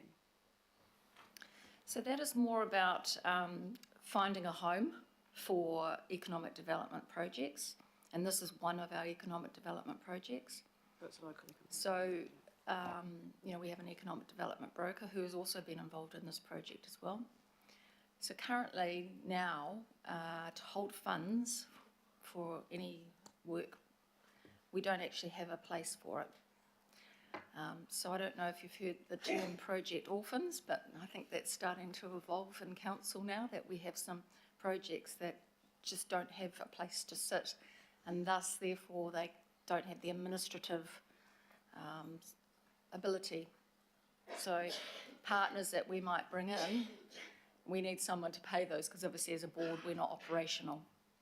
So it poses long-term, and actually it does pose a bit of a problem. We're doing some short-term stop gaps right now. We're working with local board services on that and connected communities, but they're not necessarily the right places to put some of these things that we have for economic development.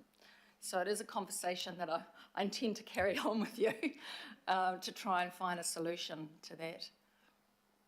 Continue offline, thank you, yeah. But congratulations, it just looks fantastic, and I hope the slip is cleared pretty quickly. Yes, and you know, I do wish to thank Nikki Henshaw and the Clevedon Business Association because I don't really think if we hadn't pulled them in as partners, I don't think we would have been quite here at this point in time either. And it just goes to show that sometimes you have to have those external organisations doing these things. And that particular business association is not a bid either. They're all volunteers, except, you know, this role that we have funded. So, you know, congratulations to them for taking on quite a responsibility as volunteers. Thank you. I'll go to Councillor Baker first as the local councillor, and then we'll go back to the questions. Thanks, Chair, and just, Desi, thanks for that question, because I had a chat with Nick Hill about the very issue, about getting rid of this orphan and looking after this orphan earlier this week, so it'd be really good to have your support so we can follow that up. So just question, Angela, or two questions really. What future opportunities do you think will come? And what, in the second part to that, my second question is, what risks are to that future? Yeah, I alluded a little bit to some opportunities, but you know, the nearest town, and Hanua actually is another village that will probably get some visitation. The opportunities, we used to have lots of Airbnbs and accommodation. They've all sort of slowly disappeared. I think we're interested in how other trails, particularly in the South Island, where home businesses and things have just popped up, you know, they're mushroomed. And so when you're in a rural sort of environment, the more people that can, you know, work and live in their own area, the better. You know, it's all part of that climate change, really, and shifting people, rather than shifting them all into city centres on a daily basis. So we're looking for opportunities there. I think there's, as I mentioned mana whenua, but, you know, there's a whole lovely narrative to be shared and educated with Aucklanders and the rest of New Zealand, really. So I think there's some interest there, particularly from Ngāi Taiki Tamaki, on how they can perhaps look at what sort of tourism ventures they might be able to do. I think it's just going to evolve, really. It's really limited by imagination, and I suppose how restrictive the management plan might be for the regional park as to what activities you might be able to do within the park. I mean, you know, Matariki comes to mind, you know, climb to the highest point in Auckland and celebrate Matariki for, you know, it just goes on. Glamping, delivery of things, if you're a cyclist, the things you might need, shuttle services, accommodation I mentioned, etc. Risks are some of our partners perhaps might not carry on the partnership. You know, Nikki alluded that some of the trail is on public roads. We're very grateful to Watercare, who have, you know, they have shifted over time, and they believe in providing as much public access as possible, so we're really grateful for what they have done. When it moves into the public road, it gets a little bit trickier. You're sharing with other transport, and particularly in some areas, you're sharing with logging trucks. So there is a lot of health and safety mitigation that needs to be in place, and I suppose that's one of the risks, is that we don't quite get all the partners that have an impact on this cycleway to recognise the significance that it can become, and to be able to do their part in a timely manner, whether it's, you know, repairs on the road or signage or whatever it might be. Kia ora, thank you. Member Ashby.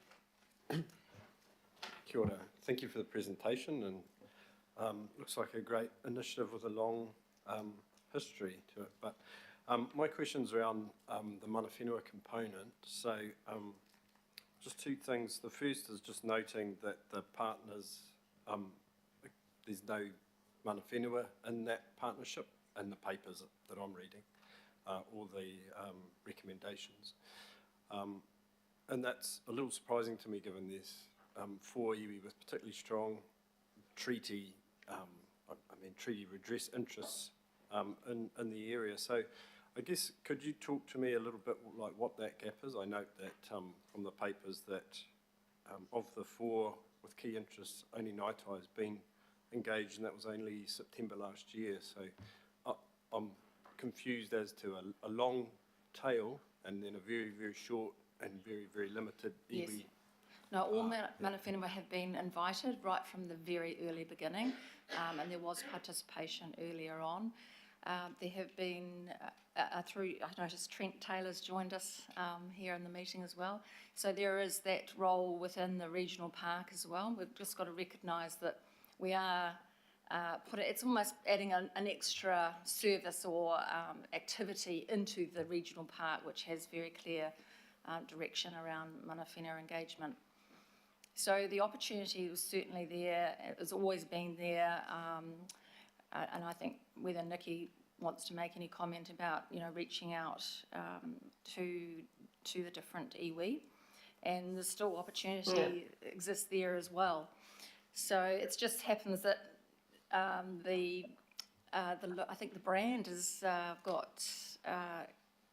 is designed by a designer who has connections to Ngaitai, and that's just how it evolved in terms of that. But I don't know if Nikki has any further from her project experience. Yeah, there. thank you, Angela. And thank you, Angela. And my apologies, in the interest of brevity, perhaps I have missed out the point there around iwi engagement, and my apologies. Yes, we have continued to keep 4 key iwi informed about the status, and we have a standing offer of taking a presentation or providing them with more information when their resources permit.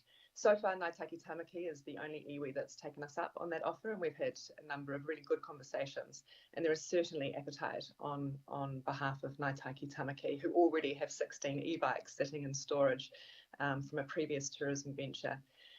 They are very interested to know at what point and when it's suitable to initiate some sort of venture. They're not interested in operating it themselves, but they're very interested in investing in. So it's a matter of bringing the right people into the room at the right time. At the moment, we only have a 2-part connection, so it's very difficult to make something viable from a business perspective when we've only got 2 parts that aren't opened and no firm timelines going forward. But I'm very hopeful that in the coming months we'll be able to work to provide some more certainty to Ngaitaki Tamaki.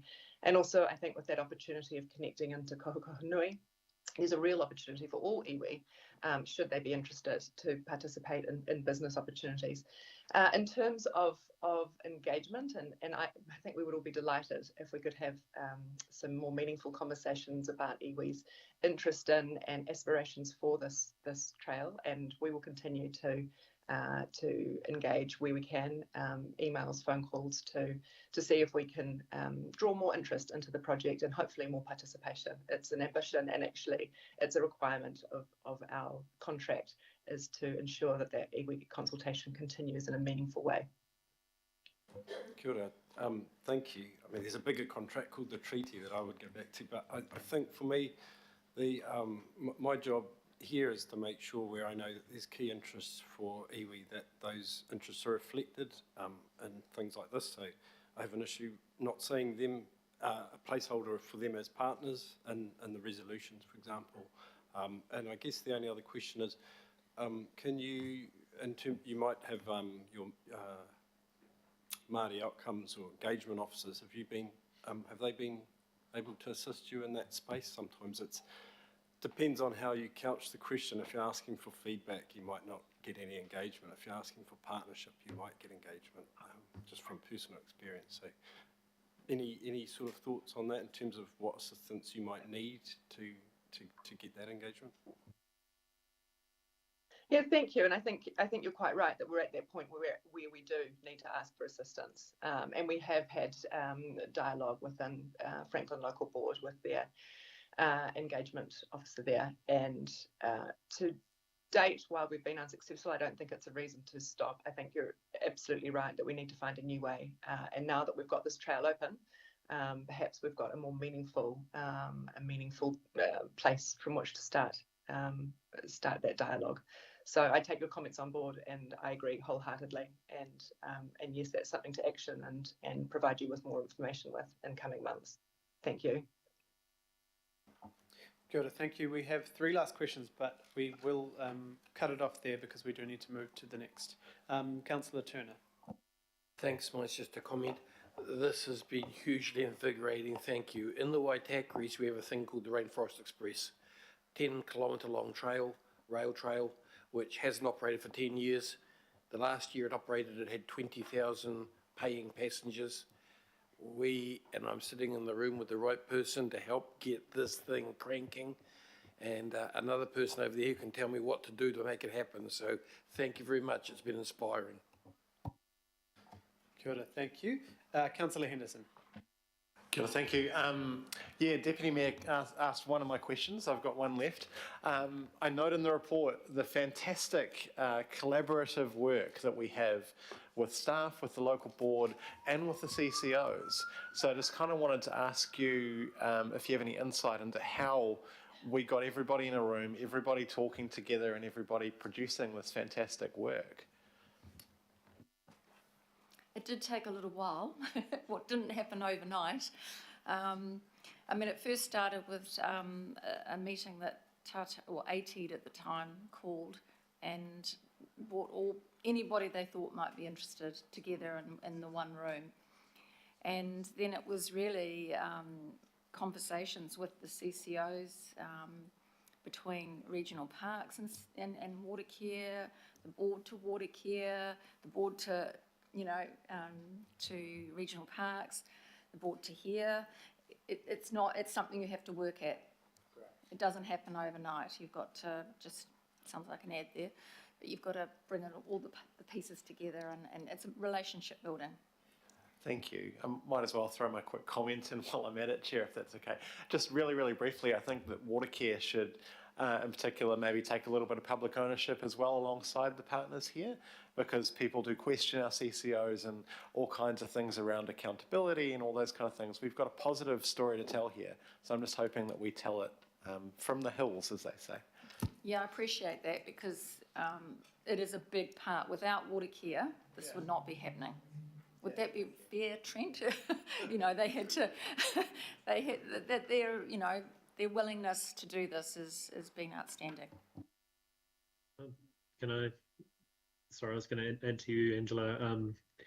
With Watercare taking over the forestry, it made it a heck of a lot easier to proceed. So when you look at things that take time, I think Watercare getting the forestry rights really helps smooth that over for us. Of course, the other issue with the controlled area notices that came in 2018 that we also had to try and deal with too. So yeah, but they've been hugely supportive. Got a really good relationship with Watercare, and they do some really good work. Kia ora. Thank you, Trent, and acknowledge your work too. Thank you for joining us. Councillor Fletcher, last question. Thank you. Thank you, and can I add my personal congratulations. It has been a very long time, because the first presentation was when I was still chairing parks, and that was when James Brown was sitting on the IMSB at that time, and we had great excitement because we could see, after the experience of Motutapu Rangitoto and the dual, and the innovative ways you can actually look to sustainable revenue coming out of, without any environmental footprint, what you can generate. So, heartiest congratulations to everyone who's been involved from day one. It has evolved with goodwill, and you have prioritised. I guess the question for me, and yes, you've got the impediment until you can have the whole thing open, but how do you anticipate thinking about the use of the regional parks and creating events into the future that will help meet, forgetting the governance issues and the orphaned situation you find yourself in now. But how do you see using the regional parks framework now, that was the management plan that came out last year, and the opportunity for concessions and other, do you see an ongoing role for that pouring back into those regional parks and the opportunities there, as well as the economic development? The reason I asked that, I was really sad today to see the demise of the Legacy AT to go with tourism program. That had been fantastic in the south. You know, a lot of young people have been touched in schools and encouraged to go into tourism and look at those opportunities within the natural environment. And Nick Hill, I think, is probably pretty devastated to see that cut. But I just want, because you've been a board that has been innovative, how do you see that, and where are the obstacles in actually giving effect to that vision? Oh, that was a big question. Lots of parts. Part of the contract that Nikki is working on is to realise the economic development benefits. So we want to see that, but also we need to think about sustainability. You will always need somebody to manage a website, put the notice up that it's closed, take the feedback, all those sorts of things. So that is the next step of making sure that that is there. Look, with technology as well, there's opportunities to perhaps you could make a donation. Perhaps a portion could go to the Kakako recovery program, and a portion could go to the trail itself. You know, that's just one little example.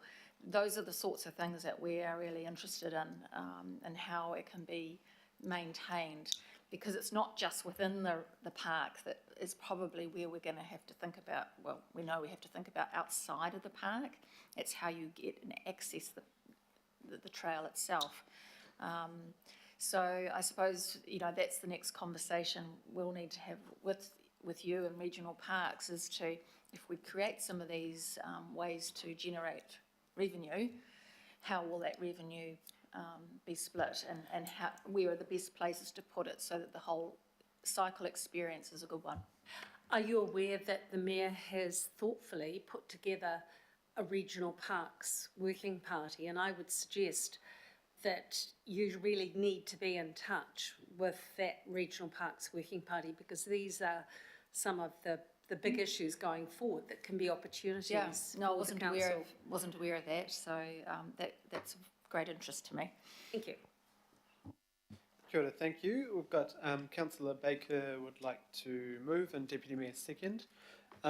Just want to thank all of you for the work done here over a very, very long time, but something exciting, but also to show the partnership, to show that there are options, and if you stick your neck out and ask for things and put things on the line, things do happen. So I think I appreciate the tenacity and the effort that's gone into this, but also that you can come here and showcase it. But there's a long road ahead to increase the investment in this space. But I think it's really good for our thinking and to kind of spread the love. But I think you've also put some challenge to us around, you know, significant cuts to Tātaki Auckland Unlimited, and what those kind of effects can have, ripple effects for good projects that are supposed to be innovative if there's no place for them to land or to grow. So thank you. Councillor Baker, did you have any? Yeah, just very quickly, and so just responding to what Edward was saying before, so the very first meetings, all the mana whenua groups were there and they were active, and Ngāi Tai actually discussed with them about Ngāi Tai taking a leadership role, which they have done. So, you know, I get what you're saying, but at the end of the day, there was huge engagement. They were there because Angela and I and others were there talking with them about the opportunities that exist with this project, and it's immense. But I think I just want to acknowledge, you know, and probably got a little bit of a conflict. This started on the 14th of August 2015, was when AT staff Lynn Butler and Jason Hill contacted the local board and said, we've got an idea. and it's progressed, and I want to acknowledge the local board who just didn't sit there and go, well, it's not in our turf, it's in regional. They never got worried about our political boundaries.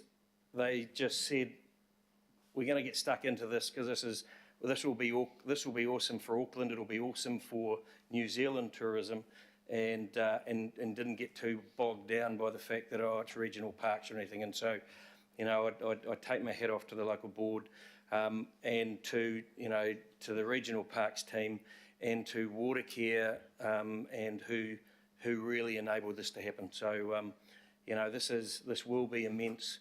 This is a great day. The opening was immense. It was fantastic. So, obviously bought into it a little bit, but anyone with an e-bike, get up there and enjoy it, because the views from the top are stunning.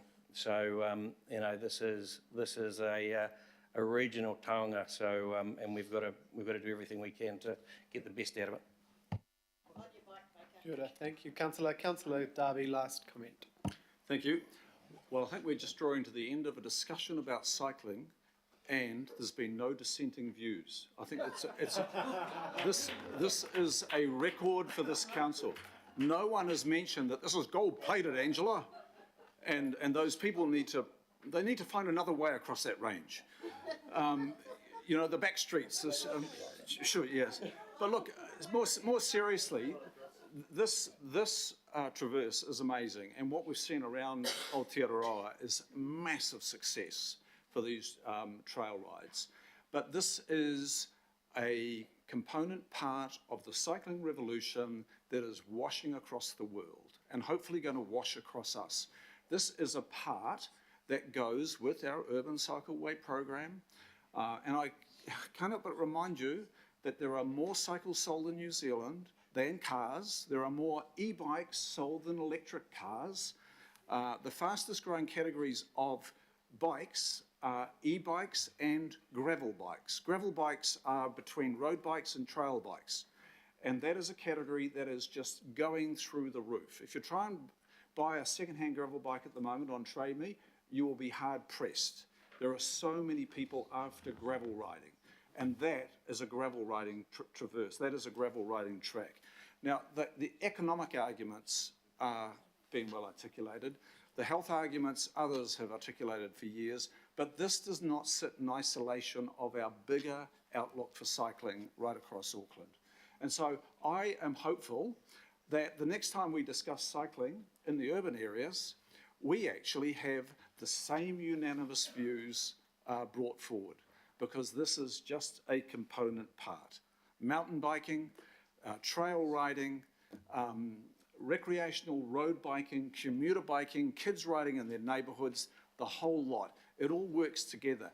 And one area sets off another area. And that's why there's so many families with 5 and 6 bikes in their garage, and they hang it on the garage wall, and that's the one for trail riding, that was the one that gets me to work, that's the one that exercises me, and the list goes on. This is a revolution, and this is part of it. Kia ora.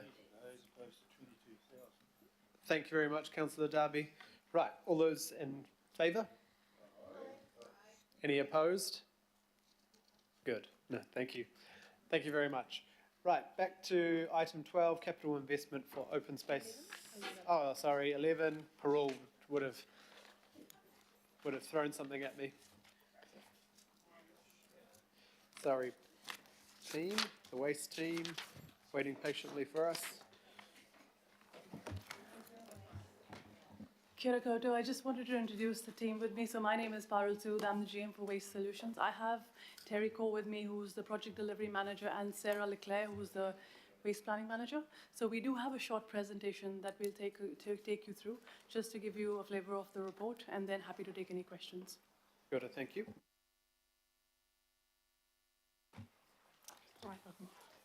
Kia ora koutou. So we're here today to seek endorsement from committee of a proposed two-phase approach to implement the decision to move to a region-wide rates-funded refuse collections. So we've been working towards standardisation of curbside waste services for the region since amalgamation. And harmonising the variety of payment methods and receptacle types is a complex process. It's got differing levels of service changes required. And within the report, Table 1 and Figure 1 in the paper set before you, they set out the variety of those current states.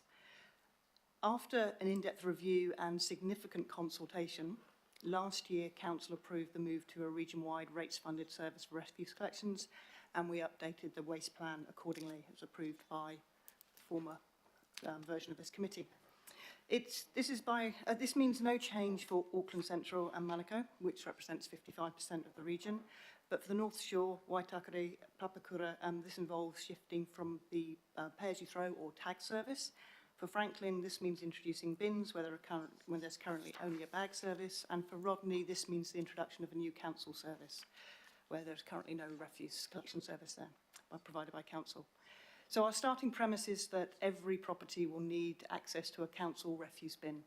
And we've worked through two options to achieve standardisation as we set out in the paper.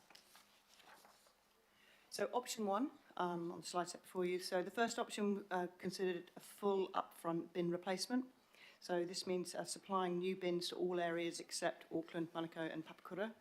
And in this option, the shift to rates funded would coincide with the move to fortnightly collections on the basis of that decision being reconfirmed through the review of the waste plan next year. This option would take 3 years to complete from a 1st of July of 2024 start date after LTP approval, then completing in July 2027. Option 2, bearing in mind Council's current fiscal constraints, we also looked at a leaner model that minimises upfront bin replacement by only delivering new bins to areas with no current council bins, so that's Rodney and Franklin, customers in pay-as-you-throw areas, so that's North Shore, Waitakere, Papakura, that have not kept their council bin or used bags. And this option proposes a mix of using new bins, existing council bins, repurposing PAYT council bins, and also acquiring bins from existing private services. And we've spoken to the providers of those private services. So new bins will only be supplies where customers' existing bins cannot be repurposed under option 2. And with this option, the shift to rates-funded refuse service could be completed over a 15-month period from a July 2024 start, with completion by September 2025. So moving to the costs, as you'll see from the slide, option 1 is significantly more expensive upfront, both in terms of upfront capital costs, as well as the cost to implement, and due to the complexity of a full bin replacement aligned to a service change. Option 1 would be funded by a combination of unbudgeted, at the moment, long-term plan funding, so we need to go through that process, and also supplemented by waste levy funding. Option 2 would enable us to achieve standardisation with a much lower upfront cost, and it would be mainly funded through the waste levy. Only a small part of it would be needed to be funded through existing budgets, and representing a minimal cost in rates to council.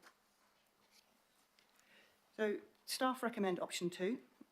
We assessed options against the objectives of providing a standardised charging method, providing a consistent level of service across the region for waste collection, having a fit-for-purpose receptacles to promote waste minimisation, maintaining high participation and low contamination in food scraps and recycling collection services, and also maximising the use of bins currently in service. In addition, there were staff-noted key constraints, and that's set out in paragraph 23 of the paper, so for sake of brevity, I'll leave you to look at those, that would have a material influence on achieving these objectives. Those include issues around funding and timing and length of time to prepare for a change in service. So as I mentioned, staff recommend option 2 and seek approval from committee to proceed with confirming the change of timetable and communicating this with customers. We do have, if approved, we would follow proposed strategic phasing as set out on this slide. And that strategic phasing over 5 years allows the impact to council's customers and contractors to be managed in a controlled manner. As mentioned, if the committee approved today, staff will immediately start preparing for the rates-funded service implementation to start being phased in from 1st of July next year. And this includes work to provide for a monthly option for ultra-low waste producers as well. So region-wide, under this option, region-wide rates-funded refuse will be achieved by September 2025. And then the planning and preparation for phase 2 would start with the reconfirmation of the fortnightly refuse service as part of the review of the waste plan.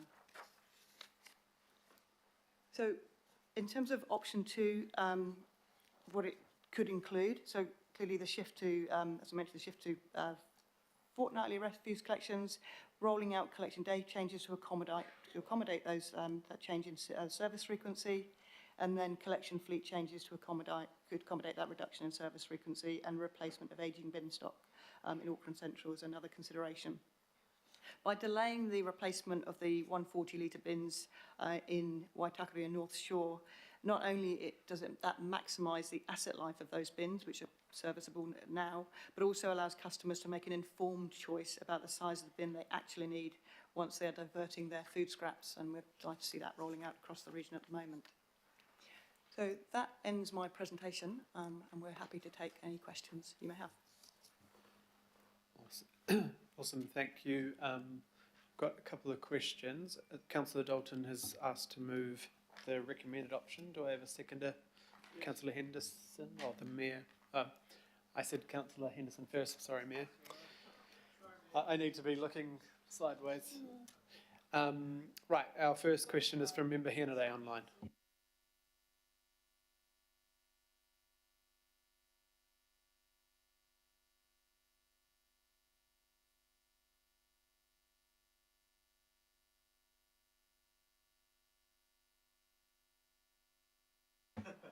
Member Hennaday, are you... We're all enjoying Yep. toes whare. Yeah.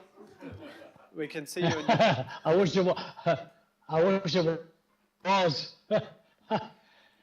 As a ratepayer out in the west, why do I have to wait till July to get rid of my pay as I throw bin tag, which costs me $5 every week? I've got a bin. I'm standing outside Friday mornings waiting for the roast man, and I have to put my bin tag out. Kia ora, through the chair, that's the very reason we are trying to work as fast as possible. Yeah. To get to the solution that'll get us there faster. We do have to give our operators time to gear up with the trucks and also make sure the bins are all, they've got the branding on to say it is a move from the pay-as-you-throw to rates funded. It just takes time. I don't want to argue with you, but I actually think that's bollocks. Honestly, people out in West Auckland have been paying through the nose for what other people in Auckland City get for free. Well, it's not free because they pay their rates. Okay, so Member Hennaday, there is the Auckland and South pay additional, I can't remember the exact figure, $100 and something on top of their rates that the North and West don't pay. The issue is the contracts waiting for them to roll over. That's the difference. Could you just explain the parole, maybe the process so we've locked it in? What contract? Through the chair, we also have to rate the areas as well. So as part of the annual budget process, the rate will come in for the areas that now do not have it on the rates. So there is a bit of a process that it needs to go through, and the collection contracts have to move from the pay-as-you-throw to a rates funded as well. So it is, and I guess the option that we have put in front of you is the fastest way to get there. I'm just saying that I remember 12 months ago we had the same discussion. It's no wonder people are out there are perturbed at the slowness of decision making, and not just us, but everything. Anyway, thank you. Kia ora, Member Hennaday. Yeah, the issue probably is partially governance, partially contract. So there are a number of contracts out in the West and North which are private. What we're doing essentially by the date it changes over will mean everyone is paying on their rates for the council service. That's not the case at the time. The staff with this option are trying to move faster than the original decision last year. This will actually make it move faster, but we have to make sure everyone has a bin before we charge them the rate. So you and I have a bin that we put our tags on, but there's plenty of people who have a private service who don't have a council bin that we can't charge them rates for something they can't do. That's the main reason, right, Parul, that we just have to ensure that everyone has the bin that we can charge them for. And we also have to apply the targeted rate, which goes through the annual budget process. So that will happen this year, for next year. There is process there, yeah. Councillor Newman. Thank you, Chair. Thank you to the officers. I'm in a quandary. I support phase 1 of option 2. I don't support phase 2 of option 2. I don't think I'll ever support that. In the report, you have put a subject to it, para 37. Phase 2 will only commence upon reconfirmation progressing to fortnightly refuse collections. My recollection of this is that we've never landed on a decision to progress to fortnightly refuse collections. You say that this will be following Waste Management and Minimisation Plan 2024 consultation. I want to offer my support for phase 1 of option 2, but I need to express my very strong concern for phase 2, because we all need to understand that this will be judged as council charging heaps and cutting your service in half. And also too, the fortnightly rubbish collection is already there for people. It's a choice for them. They don't have to put their rubbish out every week. In supporting this, can I understand from the officers, where is the mandate for phase 2? Through the chair, in our previous waste plan, in 2018 waste plan, we do have the mandate to move to fortnightly rubbish collections, as we have the mandate to introduce food scrap services and fortnightly recycling collections. However, following that and the conversations we've had at council, we said we would come back to you with evidence that the community, the residents can manage with a lesser frequency service. Hence, we will be putting that evidence through the waste plan, which is going out next year, early next year. And based on that, we would be looking at introducing fortnightly after that has been done and the outcome of that has been decided. Pearl, would you agree that it's a contested argument as to whether they can or whether they're ready, but also too, whether or not they can, whether or not they're ready, there's also the issue of whether they want that to happen. If they don't want that to happen, we shouldn't necessarily oblige them by way of forcing this upon them. This will need to be reconsidered because I was part of that discussion in 2018, and from my recollection of it, it was canvassed, but no decision was finalised on that, because there were a number of councillors who were part of that hearing, 2 of whom are no longer here, and Councillor Walker and I were also part of that, and I don't recall ever signing up to that. So your interpretation of this perhaps differs from mine, but this will need to be brought back for a debate. I'm not sure that this council will be on board with that, with phase 2. Perhaps that can be comment, Chair. I'll support option 2, but I preface this by saying I only support phase 1 of option 2. I'm not on board with phase 2.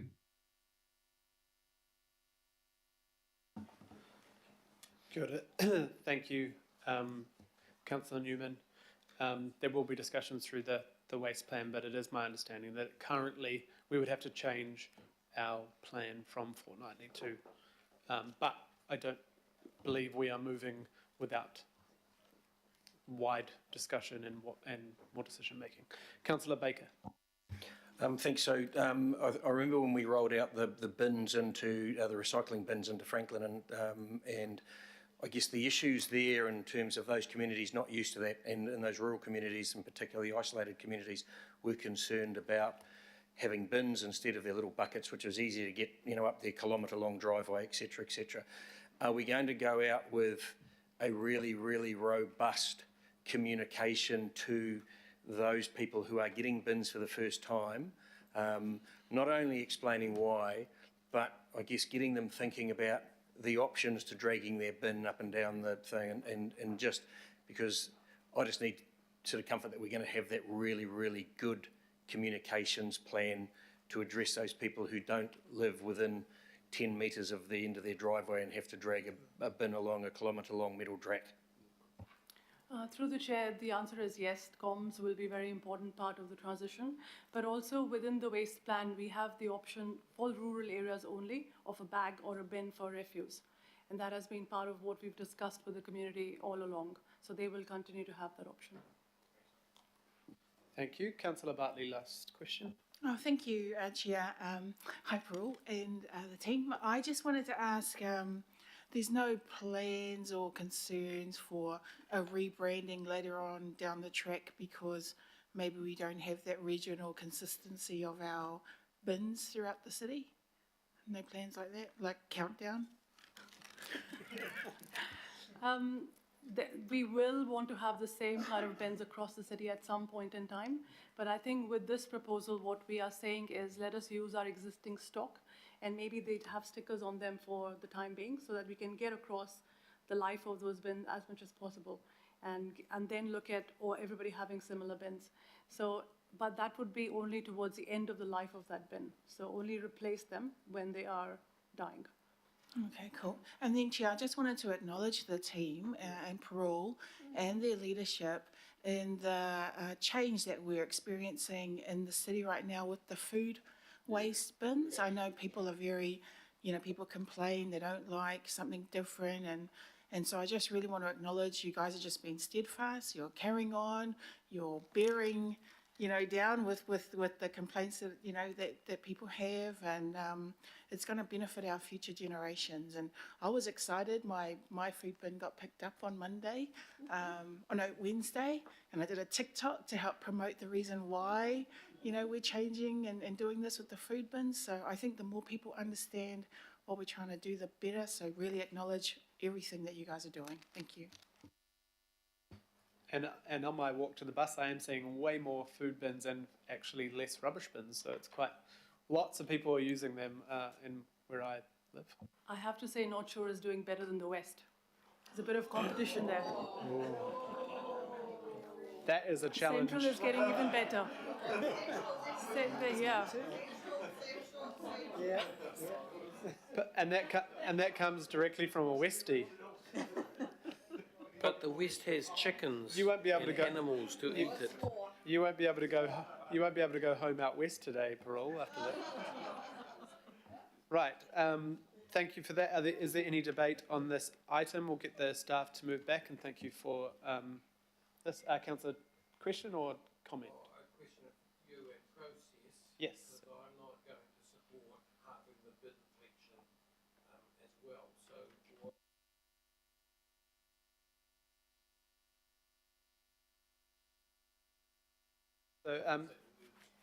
So that can be part of your speaking turn. I guess that what Parule's answer was in this case as part of our current waste plan is to move to, at some point, fortnightly, due to the fact everyone will have food waste bins, and the plan was, as part of the waste plan back in 2018, was while everyone has the food waste to be picked up weekly, over time the rubbish will reduce, the general waste will reduce, and then people maybe will only need it fortnightly. But there's still a lot of water to go under the bridge, and this decision isn't saying yes, that's going to happen tomorrow. This decision is only around us endorsing the team's ability to reuse the current bins and not swap out everyone's bins. We're going to go with stickers, which will save millions and obviously reduce the waste of bins being wasted. But you're welcome to vote against it, though, Councillor Turner. But that's. But I only need to vote against option 2, so B. I wasn't here when that was all discussed. I did have a lot of involvement as a board member with tags out our way, etc. So and with bags, I know And the West may be not performing as well, but then the West is a lot of rural area, just like Franklin and Rodney. So thank you. Thank you.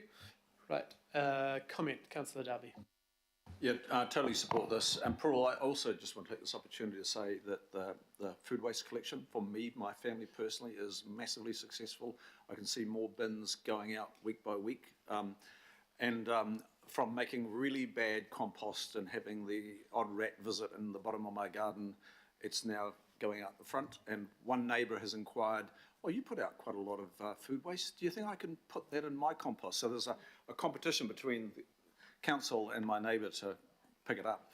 But look, it is successful. Just on this, what I have noticed with the food waste bin deployment is I have seen a few found in places, and I've seen down a right-of-way recently, I had to visit a site, and it was a vacant site, but a bin was deployed to the vacant site. So in the deployment of any future bins, I think we need to just check on the method of deployment and to make sure that we do have a customer and the customer takes up the delivery to avoid, the waste of the bins. But hats off you and your team for the food waste success, as it appears to me. Thank you. Are there any other comments? Right, Councillor Filipaina. Sorry, I should have asked the staff to step away so we're not debating with you. I was just about to... I was just going to wait for them to leave so then I can shout at them. Chair, thank you, Chair. Look, 2016, ex-councillor Holson and I were the chair and deputy chair of the Environmental Committee. And in 2017, there was myself and ex-councillor Whanha Efeso Collins, along with James Young, who was the Solutions team leader, and Stuart Ayres, the enforcement officer, that ended up being part of Let's Bin the Bag. This has been going on for quite a while. And after listening to Member Henare, I don't want him, because I had a picture of Member Henare waiting at the bottom of his drive every time he wanted his bin emptied and the truck goes past. I don't want to see that picture ever again. And the sooner we end up implementing this stage 1 and stage 2, the better for Tāmaki Makaurau. So, Chair, I do want to acknowledge our staff and the staff that I've been involved with, along with Councillor Lee way back in 2010 at the election, Councillor Fletcher, Councillor Sharon Stewart, and those that were around this table, because this has been an issue that it's been here since 2010 and 2011 when we started our committees.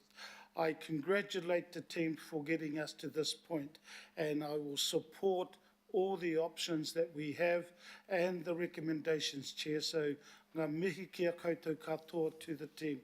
Kia ora, Chair. Kia ora, thank you very much. Oh, and now we have Councillor Newman. Thank you.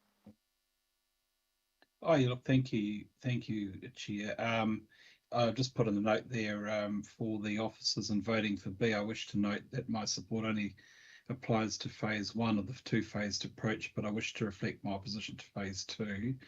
I think the officers can pick that up for administrative purposes.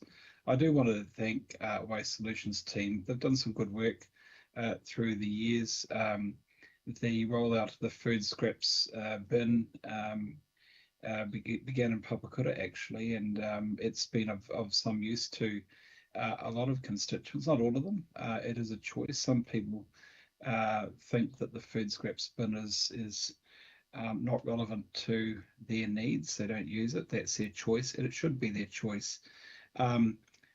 Actually, the initial plan, and this is when we moved out of the bags service in Papakura, was that we would have the wheelie bin, and that what we would do is we'd put a barcode on the bin, and we would pay on the scanning of the barcode at and we would charge based on the lift. Now, clearly, the technology hasn't worked for that, so we've moved on, and we're going to have a collection service based on the rate. I support a collection service based on the rate rather than pay as you throw.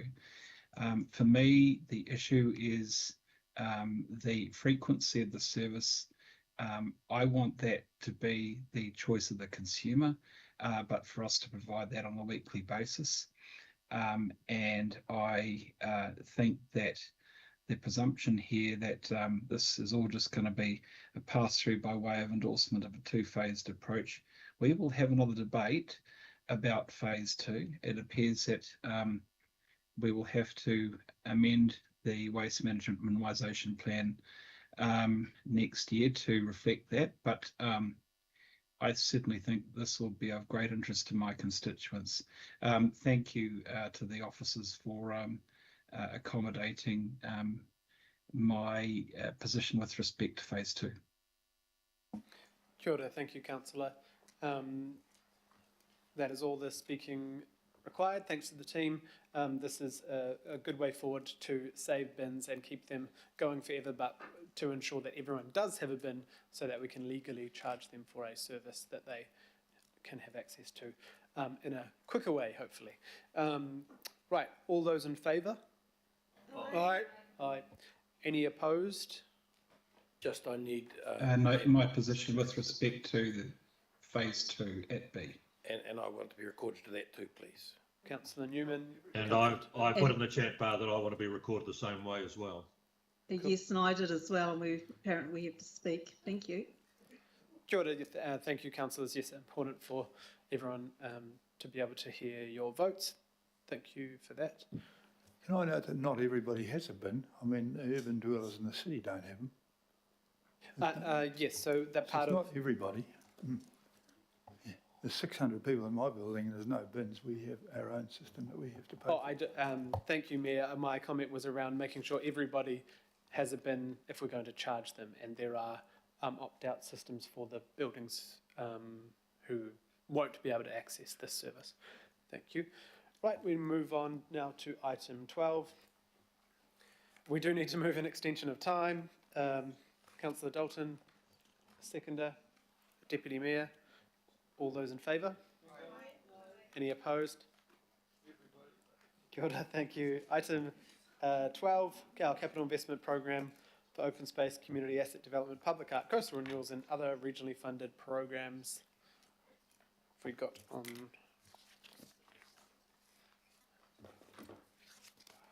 It's a significant amount of work gone into this.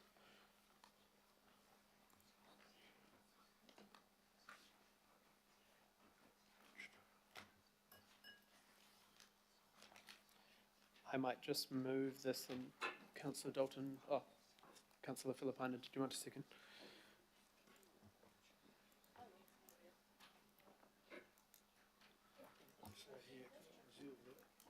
Kia ora. Right, so I'm not sure who we are starting with, but if you would like to introduce yourselves one by one in your role, and then I'm going to have a brief presentation, and then there'll be no doubt questions. But we have had the memo, I think, a month ago, and a request for advice or feedback from members of the committee. So I hope that was people contacted you if they had deep dives into some of the items. But we will go from here. Thank you. Oh, just the button on the right there, unless. Yeah, perfect. Thank you. Kia ora koutou, ko Suzanne Weld, toko ingoa.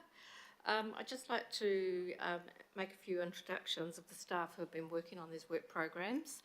To my right, I've got Angie Bennett, who can answer questions on the growth work program, so that's the local parks and sports fields development work program. Hayley Walters on my left for public art. Paul Kleinak is here to cover the coastal renewals work program. Unfortunately, Helen Biffin, who pulled together most of the remaining work programs, has just had to go home sick, but Taryn Crew is here to cover off any parks and community facilities questions. Today we are presenting a combined capital works program which amounts to almost $50 million. We are seeking approval for the 2023-24 work programs and in principle approval for years 2024-25 and 25-26. The work programs are largely based on year 3 of the 21-31 LTP and take into account LTP objectives, feedback from community consultation on the annual budget earlier this year, local board views which were gathered from their work program and local board plan workshops throughout the year, and keeping in mind, of course, the continued budget restraint with the aim of providing greater value for money. The combined program comprises component work programs from departments within the Customer and Community Services Directorate and the Infrastructure and Environment Directorate. Increasingly, we are working together to align projects and programs across the directorates, CCOs and central government agencies. There are just 2 points I'd like to clarify with regards to the work programs. I think in the memo it mentioned a total of 41 million. We're now looking at having a work program approved which amounts to 49.85 million. And the difference is really due to the ongoing refinements by the Finance Department of some of the budgets up until mid-July, and also we added in the Coastal Renewals Work Program. The Coastal Renewals Work Program has been provided for information only and needs to be further updated following further understanding of the impact of the January storms. So next slide, please. Am I operating that? Sorry. So the next slide. Yeah. Thank you. This slide shows the component work programs and their originally funded budget allocations. We have the work program leads for each of these here today to answer any questions. At the top, the largest grouping at 16 million is the Regional Renewals and Development Work Program, and there is a further breakdown of the activity areas within this work program on the next slide. So that's over 3 years, and many of these items are risk-adjusted work programs. Next slide, please. So what I've done is I've identified the largest spend projects in the next 3 slides as highlights of the work that is proposed to be undertaken in 23-24.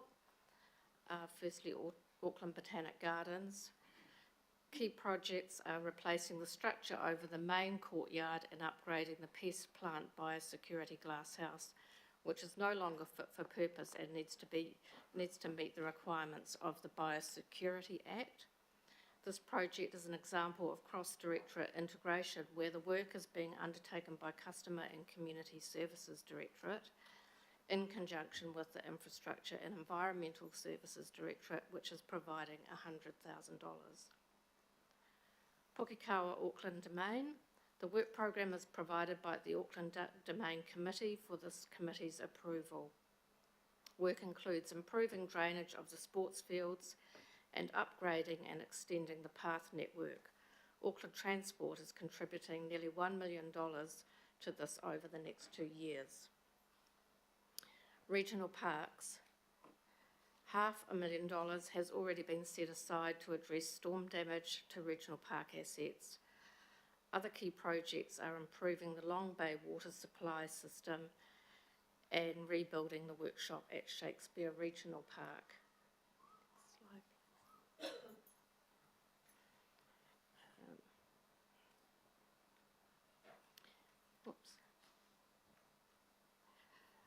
Local parks and sports field development is funded 75% from development contributions and the balance is from rates. Projects have been prioritised according to where the greatest growth is happening across the region, such as in Franklin, Orewa and at Tukori, Scott Point. Other growth-related work will upgrade existing parks such as Eastview Reserve in Glen Innes, David Longi Park in Mangere, and parks in Huapai and Riverhead. Auckland cemeteries. There is increasing need for new booms and memorial walls and to upgrade the cremators as Auckland's population grows. Increasing this budget will need to be considered for the next LTP. This year's program includes building upgrades at Manukau Memorial Gardens. The budget does not include funding for land acquisition of new cemetery land.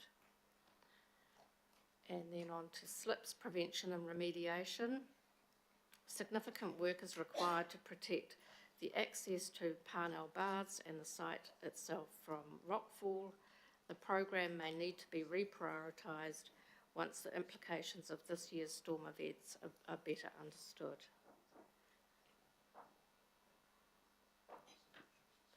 And coastal renewals.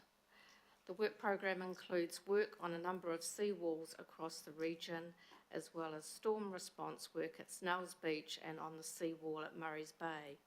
Pontoons, wharves and bridges are also included in the program. Seismic strengthening. Upgrades are already underway or are due to start this year for a number of libraries, pools and leisure centres, as well as Studio One, Nathan Homestead and the Leys Institute buildings. And finally, public art. The forms near the top of the archway at Waharoa in Aotea Square will require some attention over the next couple of years. An initial 3D laser scan will be completed to create a digital record of the work. Other collaborative work is planned with a group called Circuit to generate new digital moving media artworks in locations around Auckland. Next slide, please. Work continues to analyse the effects of the storms earlier this year and what this means in terms of insurance cover and ultimately the costs to the council. Once understood, recommendations will be made and the CAPEX work may need to be reprioritised. The General Manager of Parks and Community Facilities and of Resilient Land and Coasts and the Manager of Public Art are seeking delegations to make adjustments to the work program to minimise delays in the delivery of their work programs over the year. Next slide. And this slide just picks up some of the local board resolutions. The regional work program items that are delivered locally and have local board input are local parks and sports fields development, the growth work program, slips prevention and remediation and coastal renewals. Local boards generally adopted their CAPEX work programs with the following boards highlighting areas for more regional funding. However, some local boards made additional resolutions and these are captured in this slide. They're mostly to do with the growth work program, so Angie's here to answer any questions about that. Yes, so we've got staff here to answer any questions, and I think that's it. Thank you. Kia ora, thank you all. This is looking through this work when before the memo came out, just phenomenal amount of work in quite difficult times, I know, with budget and the storms and everything else you've had to deal with, as well as running shelters and other things that people were volunteering for earlier in the year. Councillor Deputy Mayor Simpson, you have first questions. Thanks, Suzanne. Huge amount of work. I endorse everything that the Chair said. Huge amount of work, good spread across the region, outstanding, and considering the tough financial situation we're in, I think you've done an outstanding job. I hate to do this, but I just want to ask you a question about Parnell Baths, because I don't think there's been a lot of media around it. Am I right in assuming, looking at this should be sponsored by Spectators, by the way, number 18, is it number 18? Parnell Baths install rockfall protection, because we had that slip. Am I right in saying that Parnell Baths will not be operational this summer? Because it looks as if it's not being fixed until 24-25. Big question, can you get the slip operational, or at least at a place where we can open the Parnell Baths for summer? Do you know Thank the you answer for to the that? question.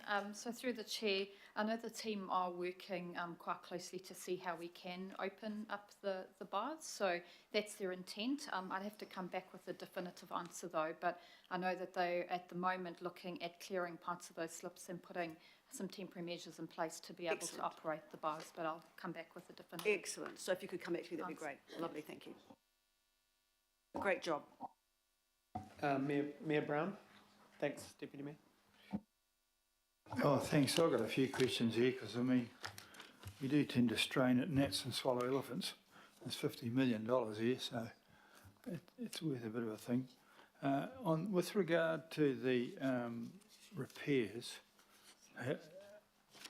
how do they sort of compare with the amount of money that perhaps the road stabilisation repairs that AT is spending in our area?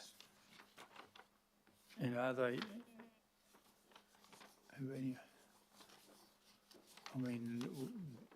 these are basically stuff to do with the recent activity, a lot of this, isn't it? Landslides and... Maybe you want to be a little more specific. Do you mean what is the quantum as in? Oh, I'll move on quantum? to something a bit more. I'll go up to one of them. Just at the start, you said this is for 23-24, and then you mentioned something about the next years as well, which are in here, but they're not in here to be approved now, are they, or are they? Because we've got an LTP coming up, which covers that. So they're just there as a guidance. Is that right? Through the chair, this is just normal practice that the following 2 years are approved in principle, and it just enables that, especially for the risk-adjusted projects. There's a little bit of flexibility in the work program, so that if something stalls this year, something that has been improved in principle can be brought forward and started. But yes, you're right. We are looking at a new LTP starting later this year. Well, I won't go on too long, but I've got a few things. There's a couple here, like for instance, the Maraetai Beach boating retaining wall. They're going to spend $500,000 out there. Does the Maraetai Beach Boating Club make any effort to pay or to contribute it at all? Or we just cop up $500,000 for someone, for the small few members? Through the Where the Coast Guard operates from and a lot of activities out Sorry. Through the chair, thank you for your question. What you can see presented in the Coastal Renewals Work Programme is simply renewal and repair of existing assets that council own, no new work. They are all assets under council's ownership and control directly, so the responsibility fits with us. Typically structures adjacent to, within and adjoining Esplanade reserves. Well, it's very good for the Maraetai Beach Boating Club. And Muriwai Beach Boat Ramp, Rockfall, is that a good place for a boat ramp? Most people launch surf club boats out there. Through the chair, I think that's a great question. You're speaking to Mototara Road. There is a piece of work adjacent to Mototara Road where the team or council enacted some pretty impressive managed retreat some years ago, and there is a future plan to come back and revisit access to Flat Rock in that location. It's typically used by emergency services to get down onto the beach at that location. You're correct, the surf club and a fishing club that's in that location as well. The future for that access and its durability is questionable. Recent slips have brought down quite a bit of material onto Mototara Road itself at the bottom of Mototara Road by Flat Rock, so we're having a look at the viability of access, the safety of access into the future. Okay. Most of my questions are about seismic, actually. I'm a bit cynical about seismic. You can go to various people, various consultants, and get anything from it needs to have $500,000 spent on it, or it's perfectly okay, depending on who you talk to. So do we have somebody looking at some of these ones and saying, really, really, really, because some of these are enormous sums of money. The Lees Institute, is it really worthwhile spending $10 million just to stabilise a building which we moved out of because we didn't like using it?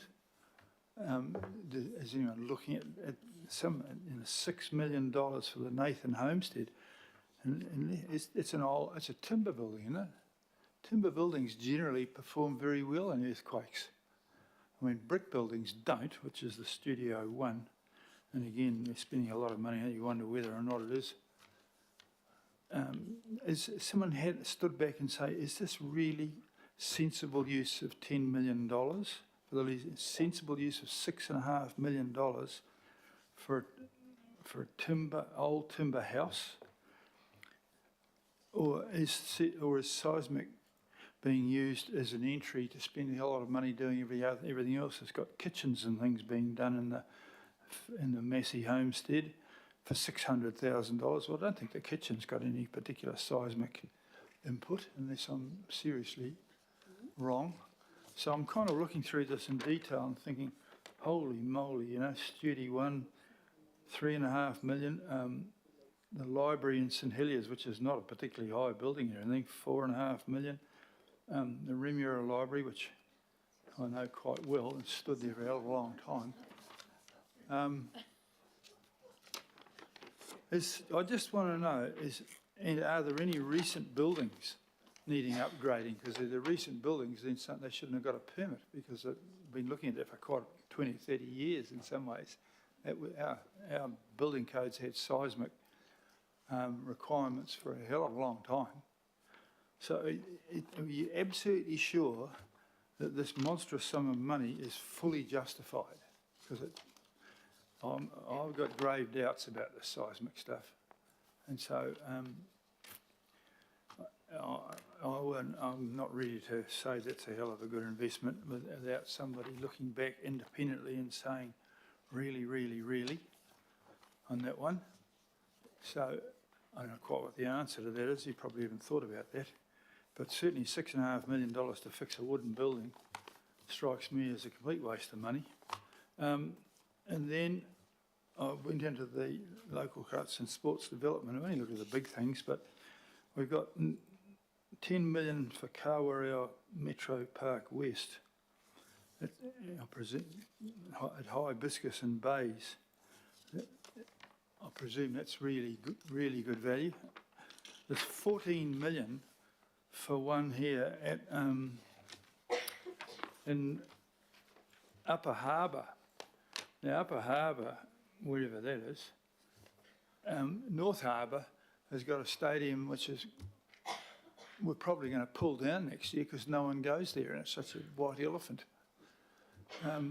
Is it sensible to be spending $14 million in an area where we've got an empty stadium that never breaks even, and is more than likely we're going to lump it and flog the land and use that to reinvest in stadiums all over the district? But maybe... So I'm just asking these kind of questions. I should have probably sent something in before about them, but it's... Mia, maybe just on the... Do we have a specific answer on the seismic? Maybe just generally how those assets are chosen and what are the options, and how are the prices come to? Maybe just the high level on the seismic, the upgrading of our current assets. Through the chair. So with regards to the seismic projects, a lot of these projects are local board assets that we work quite closely with them in terms of working through the design and what options we have around the retention of those buildings. Many of those buildings are heritage, so they aren't recent buildings. They are buildings that are quite aged, and the way we've selected those are based on, as we've gone through the building consent and code process, those facilities are the ones that have been identified as the highest risk. The seismic component that you see in the program is the portion of funding that is provided to that project, and quite often the local boards actually top up that funding through their renewals to do any other renewal work as part of that building. So as an example, Lees Institute is one that is currently being discussed with the Waitemata local board, and they are looking at options of even optimising other assets to invest more in Lees Institute. So there is an extra, if there are any other additional renewals that don't just relate to seismic, those generally come from the local board renewal program. Well, I sort of think I understood that, but if you look at the Nathan Homestead, it's got 5.374 million of seismic. It's 193,000 1 year, 784. Must be expecting an earthquake in 24-25 because they're spending 5.5 million that year. I just want to know that we just haven't wandered off to the nearest big spending consultant and been sucked in like we seem to often get sucked in. But I find spending $6.5 million on an old timber building for seismic is very hard to believe. I can understand Studio One, which I know quite well, which is a brick thing that will fall down at the drop of a hat. So if you do want to keep that, you probably have to spend something to top it up. But how can I feel confident that we're just not going to suddenly put our hands up and spend 14.2 million in next year and 5 the next year on seismic stuff and know that we've got good value? Because I don't feel comfortable about that. I mean, who are the seismic advisors? Through the chair, I don't have and we do work through a panel of consultants who help us with that seismic work. So we do work with people who are experienced in terms of what the engineering requirements are for those buildings. With respect to some of the examples, so the funding is generally phased through the program so that it allows us to complete that investigation and design work before we procure or commit to any of the actual construction work. So as part of developing the 3-year work program, each year we would bring back the program and refine if there was a change in those values. So that's the reason we generally have the funding also phased out, which starts off smaller in the first year and then grows into the year where we're expecting the construction to happen. Unfortunately, I don't have details on Nathan Homestead, but I'm happy to come back with an answer. Well, I'd like to know that you've gone to 2 or 3 engineering firms and seen, because I can tell you, mate, that they'll give you differences in price by a factor of 20 probably, not 20%, 20 times. Whereas if you're doing ordinary engineering, a coastal or a retaining wall, most of them would be more or less the same. But it depends on whether they've set themselves up to do that or not. Well, I'm just going to ask you to actually think seriously about that before we approve that part of it. And just on the, maybe to the, I assume you were talking about Scott Point before, Mayor.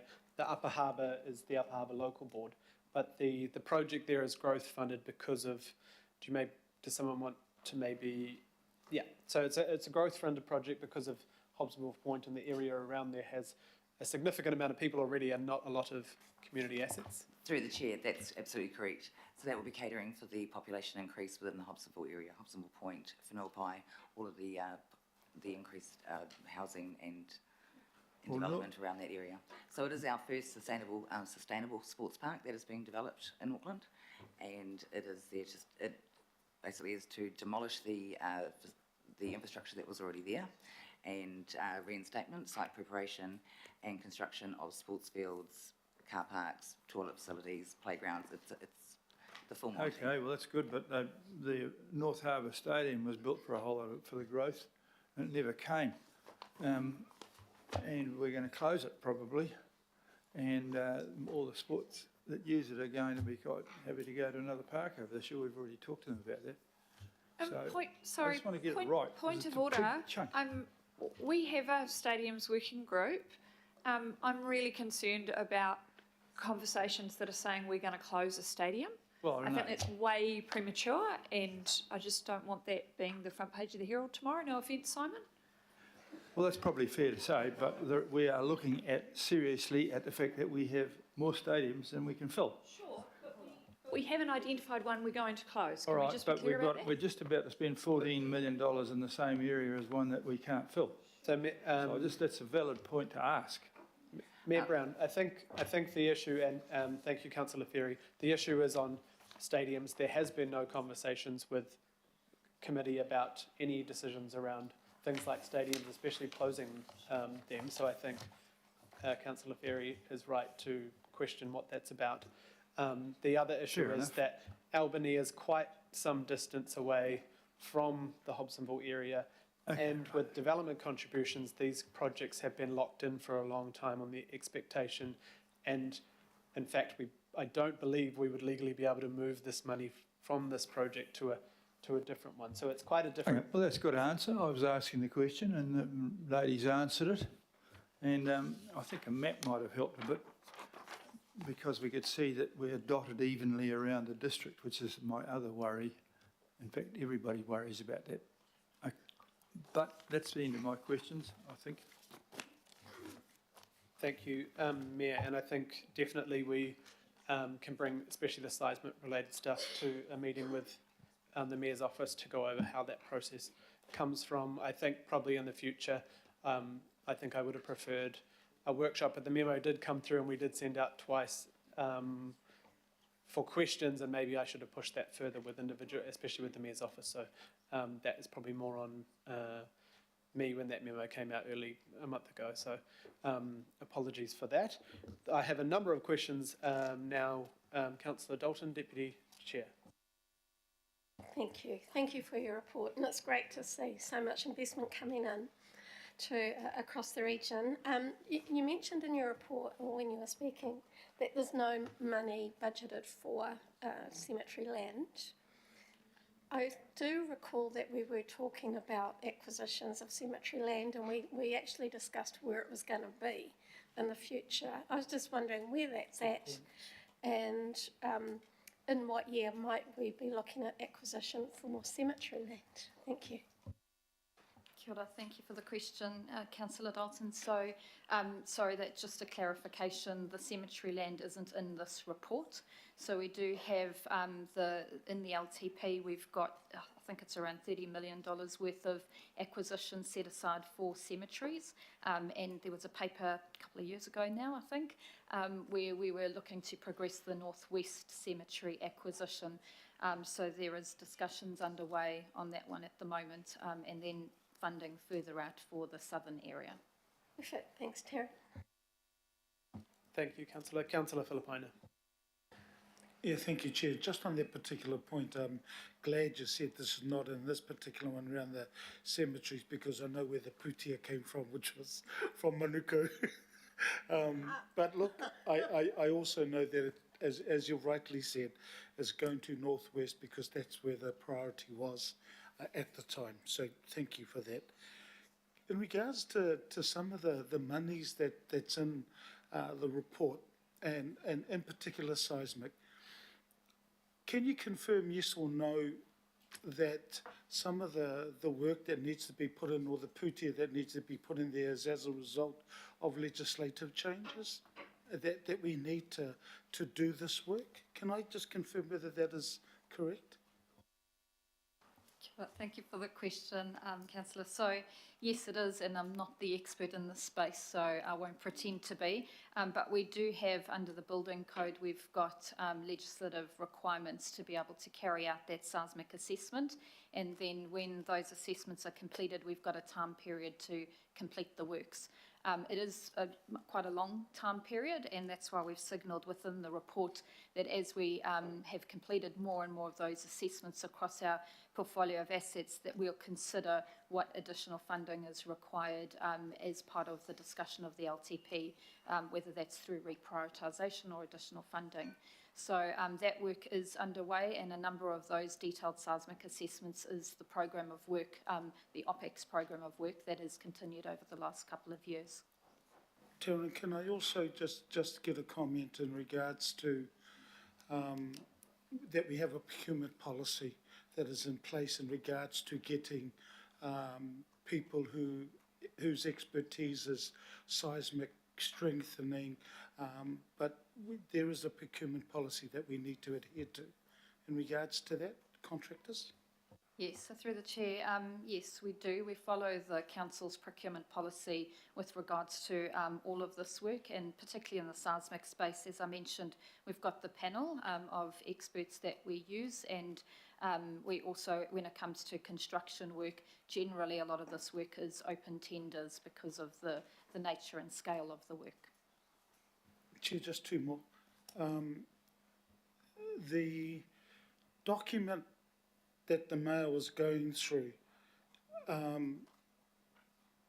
many people have a look in regards to the work and the completion of that document, the spreadsheet I'm talking about? I mean, how many people would be involved in checking, double checking, and to ensure? I mean, look, if it's 100, please tell me it's 100. If it's not less, I just want to know that there's some accountability, but also people looking at it to make sure that it is correct when it gets to here. I'll go ahead and answer on behalf of the team. So through the chair, there is quite a bit of work that's done and across the program, and just notwithstanding that the program's not just parks and community facilities, but we've got coastal and public arts as well. But with regards to the program with parks and community facilities in particular, there is quite a lot of engagement with stakeholders and business owners around. So we work really closely with regional park rangers to make sure that they have input into the program, that we are focusing on the highest priorities and across any of these projects. As we've noted, a number of these projects also then sit within the local board space, so we give them visibility of those projects as well to make sure that there is also good oversight, I suppose, in terms of the priority ranking, and that the team are pulling that together accurately. Thank you, Chair. My last one, and that's in regards to in our agenda, and it's number 30 in there. I can understand, and it's the prioritisation of the work program, and that's the cost of remedying storm damage to parks. So that particular 30, my question is, at what stage would you now return to either talk with the chair and deputy chair or Megan in regards to further reprioritisation of current and proposed projects is therefore likely? Because, you know, I mean, I'm assuming at the stage you end up finding out, what you'll end up doing is going through to the lead director and obviously the chair and deputy chair to say, hey, look, here's something that we need to address, and that's reprioritisation. Is that what happens around process, please?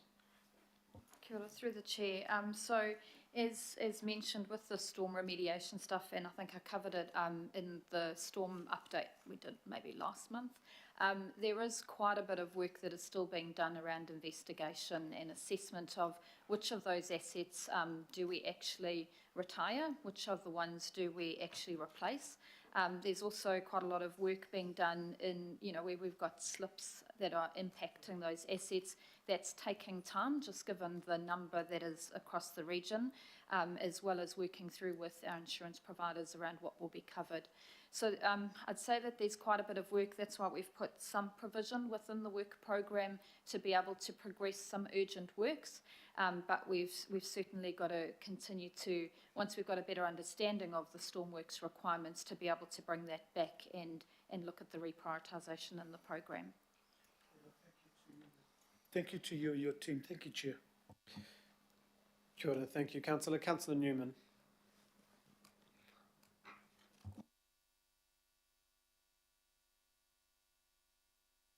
Apologies, Chair. Just trying my technology. Look, it's difficult. I don't think you can probably answer on attachment F, line 6, seismic strengthening Nathan Homestead. I do want to say, Chair, I apologise that I haven't been able to get these 2 inquiries that I have through sooner. But can I just ask, and just to respond to the Mayor, Nathan Homestead is not simply a timber building, it's timber, brick and masonry, and it's a pretty important community asset, and I do support it. Can I ask the time frame for the completion of the physical works?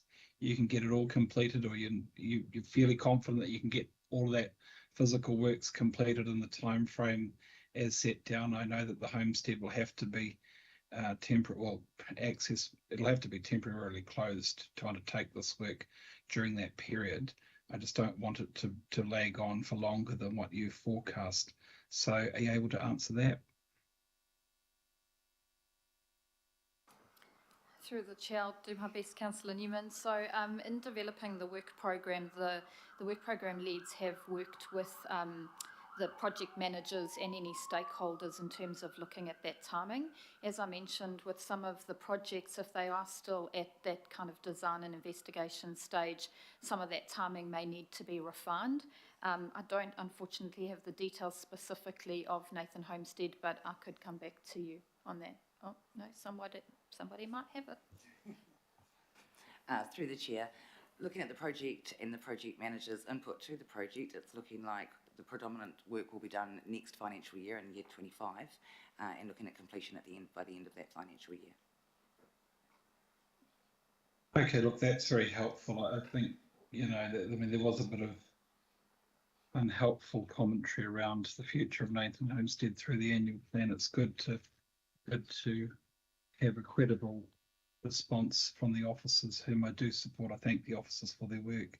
And my other question, Chair, is attachment G, Local Parks and Sports Development, line 29, Twin Peaks Rise, development of the new neighbourhood park. Look, I support the funding, but the timing of this, I mean, it refers to meet the needs of new and future residents. I mean, I've been door knocking up there quite extensively as recently as the other week, and the level of housing development through there is way beyond new and future. It's current, and now many of those houses are at least 4 or 5 years old. So is there any opportunity to move that forward? I know that this is significantly funded through regional growth, which is good. Contributions should pay for this, but the timing of this, you're talking about physical works not happening until 25, 26 and 26, 27. I think that should be brought into the next financial year. And through the chair, assessment on the allocations in future years, so not this current financial year, will be taken into account when establishing and proposing the next LTP. So there is potentially room for movement. I do want to highlight that a lot of projects that were previously prioritised in past 3-year rolling growth work programs that were impacted by the emergency budget financial constraints have been reinstated. So they have been literally put on hold and now going to be picked up again and reprioritised on the basis of deliverability. And again, we'll be working with the teams on the basis of our submission for the LTP. Okay, thank you. And last question, if I may, Chair. The officers have really credible answers here, but also attachment G, line 30, Hengaya Park, the development of the new neighbourhood park. Part of the work associated with this is of course to enable the pedestrian crossing, which is a condition of the consent. That particular part of the project has to align with the other works that Auckland Transport needs to complete from Hengaya Park down to Auckland Road. Do you have any line of sight to where Auckland Transport are at in terms of their share of the work to enable the other complementary changes that will need to occur on Hengaya Road to align with what you've achieved at the park? If not, I'll ask them directly. Through the chair, I'm afraid I don't have that information for you on hand. Okay, Chair, I'll go to AT. Thank you. Kia ora, thank you, Councillor. Member Henare, online. Kia ora, Chief. Look, just a question. What sort of engagement or partnership with mana whenua and or mātāwaka was there during the design and development of the programs? Was there any? Through the chair, all EU engagement is done on a project by project basis, depending on the area and what mana whenua is associated with that area. So that is all taken and led by the project manager directly. So we don't know which projects would have had a partnership deal being done or engagement. So all projects are engaged with their local iwi, on a project-by-project basis, which is led by the project manager. So depending on what stage the projects are in the delivery phase, whether they would have had mana whenua engagement as yet, or that's pending, still yet to be done. So Completed. is there a report card on that engagement for each of the projects somewhere that we can see? Just through the chair, there's not a report card per se, but we do hold, so across, just acknowledging the different programs have different engagement methods, but across many of the parks and community facilities programs, we hold a monthly mana whenua forum, and so at those forums is when the projects are ready to at a stage where we're engaging with mana whenua and iwi, then at that point through the forums is where we engage. So how many have they had so far? I'm not sure of that number, I'd have to come back. But all of the projects are presented through the mana whenua forum. Presented but not engagement or partnership. They're just like a consultation, sort of, here we are, this is what we're doing, sort of exercise. So through the chair, each of the local board work programs, if you like, are presented to their local iwi, and they are invited to partner with them, and they then come back and let us know which projects they're interested in, to what level they're interested in, to partnering with and collaborating with design and so forth, artworks and things like that. And then once that's received, that's identified, provided to the project manager, and then they understand the level of engagement that the iwi or mana whenua want to participate with. Cool, thank you. Okay, thanks. Thank you, Member Henare. Councillor Bartley. Thank you, Chair, and thank you to the officers. My question is following on from the resolution that came from the Mongakiki Tamaki Local Board about Maybury Reserve, and also along the same lines as Councillor Newman, when he was asking if their project can be brought forward. I'm asking the same thing for Maybury, because that's a whole bundle, and I see the local board want part of that bundle relating to the playground to be brought forward. And I understand why, because we haven't been without a playground in that park for 5 years now when it was removed. It's 50% Pacific, 23% Māori in that community. So I hear a lot of arguments around the table about equity. I'm jealous of our cousins in Manukau with their Hayman Park. So I really want to see how we can make this playground happen faster in Glen Innes, please. Through the chair. So Maybury development is, currently the concept plan is in development, and there are quite a few stakeholders involved in the development of this particular site. You've got Auckland Transport, Kainga Ora, Tamaki Regeneration Company, Water Care and Healthy Waters, as well as parks and community facilities. So while the concept plan is not expected to be completed until the end of financial year, we've prioritised the implementation for the project to fund directly on from that within the FY26 financial year. So there'll be no pause, if you like. As soon as the concept plan is completed, adopted by the local board, implementation works can commence straight away. But unfortunately, we are working in a situation where there are a lot of stakeholders involved, a lot of other underground infrastructure and so forth that does need to be delivered in conjunction with our work. So we are having to work in that collaborative space. But we are getting it done as fast as we can. We are very aware that that is a local board priority. So, so can I ask one more? So if the concept plan is finished sooner, can they go ahead with the playground even though that part of the funding hasn't been brought forward yet? Because it's set for 26, 27. 25, 26. 25, 26. So the concept plan at the moment has just come back from iwi's, and iwi have done the consultation and just returned that for further review, and then it will go out for further public consultation, and it is not due to be completed until the end of next financial year, I've been advised by the project manager, and therefore the implementation or physical works funding has been allocated for 26 to be able to implement that concept plan immediately. So if it's done by end of next year, could we look at bringing forward it for 24, 25 then? If it was done by the end of this year, Oh, yeah. then we could look at bringing that investigation and design phase forward, absolutely. Okay, cool. Am I able to get that in writing, please, so I can give reassurance to the local board? Sure. Thank you. Thank you, Chair. Kia ora, thank you, Councillor, and apologies, Councillor. I know you asked the questions about this project early this morning, and I was going to give you the first question, and I didn't, so apologies about that. Councillor Williamson and then Councillor Turner after him. I'm going to try and wait until we can have a discussion. Mine's more around the whole process here than a specific question.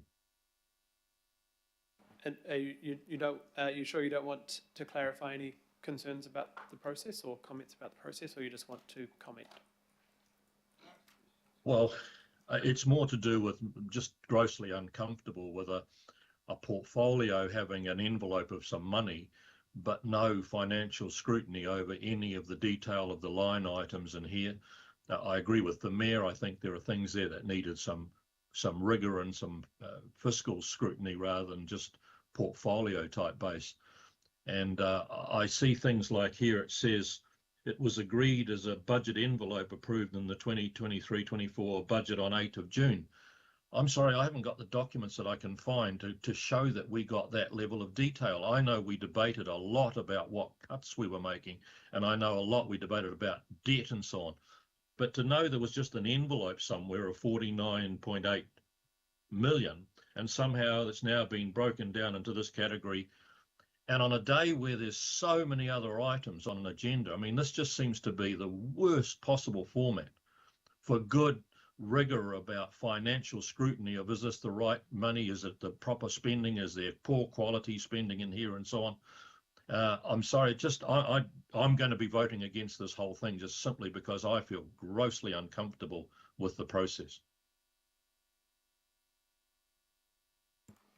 Thank you, Councillor. And I guess this is more a political conversation maybe, or maybe Megan can comment, but I think that we do approve and did approve these budgets, whether it is our role to be looking at contracts, or we could be here for a very long time going through that process. But the other thing is, I will say that we put out there very clearly to all members of this committee and the Mayor's office and staff to request for questions and information a month ago, and asked for feedback, and nothing came back to me. So I wanted to have a workshop, but because no queries came forward, I assumed there wasn't a lot of interest and didn't want to waste staff time and energy. But I will ensure that there is a workshop on this post this meeting to get into that nitty gritty. But I guess the issue is that I didn't feel there was any queries that when we put it out to everyone to ask those specific Mr. Chair, my concern was more about the process overall, not just this particular committee or any other committee, but I'm not come from a background where portfolio decisions can be taken exempt from the blowtorch of scrutiny of the fiscal implications, the quality of the spend. It's got in here phrases that I feel very uncomfortable about. If this can't be delivered within it, we'll move it into the following year. If this is done earlier, we'll bring something forward or whatever. Those are just not things, in my view, that should be in a document like this. So it's nothing to do with questions. I'm sorry. I know I'm alone. You don't expect this to be held up by anybody else. I just think this is an appalling process for deciding on final budget numbers. Kia ora. Thank you, Councillor, and we'll definitely get more information to all members of the committee on this process, and I think it's a good discussion to have through the long-term plan around how we can do a different process if that's what is wanted. Councillor Turner. Thank you, Mr. Chair. Deputy Mayor made me breathe, so I've calmed down. There's nothing more I can add. I agree with Councillor Williamson. I agree with the Mayor. The spreadsheet the Mayor's holding is the holy grail in how we get our council back on track financially. There is plenty of investment, lots of investment. We're just not getting for it what we're spending. A half-baked mechanic like me can build a mansion out of $6 million. How it goes to a little, it's just ridiculous. And so I'm really looking forward. We all have those spreadsheets, correct? Yes. I'm just trying to get back to them. I thought I'd seen them, but my 675-page agenda won't download quick enough for me. Thank you, Mr. Chair. I'm looking forward to digging deep into this stuff. Kia ora. Thank you. I will ask the staff to move back from the table. We will go into debate. Yes. Claudia wants to clarify some of maybe the comments. So kia ora, and sorry to step in so late in this process, but I've been really listening actively to the comments around process and the queries around cost effectiveness. So perhaps what we can do is, I can understand that this is a process that might not be familiar to everyone. It is a process that we've followed before in terms of taking items in a portfolio up to committee to get committee endorsement. A change in that process is something that I'm not recommending we do right here today, because we've been through this process on a number of occasions. But what we're very happy to do, of course, is take any follow-up questions that you might have and go through the level of detail around the process and all of the steps that we follow to get us here in the first place. So I would welcome to meet with people. My team would welcome to meet with people if anyone would like to have a separate session to discuss specific items that got us to these steps. If that's something that people would like to do, they're welcome to contact me or Taryn. Thank you. Kia ora. Thank you very much, Claudia. Councillor Fletcher, do you have a question? Before we start commentary, I just want to, notwithstanding the reservations that people might have about process, I think that the officers responded as carefully and truthfully as they could, and I just want to acknowledge them and not see them drawn into the wider debate of the process. Thank you. I definitely agree with you there, Councillor Fletcher. Are there any people who would like to speak to this? Members of the committee, sorry. Myself, mover, and Councillor Deputy Chair, Councillor Dalton, my brain at 5 p.m. Will second. Councillor Filipaina had a comment. Thank you. At least I know that Councillor Baker will keep me in time. Chair, look, I just want to, again, like everybody else has, is to applaud the staff. And if people are unsure around the process, well then, as Claudia has just said, the director, go and see them.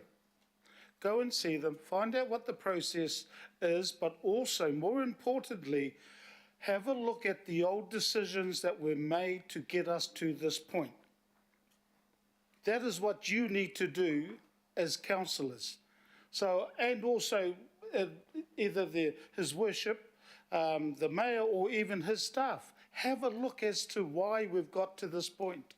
Because the staff have followed the recommendations that have come not only from this committee that you and Councillor Dalton chair, but also from the previous term. So that's my ask is just go and have a talk with Director Weiss. I just want to end up, and I'm going to mention all the spreadsheet that people have commented on.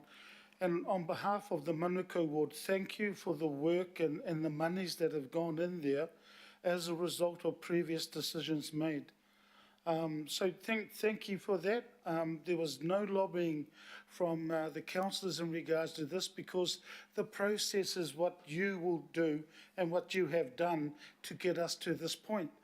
So I'm not going to do that. I'm not going to lobby and end up saying, hey, look, you should do this. The best thing is what Councillor Newman, but more importantly what Councillor Bartley did, was that if the plans get completed prior, is there an opportunity? And the staff said, yes, there is. There is an opportunity once the concept plans. To the public art team, and I think it's number 70 of the agenda that I was reading, and I just wanted to acknowledge the public art team in regards to the work that you had, and it's Toi Whitaki, the Arts and Culture Strategic Action Plan, which was set from previous councils, but that is still relevant for us, and this is why the public art work is so important to our community. So, Chair, definitely going to support this, and I just look forward to the councillors that need to contact Dr. Wesses to do that, to get the reason why we're here. Kia ora. Kia ora, thank you, Councillor. Next speaker, Councillor Williamson.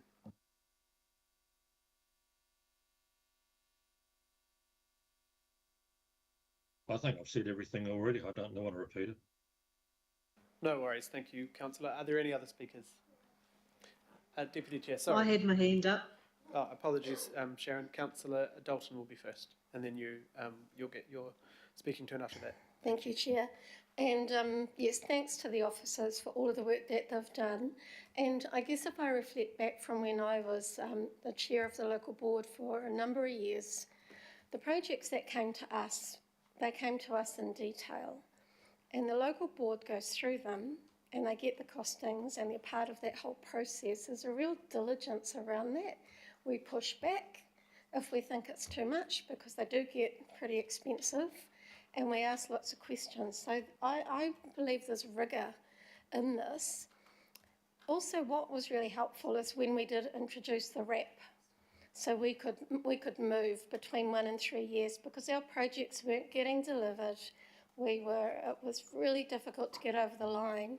But when you had a project that was held up, you could push it back and bring another one forward, which meant we got things delivered for our community, all within the same funding envelope. The RAP works really well. We should be able to push back if there is a constraint in getting a project delivered, and we should be able to deliver another one in its place.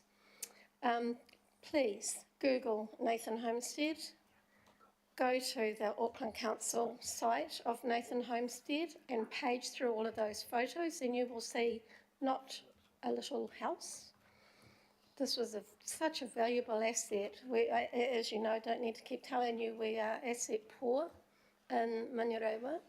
This was a gift from the Nathan family to Manukau City Council, and it is used by so many people in our community for various things.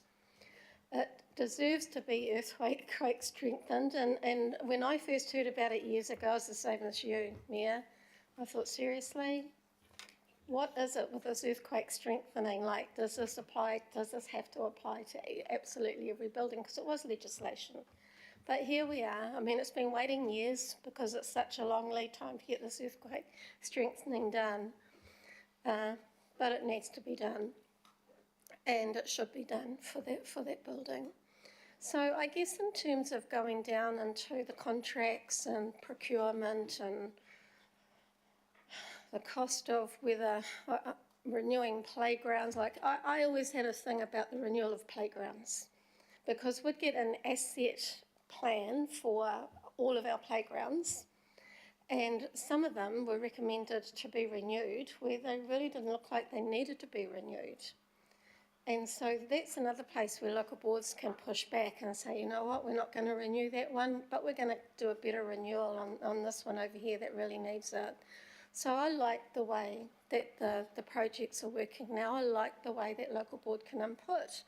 I do think we need to have some rigour just to test out that we are getting value for money. I mean, I see value for money when I have a look at the assets that we do build, but maybe there are cheaper people around that can do it. I don't know, because you look at those regional providers that we have, and where it is swings and roundabouts for some of the projects that we're doing.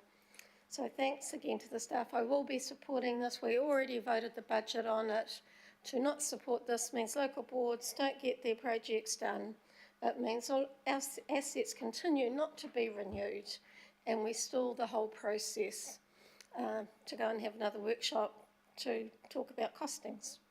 So I'm supporting this one and agree with you. Perhaps we go through the process with a little bit more rigour next time. Thank you, Chair. Kia ora, Deputy Chair, thank you. Councillor Stewart, your speaking turn.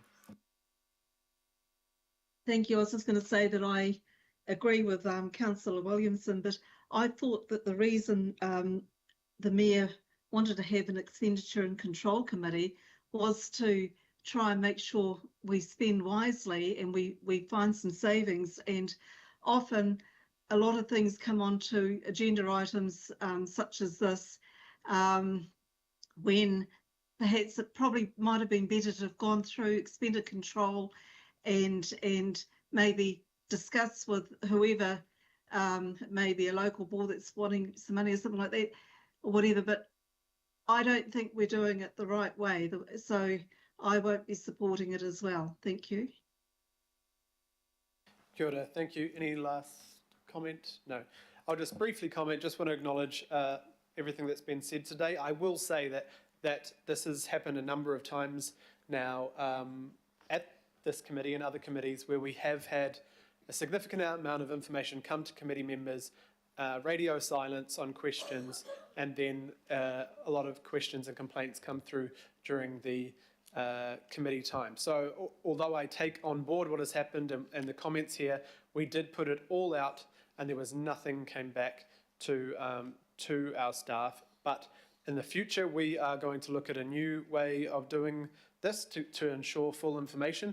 But I will say, to go through line by line, contract by contract, and us will take a lot of staff time, a lot of money, a lot of time for all of us to go over those contracts. There is obviously $49 million of fantastic projects here, and we have a lot, as our local boards would tell us, a lot to renew, a lot in our regional parks, and a lot of priorities that everyone is throwing at us all the time. And a lot of this, and most of this, has come from our previous decisions and has to end up somewhere. So I think it's important to have those conversations through the long-term plan, but I will ask those questions. Maybe I'll resend memos a few times to make sure there are no questions, because if there were more, I would have pushed harder for a workshop to find the time, to find the staff to all come around and have those conversations. But because that didn't come, I thought we were pretty okay on that. So I will put that through now.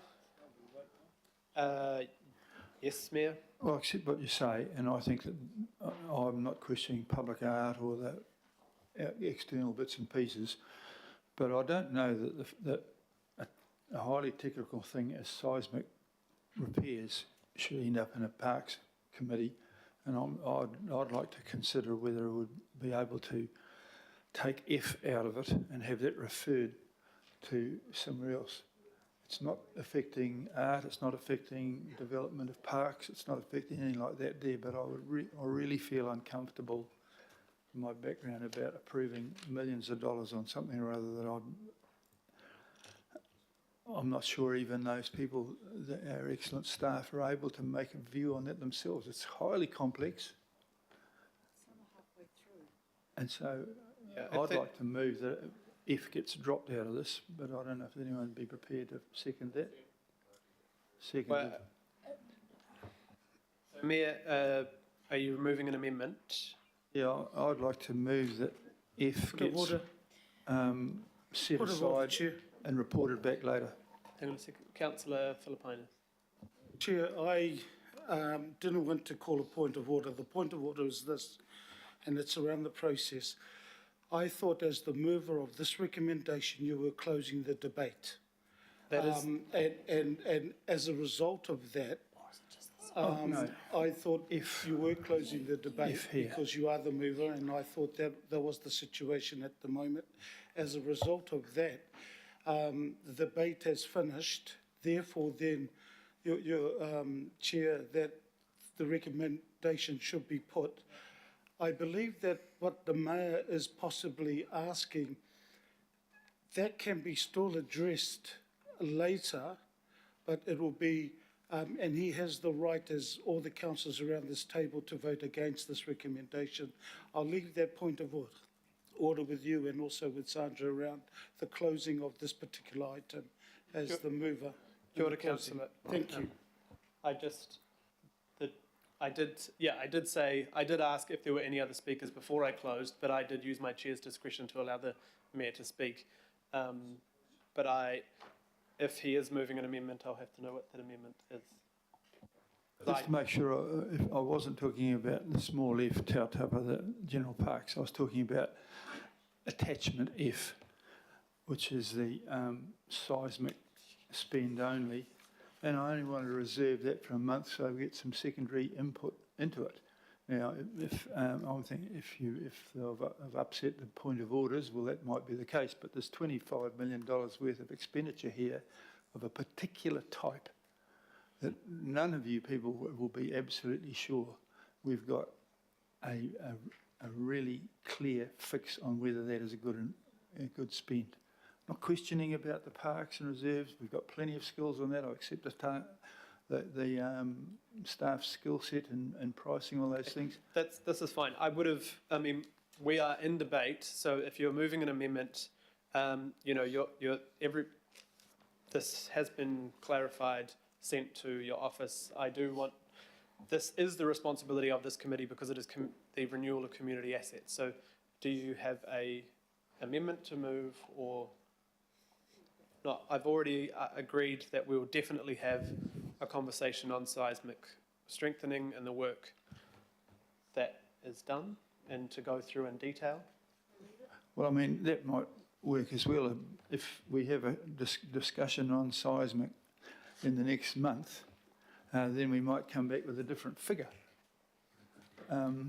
So it can either be done that way or we just leave it out and come back with that for a month. But this is a particularly technical, tricky thing, and there's $25 million in this over the next 3 years of something or other, which I've seen lots and lots of very poor spend on that.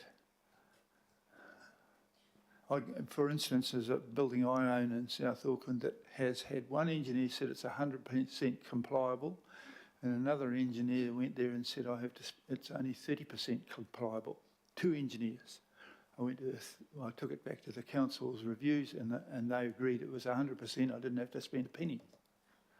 But somebody nearly pushed me into a spend which was not worth it for the value of the building. So it's pretty scary, and that's money that I wouldn't have been able to invest elsewhere in South Auckland.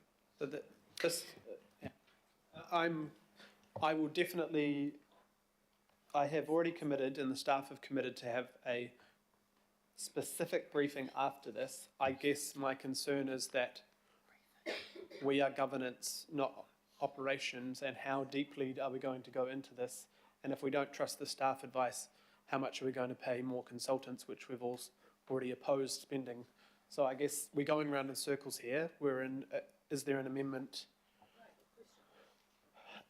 Deputy Mayor. So in the interest of trying to help this, so what we've got is a couple of people questioning seismic work, right? I can give an example. For example, the Winter Gardens had a major seismic upgrade. It came in under budget, or just on, I think. Even through COVID, everything else worked really well. Got another number of seismic projects that are funded over multiple years, right?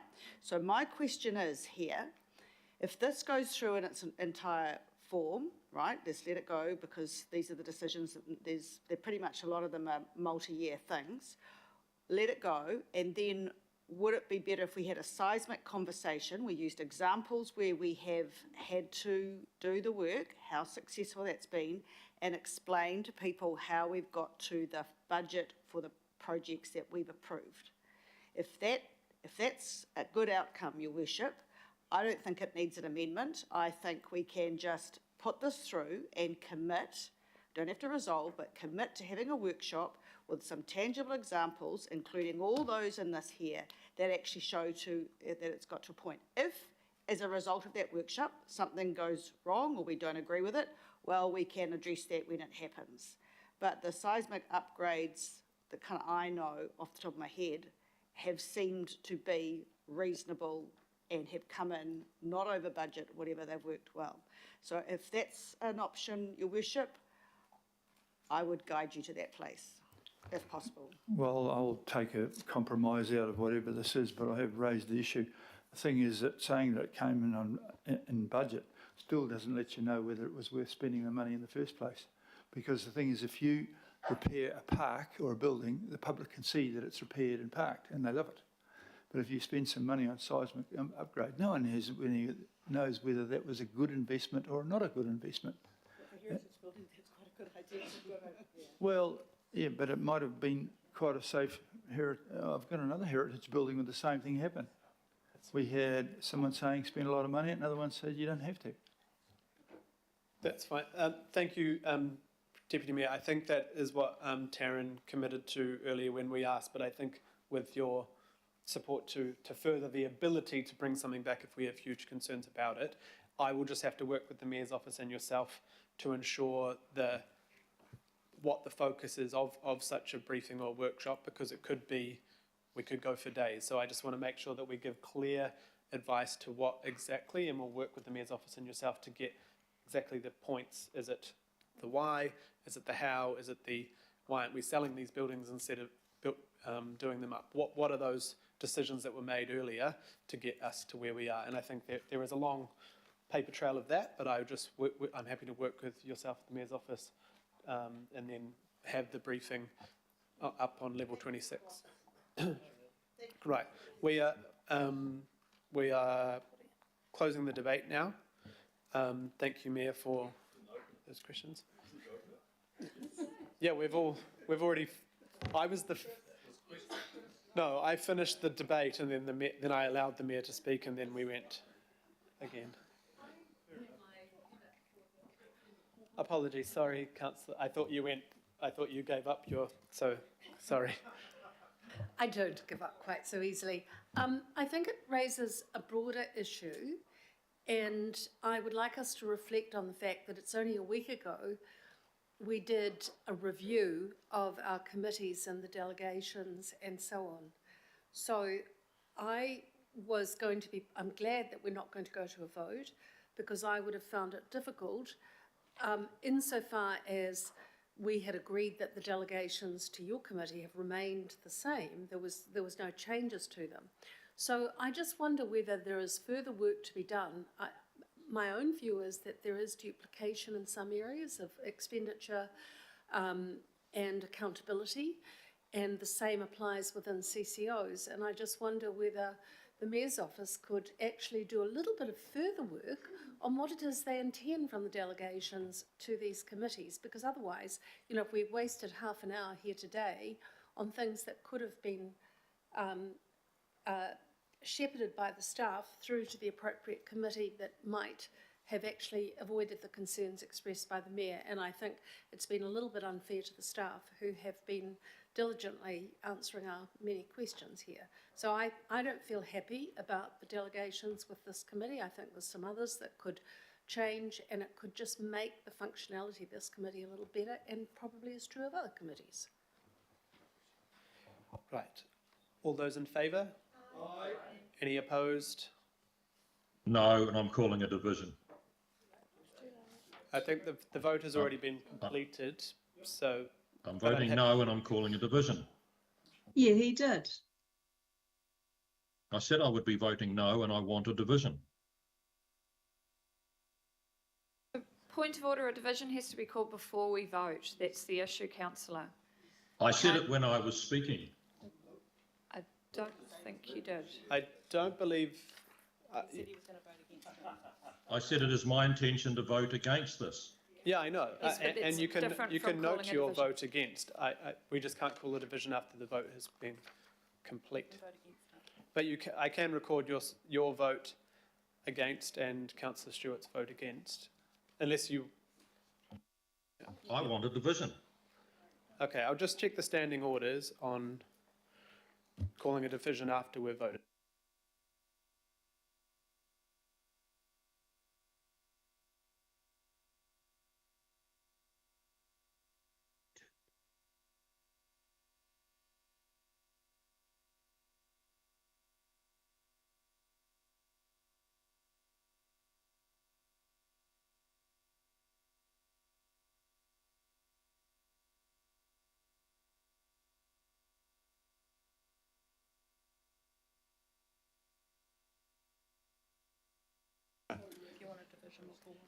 There isn't it is odd practice to call a division after we're voted, but I'm happy to do it, so Sandra's calling a division. Thank you, members. You're voting for a division on clauses A to K in regard to item 12. Chair Hills. In favour, of course. IMSB member Ashby. Councillor Baker. For. Councillor Bartley. For. Mayor Brown. Deputy Chair Dalton. For. Councillor Darby. For. Councillor Ferry. For. Councillor Filipina. Aye. Councillor Fletcher. IMSB member Hanare. It was very quiet. Thank you. Councillor Henderson. Yes. Councillor Lee's left. Councillor Leone. For. Councillor Newman. Yes. Councillor Sayers. No. Deputy Mayor Simpson. Councillor Stewart. No. Councillor Turner. Against. Councillor Walker.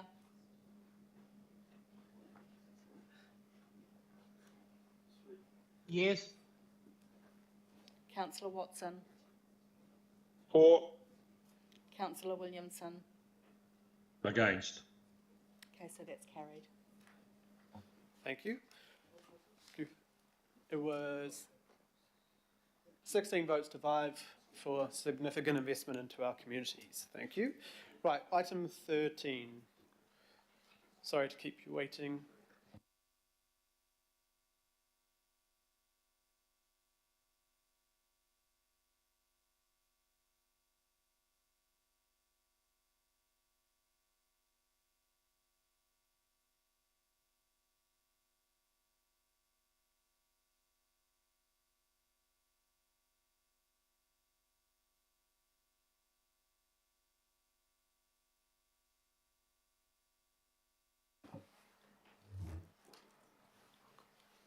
Kia ora. Kia ora. Thank you, and sorry to keep you waiting. If you'd like to introduce yourselves to the committee, and we'll go through the presentation. Kia ora, Mr Chair. Tēnā koe te whare kei te mihi au ki ngā mana whenua o Tāmaki Makaurau. Tēnā koe te hea mana Councillor Hills kia koutou i te komiti kua hui nei i raro i te kaupapa kotahi. Tēnā tātou katoa, ko Peter Ketchopley tōku ingoa no Ngāti Kahungunu ki here taunga hau. Ko au te Māori Outcomes Lead for Customer and Community Services.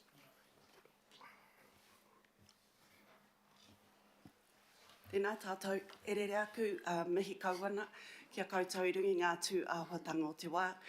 Ki te pai taumata kia koe te tia mana kai Kaunihera Hills, tēnā koe. Huri noa ki tō tātou urungi o tēnei o tō tātou waka. E te koro matua, tēnā no hoki koe. Huri noa ki te ruma ki ngā kai kawe o tēnei kaupapa nā kai Kaunihera. Councillor Leone, koutou mawhai, Josephine Bartley, Papa Alf, tēnā tātou, pai tiki te atu o koutou kanuhi ora. Me te kā no katika te mehea Pete, kia tuku ki ngā iwi kaha, kia kawe atu ngā kaitiakitangi o te whenua nei, kia pera ana kia Ngāti Whātua kei te kaurawa maki atu anō, tēnā koutou. He piko he taniwha, wai kato taniwharau, nei rā te mihi nunui mai I tēnei pi kāka o tainui waka. Tēnā koutou, ko ane make a tōku ingoa. Happy to sit here and tautoko te kōrero today. I am the Kai Tohu Marae Advisor for Council. Tēnā tātou. Through the chair, Through the chair, Annie and I will be co-presenting today, so primary purpose for being here today is to seek approval for the cultural initiatives funding grants for both marae and papakainga development for the current financial year. High-level summary of the fund itself, so it is a $1.2 million annual contestable grant round. It's managed as part of the $150 million Māori Outcomes Fund. It supports both marae and papakainga development, as seen here on the slide. The only difference between marae and papakainga is it does support some capital development for marae, but not for papakainga. Instead, we focus on supporting regulatory and planning costs predominantly for papakainga. It's a really important fund in terms of enabling our delivery through the commitments we've made through the Auckland plan and also Kia ora Tāmaki Makaurau in terms of investing in marae to be self-sustaining and thriving hubs for Māori and the wider community. Tēnā koe, Pete. So I love my job. The best part of it is I get to go out and obviously after our marae have been successful recipients of the Marae Development Fund through cultural initiatives, you know, I get to go out and support them and see the journey from beginning to end. So te mahurehure, obviously if any of you have had the opportunity to go out to that marae, they are doing some awesome mahi for their surrounding communities of Point Chef and wider. So they were a recipient of the Cultural Initiatives Marae Development Fund in the amount of 170K. So that enabled a construction of what we were calling a te ara ahurea, which brought all of the fractions of the marae surroundings together. So that was one of the funding rounds. The next one is Papa Tuanuku Marae, and you know, it speaks for itself. Again, one of our marae that are doing so much mahi in our community. I spent the day with Val, and that gave me the opportunity again just to hear and see and witness the mahi that's going on there. They received 110K from the Cultural Initiatives Fund Marae Development, and they used that pūtea to purchase container storage, preparation area for their community food boxes, a space to obviously lock away all of their gardening equipment, cleaning equipment, and used that essentially as a tool shed. And then there's the cafe curtains, so you need to pop out there for lunch one time. It's a really awesome environment. The next slide talks about Ngāti Tamatera and their papakainga housing strategy. So they were a recipient of the papakainga exponent or component of Cultural Initiatives Fund. Just a couple of the statements that we took out of the report back to Council. So they're saying that their ambition is to develop iwi-led initiatives that will create pathways for their iwi members and obviously a pathway into healthy and sustainable homes. They want all of their whānau to live in warm, dry, energy-efficient homes. So nothing out of the norms, but it's a pathway to start that moemoeā and bring it to fruition. So, sorry, Pete, yep. So this particular slide just highlights the last lot of, not the last lot, sorry, cultural initiatives funding over a 5-year period. It's quite clear and apparent that these marae, the 20 of them, have been well supported by the Cultural Initiatives Fund, and it just speaks to a lot of the mahi, the demand, the need that our marae are asking for in terms of support through this fund. We've got an equitable scan there of Mātā Waka and Mana Whenua. So I'm going to hand it back to Pete now. Kia ora tātou. Kia ora, Ani. So this year we received 14 applications in total, 10 for marae and 4 for papakainga, to the value of over 2.2 million, so the fund's well oversubscribed. In terms of the assessment process, the panel consists of 3 members, 2 staff and 1 independent contractor who's also a qualified quantity surveyor. All applications are received through Smarty Grants, our online grants portal, assessed individually by each member against key criteria, which are attachment A and B. Then all 3 assessors come together to reach a consensus on those that will be recommended for funding. So these are the 10 marae applications received. Here are the 4 papakainga applications. The assessment panel throughout the process is also supported by Ani primarily, who's our marae advisor and key relationship holder across the whole network of marae in Tāmaki, but also our Māori housing and marae infrastructure program teams. Because the fund is significantly oversubscribed, we have to make some tough decisions, which has resulted in recommendations today to fund 6 marae and 3 papakoinga projects. Unfortunately, that means we have to recommend some to decline, which are 4 marae and 1 papakoinga, with details provided as attachment C in the report.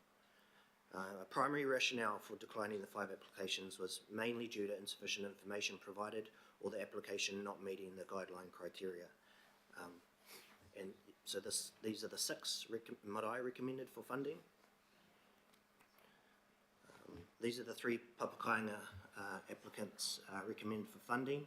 You'll see by those bottom figures the total request across the 6 marae and 3 papakoinga applications still exceeds the 1.2 million available budget. So the assessment panel chose to essentially split the difference across the 9 applicants as evenly as possible. Although in a couple of circumstances the applications exceeded the maximum allowable funding for things like project management, which has a $20,000 max, non-fixed assets, which have $25,000 max, and so that has been factored in also in the overall recommended figures. In terms of next steps, obviously we, based on the decisions made here today, staff will provide updates to elected members and notify all applicants, including those who will be declined, and provide feedback. Agreements will be put in place, and obviously we'll start that process with those successful applicants to ensure all reporting mechanisms are in place. And of course we ask all successful applicants to acknowledge Auckland Council's support. That is it. Kia ora, thank you very much.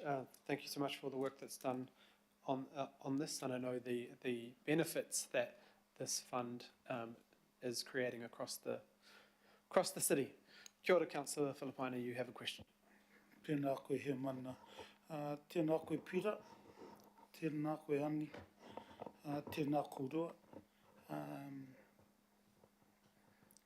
Tēnā korua mō tō mahi, mō tō aroha, tēnei te mihi, tēnei te mihi, tēnei te mihi kia korua. The part I have is, you mentioned attachment C, those that have been declined. And I know there's one in Otara.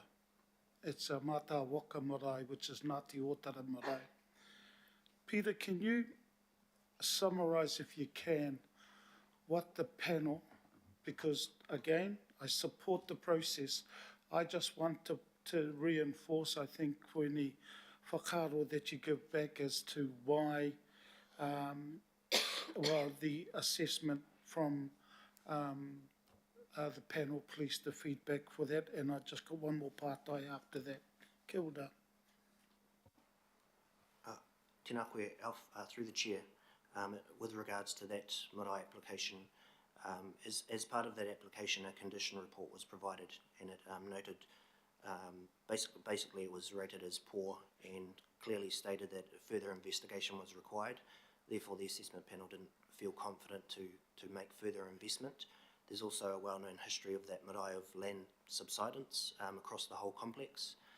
But what we would prefer to focus on moving forward is there's a new site already identified. We know the efforts that committee are currently making to engage their community in the future development. So we would like to explore the use of the marae infrastructure program, which is a greater level of funding to actually support with the future development, rather than look at, unfortunately, buildings in a situation where the asset and its location is not ideal. So Peter, moving forward, what can our staff, our kaimahi, do to assist Ngāti Otara Park, the Trust, in regards to moving forward around the concerns? And the last I heard you say was around the whare that they're in now, the building. What can our kaimahi do to assist the marae? Kia ora. Tēnā korua. Through the chair, as previously mentioned, so there's a parallel program called the Marae Infrastructure Program, which has got a substantial level of funding, and also that provides us access to expertise to do further investigation where we've got more complex matters in terms of any future build. We've already had conversations with the staff who manage that program, who are ready to engage directly with the Marae Committee about what that, I guess, what potential support looks like moving forward in terms of a future development. There may be a conversation around, you know, the existing assets, but there are concerns whether, you know, in terms of the health and safety of those current assets. So ideally look to look at future development and anything we can do in the interim to support that. Kia ora. Thank you, Chair, and just reserve my right to speak. And when I do, it's just going to be very short. Kia ora. Kia ora, Councillor, and I know you have asked to move, and Councillor Leone to second this. Member Henare, online.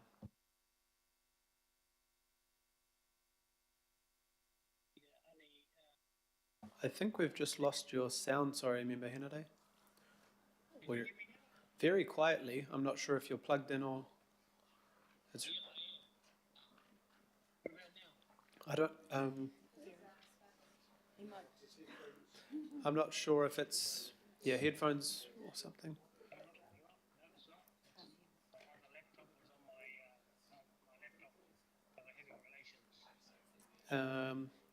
Might just...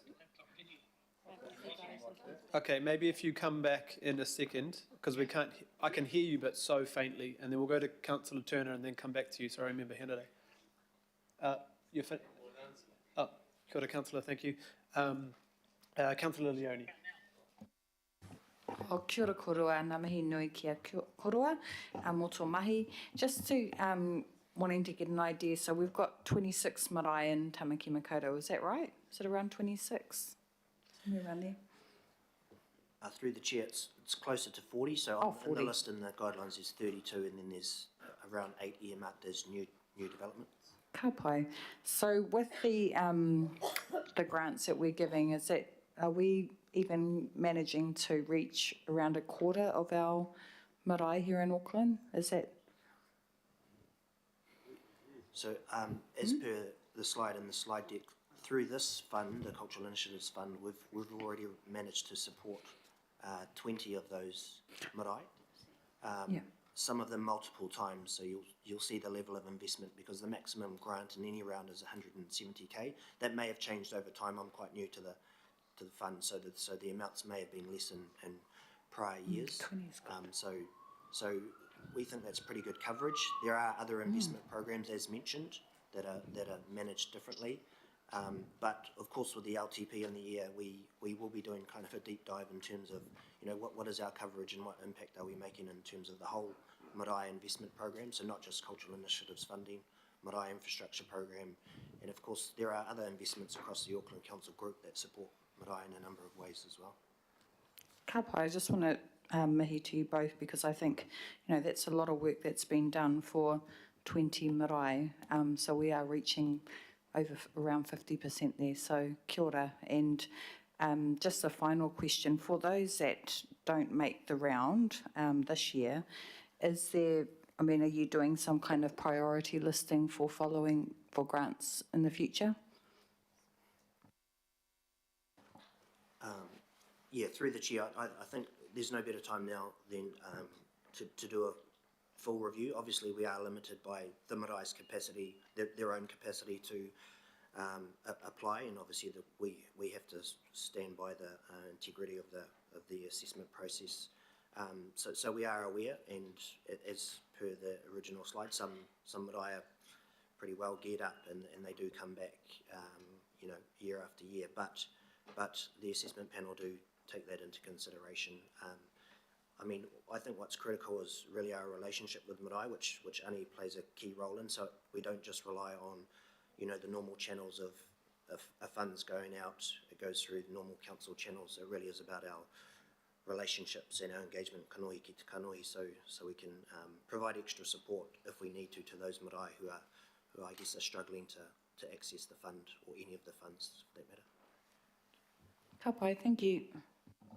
Kia ora, and I'll just go back to Tau. Member Henare, are you still online? See if we can hear you now. Can you hear me now? Yes, Chief? perfectly, perfect. Awesome. Now, where's my piece of technology? Mea a te tuatahi kia kōrua tēnei te mihi kia kōrua mō tō mahi mō tō tautoko kia mātou ki ngai iwi Māori o Tāmaki Makaurau.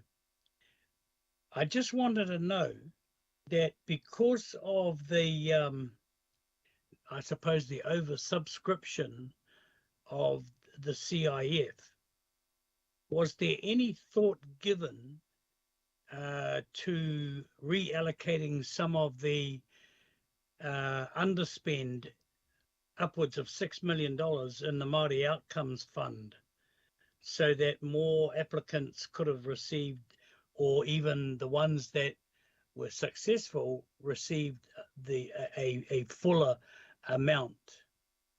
I'm not sure whether that's whether that's your call or whose call it is, but we continually have an underspend in the Māori Outcomes Fund, and I was wondering whether it would have been appropriate to see if we couldn't extend the CIF fund so that people got a fair shake of the dice.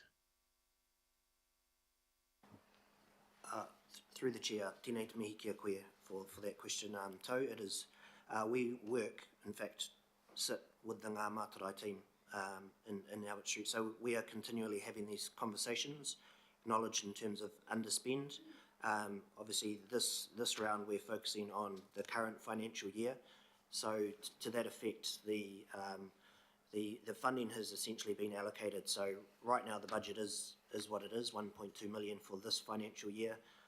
We also want to protect the position of the Marae Infrastructure Program and the other programs that are being funded through the Māori Outcomes Fund. So there are other windows in the year, so we kind of look towards sort of December to really have a look at the fund, and again work as closely as we can with Ngā Mātarai, who essentially manage the fund overall, to see if there is any opportunity. Obviously that will miss this window, but we are having ongoing conversations as part of LTP about whether $1.2 million is sufficient funding to support marae and Papakainga development.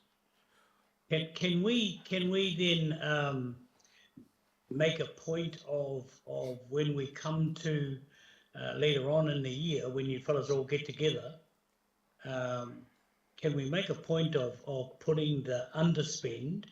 Like this happens every year, and it's up to 6 million now that is underspent. That some serious thought be given to using some of that underspend going forward for CIF. I mean, that's up to you fellas, but I just thought it would be appropriate that if we've got an underspend, that means our community is not getting what is there, what is available, and so I just thought it might be prudent to have a kōrero about shifting some of that over to you fellas, and you fellas doing a wonderful job. And I must say to Alf that I was once a caretaker of Ngāti Otara Marae and planted a whole lot of flowers and everything. This is back in the early 80s, and I'm sad to see they didn't get through, and hopefully and I'll put my hand up if you want a hand out there in the coming 6 to 12 months as well. Whea no, tēnā koutou.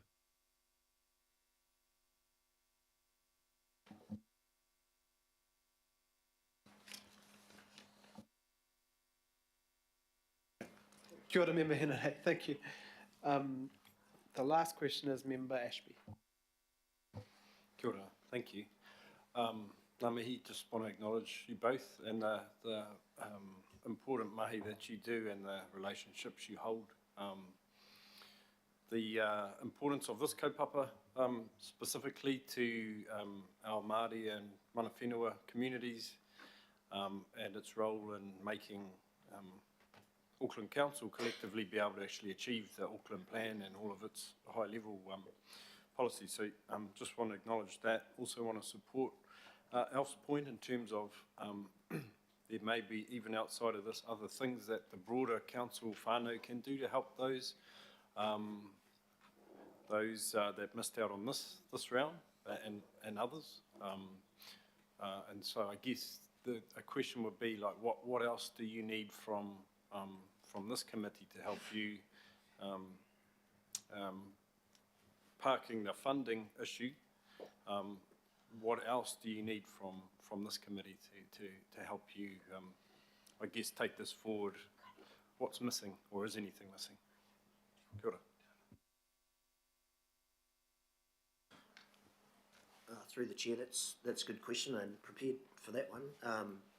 Look, I think while I've only been in this role for a short time, we acknowledge the support of council in terms of the Māori Outcomes Fund, and particularly through some of the challenges we've had recently, and a significant amount of that funding is tagged towards marae development. I guess what this committee can do is continue to support that investment overall. And I'm confident in my colleagues and all the people who do amazing mahi in this space that we will prioritise that funding in the right places. And with LTP, like I said, we're going to have some tough talks about how those priorities are managed, but of course that's happening right across council. So yeah, I guess all that we ask is that this committee continues to support Māori outcomes at that global level across the Auckland Council group. I think that's paramount. Thank you, Member Ashby. We have exhausted our questions, so Peter and Ani, thank you so much for the work, not only to disseminate this funding, but also the ongoing relationships, the work done before and after, and the help and support you do through the project phase with the marae and iwi and mātāwaka groups that help the partnership be ongoing, not just about a physical funding relationship. So it's really appreciated from our behalf. So kia ora and thank you. Right, Councillor Filipano, you'd like to speak to the motion? Yes, please. And look, I trust the process, and the fact that one of the marae in the Manukau ward has been declined, I still trust the process. This is why I asked the pātai of Peter why it was declined. As Member Henare said, and he's an old 274 man, way back in Otara. And never enough of the old, eh? He's a young man from 274. But the reason I mention Ngāti Otara is that I know that the local board, when Councillor Fully was the chair, put about $200,000 into the marae for feasibility study. They've supported it several times with even the current chair. So, Peter and to Ani, I thank you that there will be some help for the marae moving forward. I know that they are in conversation with funding organisations to help them. And just to give a little bit of history, and then I just want to mention Te Māhurihuri in my closing comment, but a little bit of history. The marae was built on a rubbish tip. As a result, it started sinking along with the wharepaku.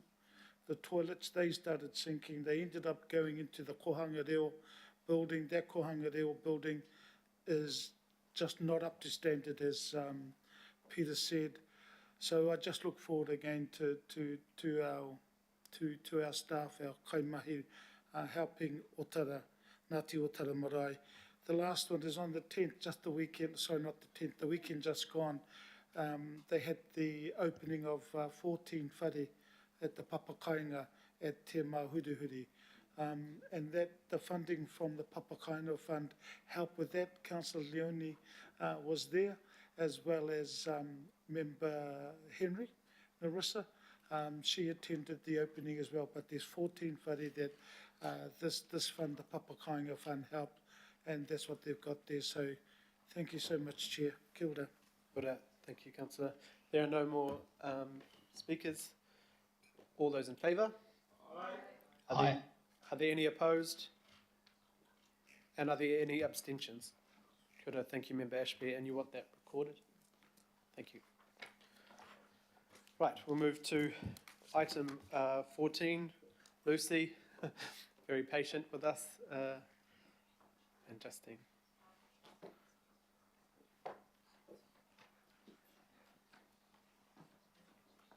Kia ora, so I know you don't have a presentation, but you might want to give just a brief update, and then we can ask for questions. Kia ora. Kia ora koutou, ko Justine Haves toku ingoa. I'm the General Manager of Regional Services and Strategy. I just wanted to do a brief introduction before I hand over to Lucy, who's done all of this wonderful mahi. But really just to acknowledge that we're returning with this work after a prior resolution from the PACE Committee to ensure that the Auckland Foundation Partnership delivers on the significant opportunity to attract philanthropic investment in Tamaki and to align that investment with Auckland Council priorities. So this work is responding to that direction that we received previously, and I'll just hand over to Lucy to outline some of the progress that's been made over the last year and just to summarise the recommendation. Thank you. Kia ora koutou to the Chair and members. The interim funding period has provided the opportunity to redefine Council's investment in the Auckland Foundation. This partnership allows both partners to be able to leverage one another's resources and build a long-term endowment for the region. The partnership has further aligned the Foundation's work to more specific community outcomes in the last year.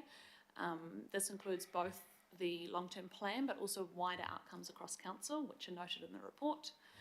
And during the interim period, it has allowed the Foundation to identify emerging opportunities within the philanthropic sector and leverage greater funding for regional priorities. It has repositioned itself to respond to those opportunities, and it's also developed a strategy to work towards financial independence from Council. These achievements have been most noticeable in the success of the new Auckland Together Fund, which has raised over 1.3 million in the last 5 months to date to respond specifically to the 2023 weather events. So the report recommends to the committee to approve a 3-year funding agreement at the current rate of investment that builds on the success of the interim agreement to continue growing long-term funds to support regional targets. And the reason for that 3-year recommendation is that it takes time to build these relationships with these investors who are at a very high level of large sums that they're looking to invest in the fund. Thank you very much. I'd be happy to take and invite your questions. Kia ora, Lucy. Thank you very much, and thank you, Justine, as well. Are there any questions on this? Councillor Fletcher. I just want to congratulate everybody involved. This is a fantastic initiative. It supports our community really, really well, and I'm happy to move it. Councillor Simpson did ask me in the break, but Councillor Fletcher, second. Oh, Member Henare, sorry. Kia ora, Chief. Look, just a couple of questions about the review of the funding agreement. Were you able to identify what contribution the Auckland Foundation has made to Māori wellbeing so far? And is there, I know that you're working towards a sort of like a better understanding. One of the pillars of the organisation is the enhancing of Māori wellbeing. Is there any sort of written dialogue of how you're going to go about that? And if so, has it started yet? And what's the sort of funding back drop down to our Maori community? Notwithstanding the floods and everything that's happened in the last 6 or 7 months, weather-wise.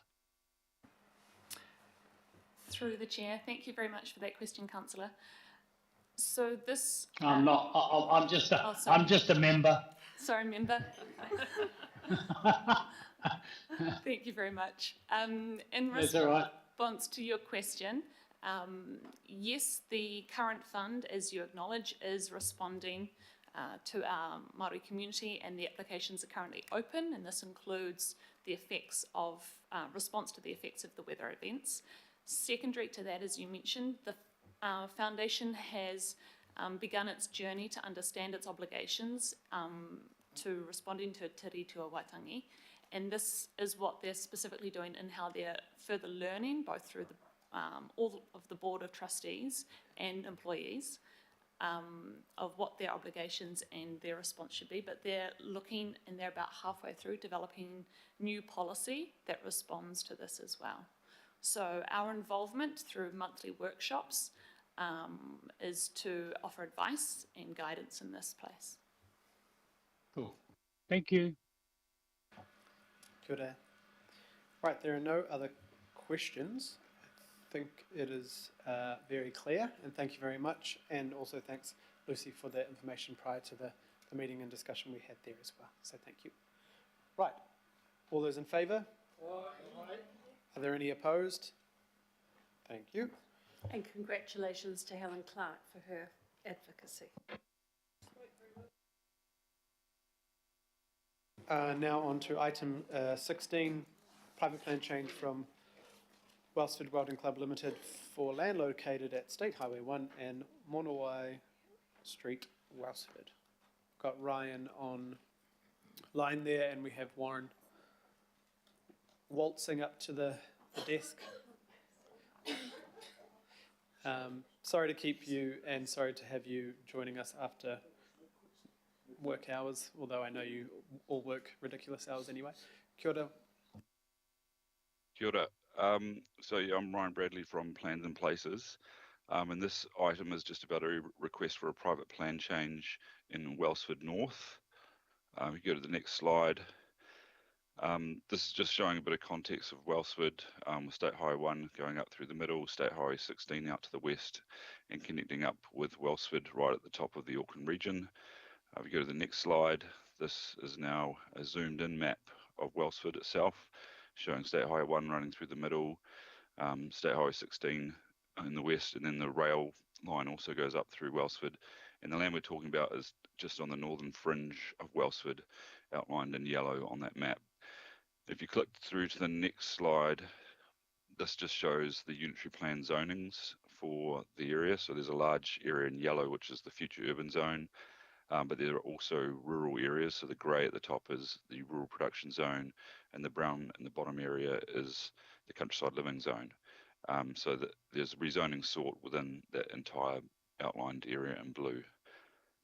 If you go to the next slide, this looks now just in a little bit of detail at what the private plan change request is. Covers about 72 hectares in the north of Wellsford, would accommodate around 650 to 800 dwellings, seeks a variety of zonings, mostly residential, a small neighbourhood centre, which is the pink bit on the left-hand side, and then also up the top a rural countryside living zoning where there was rural production land. And then the red outline on that map shows where they were also seeking a precinct, which adds in specific rules around how this land would be developed. If you go to the next slide. So basically this is really a procedural item. It's a clause 25 decision, so we're not making a decision on the whole thing at the moment. This is just the very first step. And so it's the start of the process. We have 4 options. We can adopt it as if it was our own plan change, a council plan change. We can accept it, which just allows it to go through the process to be notified and go through the normal process with a hearing and then a later decision. It could be rejected at this stage if it meets one of the limited grounds for rejection. or we could deal with it as a resource consent. And the recommendation in this agenda item is to accept the private plan change request. It is not something that we think should be adopted by the council. We don't think the matters for rejection are met in this case, and it's not appropriate to process as a resource consent, so that it leaves accepting it as the only real option for the plan change. Accepting it, though, just clarifying, does not mean that this would be approved. Accepting it just means we accept it, we process it, it's notified, goes through submissions, a hearing is had. At the end of that hearing, the plan change can be approved or declined on its merits after all the evidence is heard. So, yep, that's it from me. Thank you. Kia ora, thank you, Ryan. Very clear. Are there any questions on this one? Councillor Darby and Councillor Baker would like to move this. Councillor Darby would like a question. Over second. Thanks. Probably for either Ryan or Megan. You know, the private plan change process is allowed under the law. We know we're in the stage where you do the coarse grain analysis and then there's a fine grain analysis. With the private plan changes, we've had this discussion before, we've had it last term. Can I just have some assurance that the staff will look at this private plan change, out of sequence, land release, closely with view to this committee confirming a submission if recommended by the staff?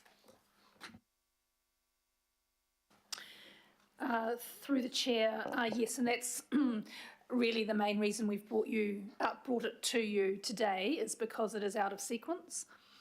Not by decades, but by some years, but nonetheless out of sequence. We certainly will be happy to look at whether to put a submission in. Perhaps we could either have a resolution to do that now, or perhaps we should just bring it back post notification for this committee to confirm that or otherwise. Thanks. Chair, I wonder if there's merit in actually confirming that by resolution now. Now, we're not looking at the detail of it, and I'm not jumping to any conclusions because we haven't done the fine grain. But I'm wondering if between yourself and Chief of Strategy might like just to word something up to add on here in terms of a submission being lodged. Yes, Councillor Dalton and I did ask these questions in the pre-agenda. There are definitely no reasons to reject, and it is only a small number of years different to the draft FDS even. But I'm happy to include a resolution of that case. It's just the issue that we couldn't come to an agreement of what would be in the submission. So that.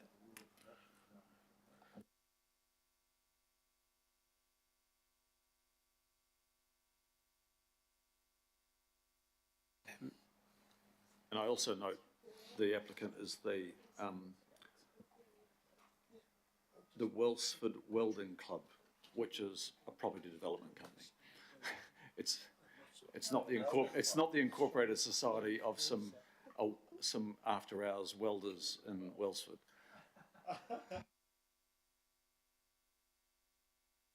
Do I have any other questions? Yeah, I've just got a question. Brown, yes. I mean, this is a process thing more than the actual thing itself. But the piece of land is, in fact, slightly bigger than all of Wellsford. So, in context, it's a pretty big thing. I mean, I'd be quite surprised to see one that was the same size as Auckland come up as a private change. And I mean, it's taken Wellsford 130 years to get to that size. The welding club members are probably going to be finished welding by the time that gets filled up, I'd have thought. It might be the Wellsford Burial Club by then, but I just want to put it into... No, this is pretty big. This is... So I don't know what impact that has with the planning department, but I'm just asking. I guess, Megan, did you want to clarify why this is slightly different and how this is already we have already classified this differently to maybe other plan changes we've had? Well, we have identified this as possible development land into the future, and it is at a more reasonable density for Wellsford as opposed to density in perhaps urban Auckland.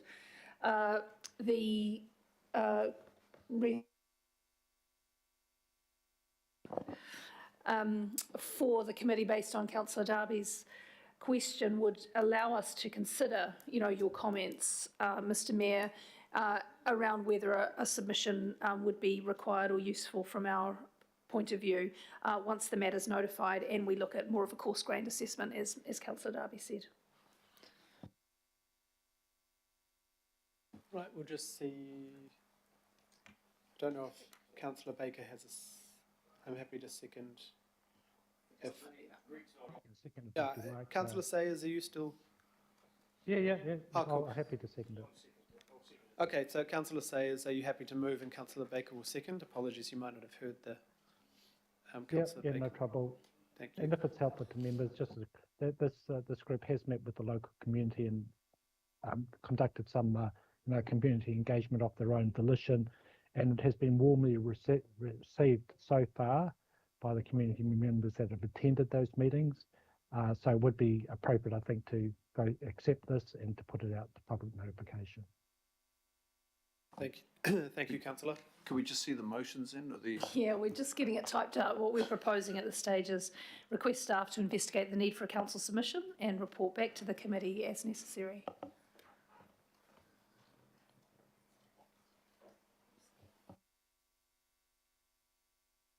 And that would pull out the parameters we'd be submitting on, or the issues that we might. Yes, that's right. Is that okay, Councillor Sayers, Councillor Baker, as the mover and seconder? Yes. Kia ora, thank you. Councillor. If I just speak to this, I'm going to be very brief. I would probably like to see that the Part B be standard for private plan change applications. I know that it's very difficult to knock something out, and I'm not suggesting knocking this one out, but it is very difficult given the way that the law is written. But I think we need to interrogate or give our staff, when we do accept them, I should say, for processing, I think we need to send a signal to our staff to undertake the next stage. And I think for private plan changes, I think we need to establish a pattern. So I'm probably it's my own personal view, but back to Chief of Strategy, that each time maybe the recommendation is to possibly adopt and then to also go to the next assessment stage and come back to the committee. Because private plan changes are really difficult for this council. They do cost us a lot of money because it puts in train development and then other developments coattail that, and next thing your sprawl spend is happening. It's happened for decades and it's allowed by law. And I'm not saying it's all bad, but it is very costly. If you look at it honestly, it's very costly.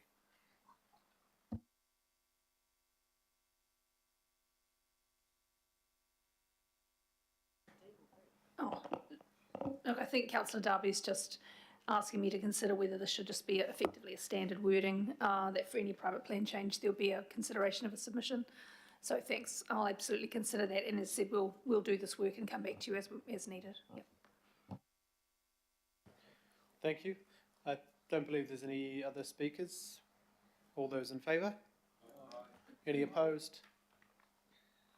Thank you. Move on to the next, the summary of memos, workshops, briefings. Councillor Henderson, Deputy Mayor, all those in favour? Any opposed? No. Right, I think we will have a quick adjournment, especially for staff, 5 minutes, and then we're going to come back to the extraordinary item which the Mayor will lead out on that.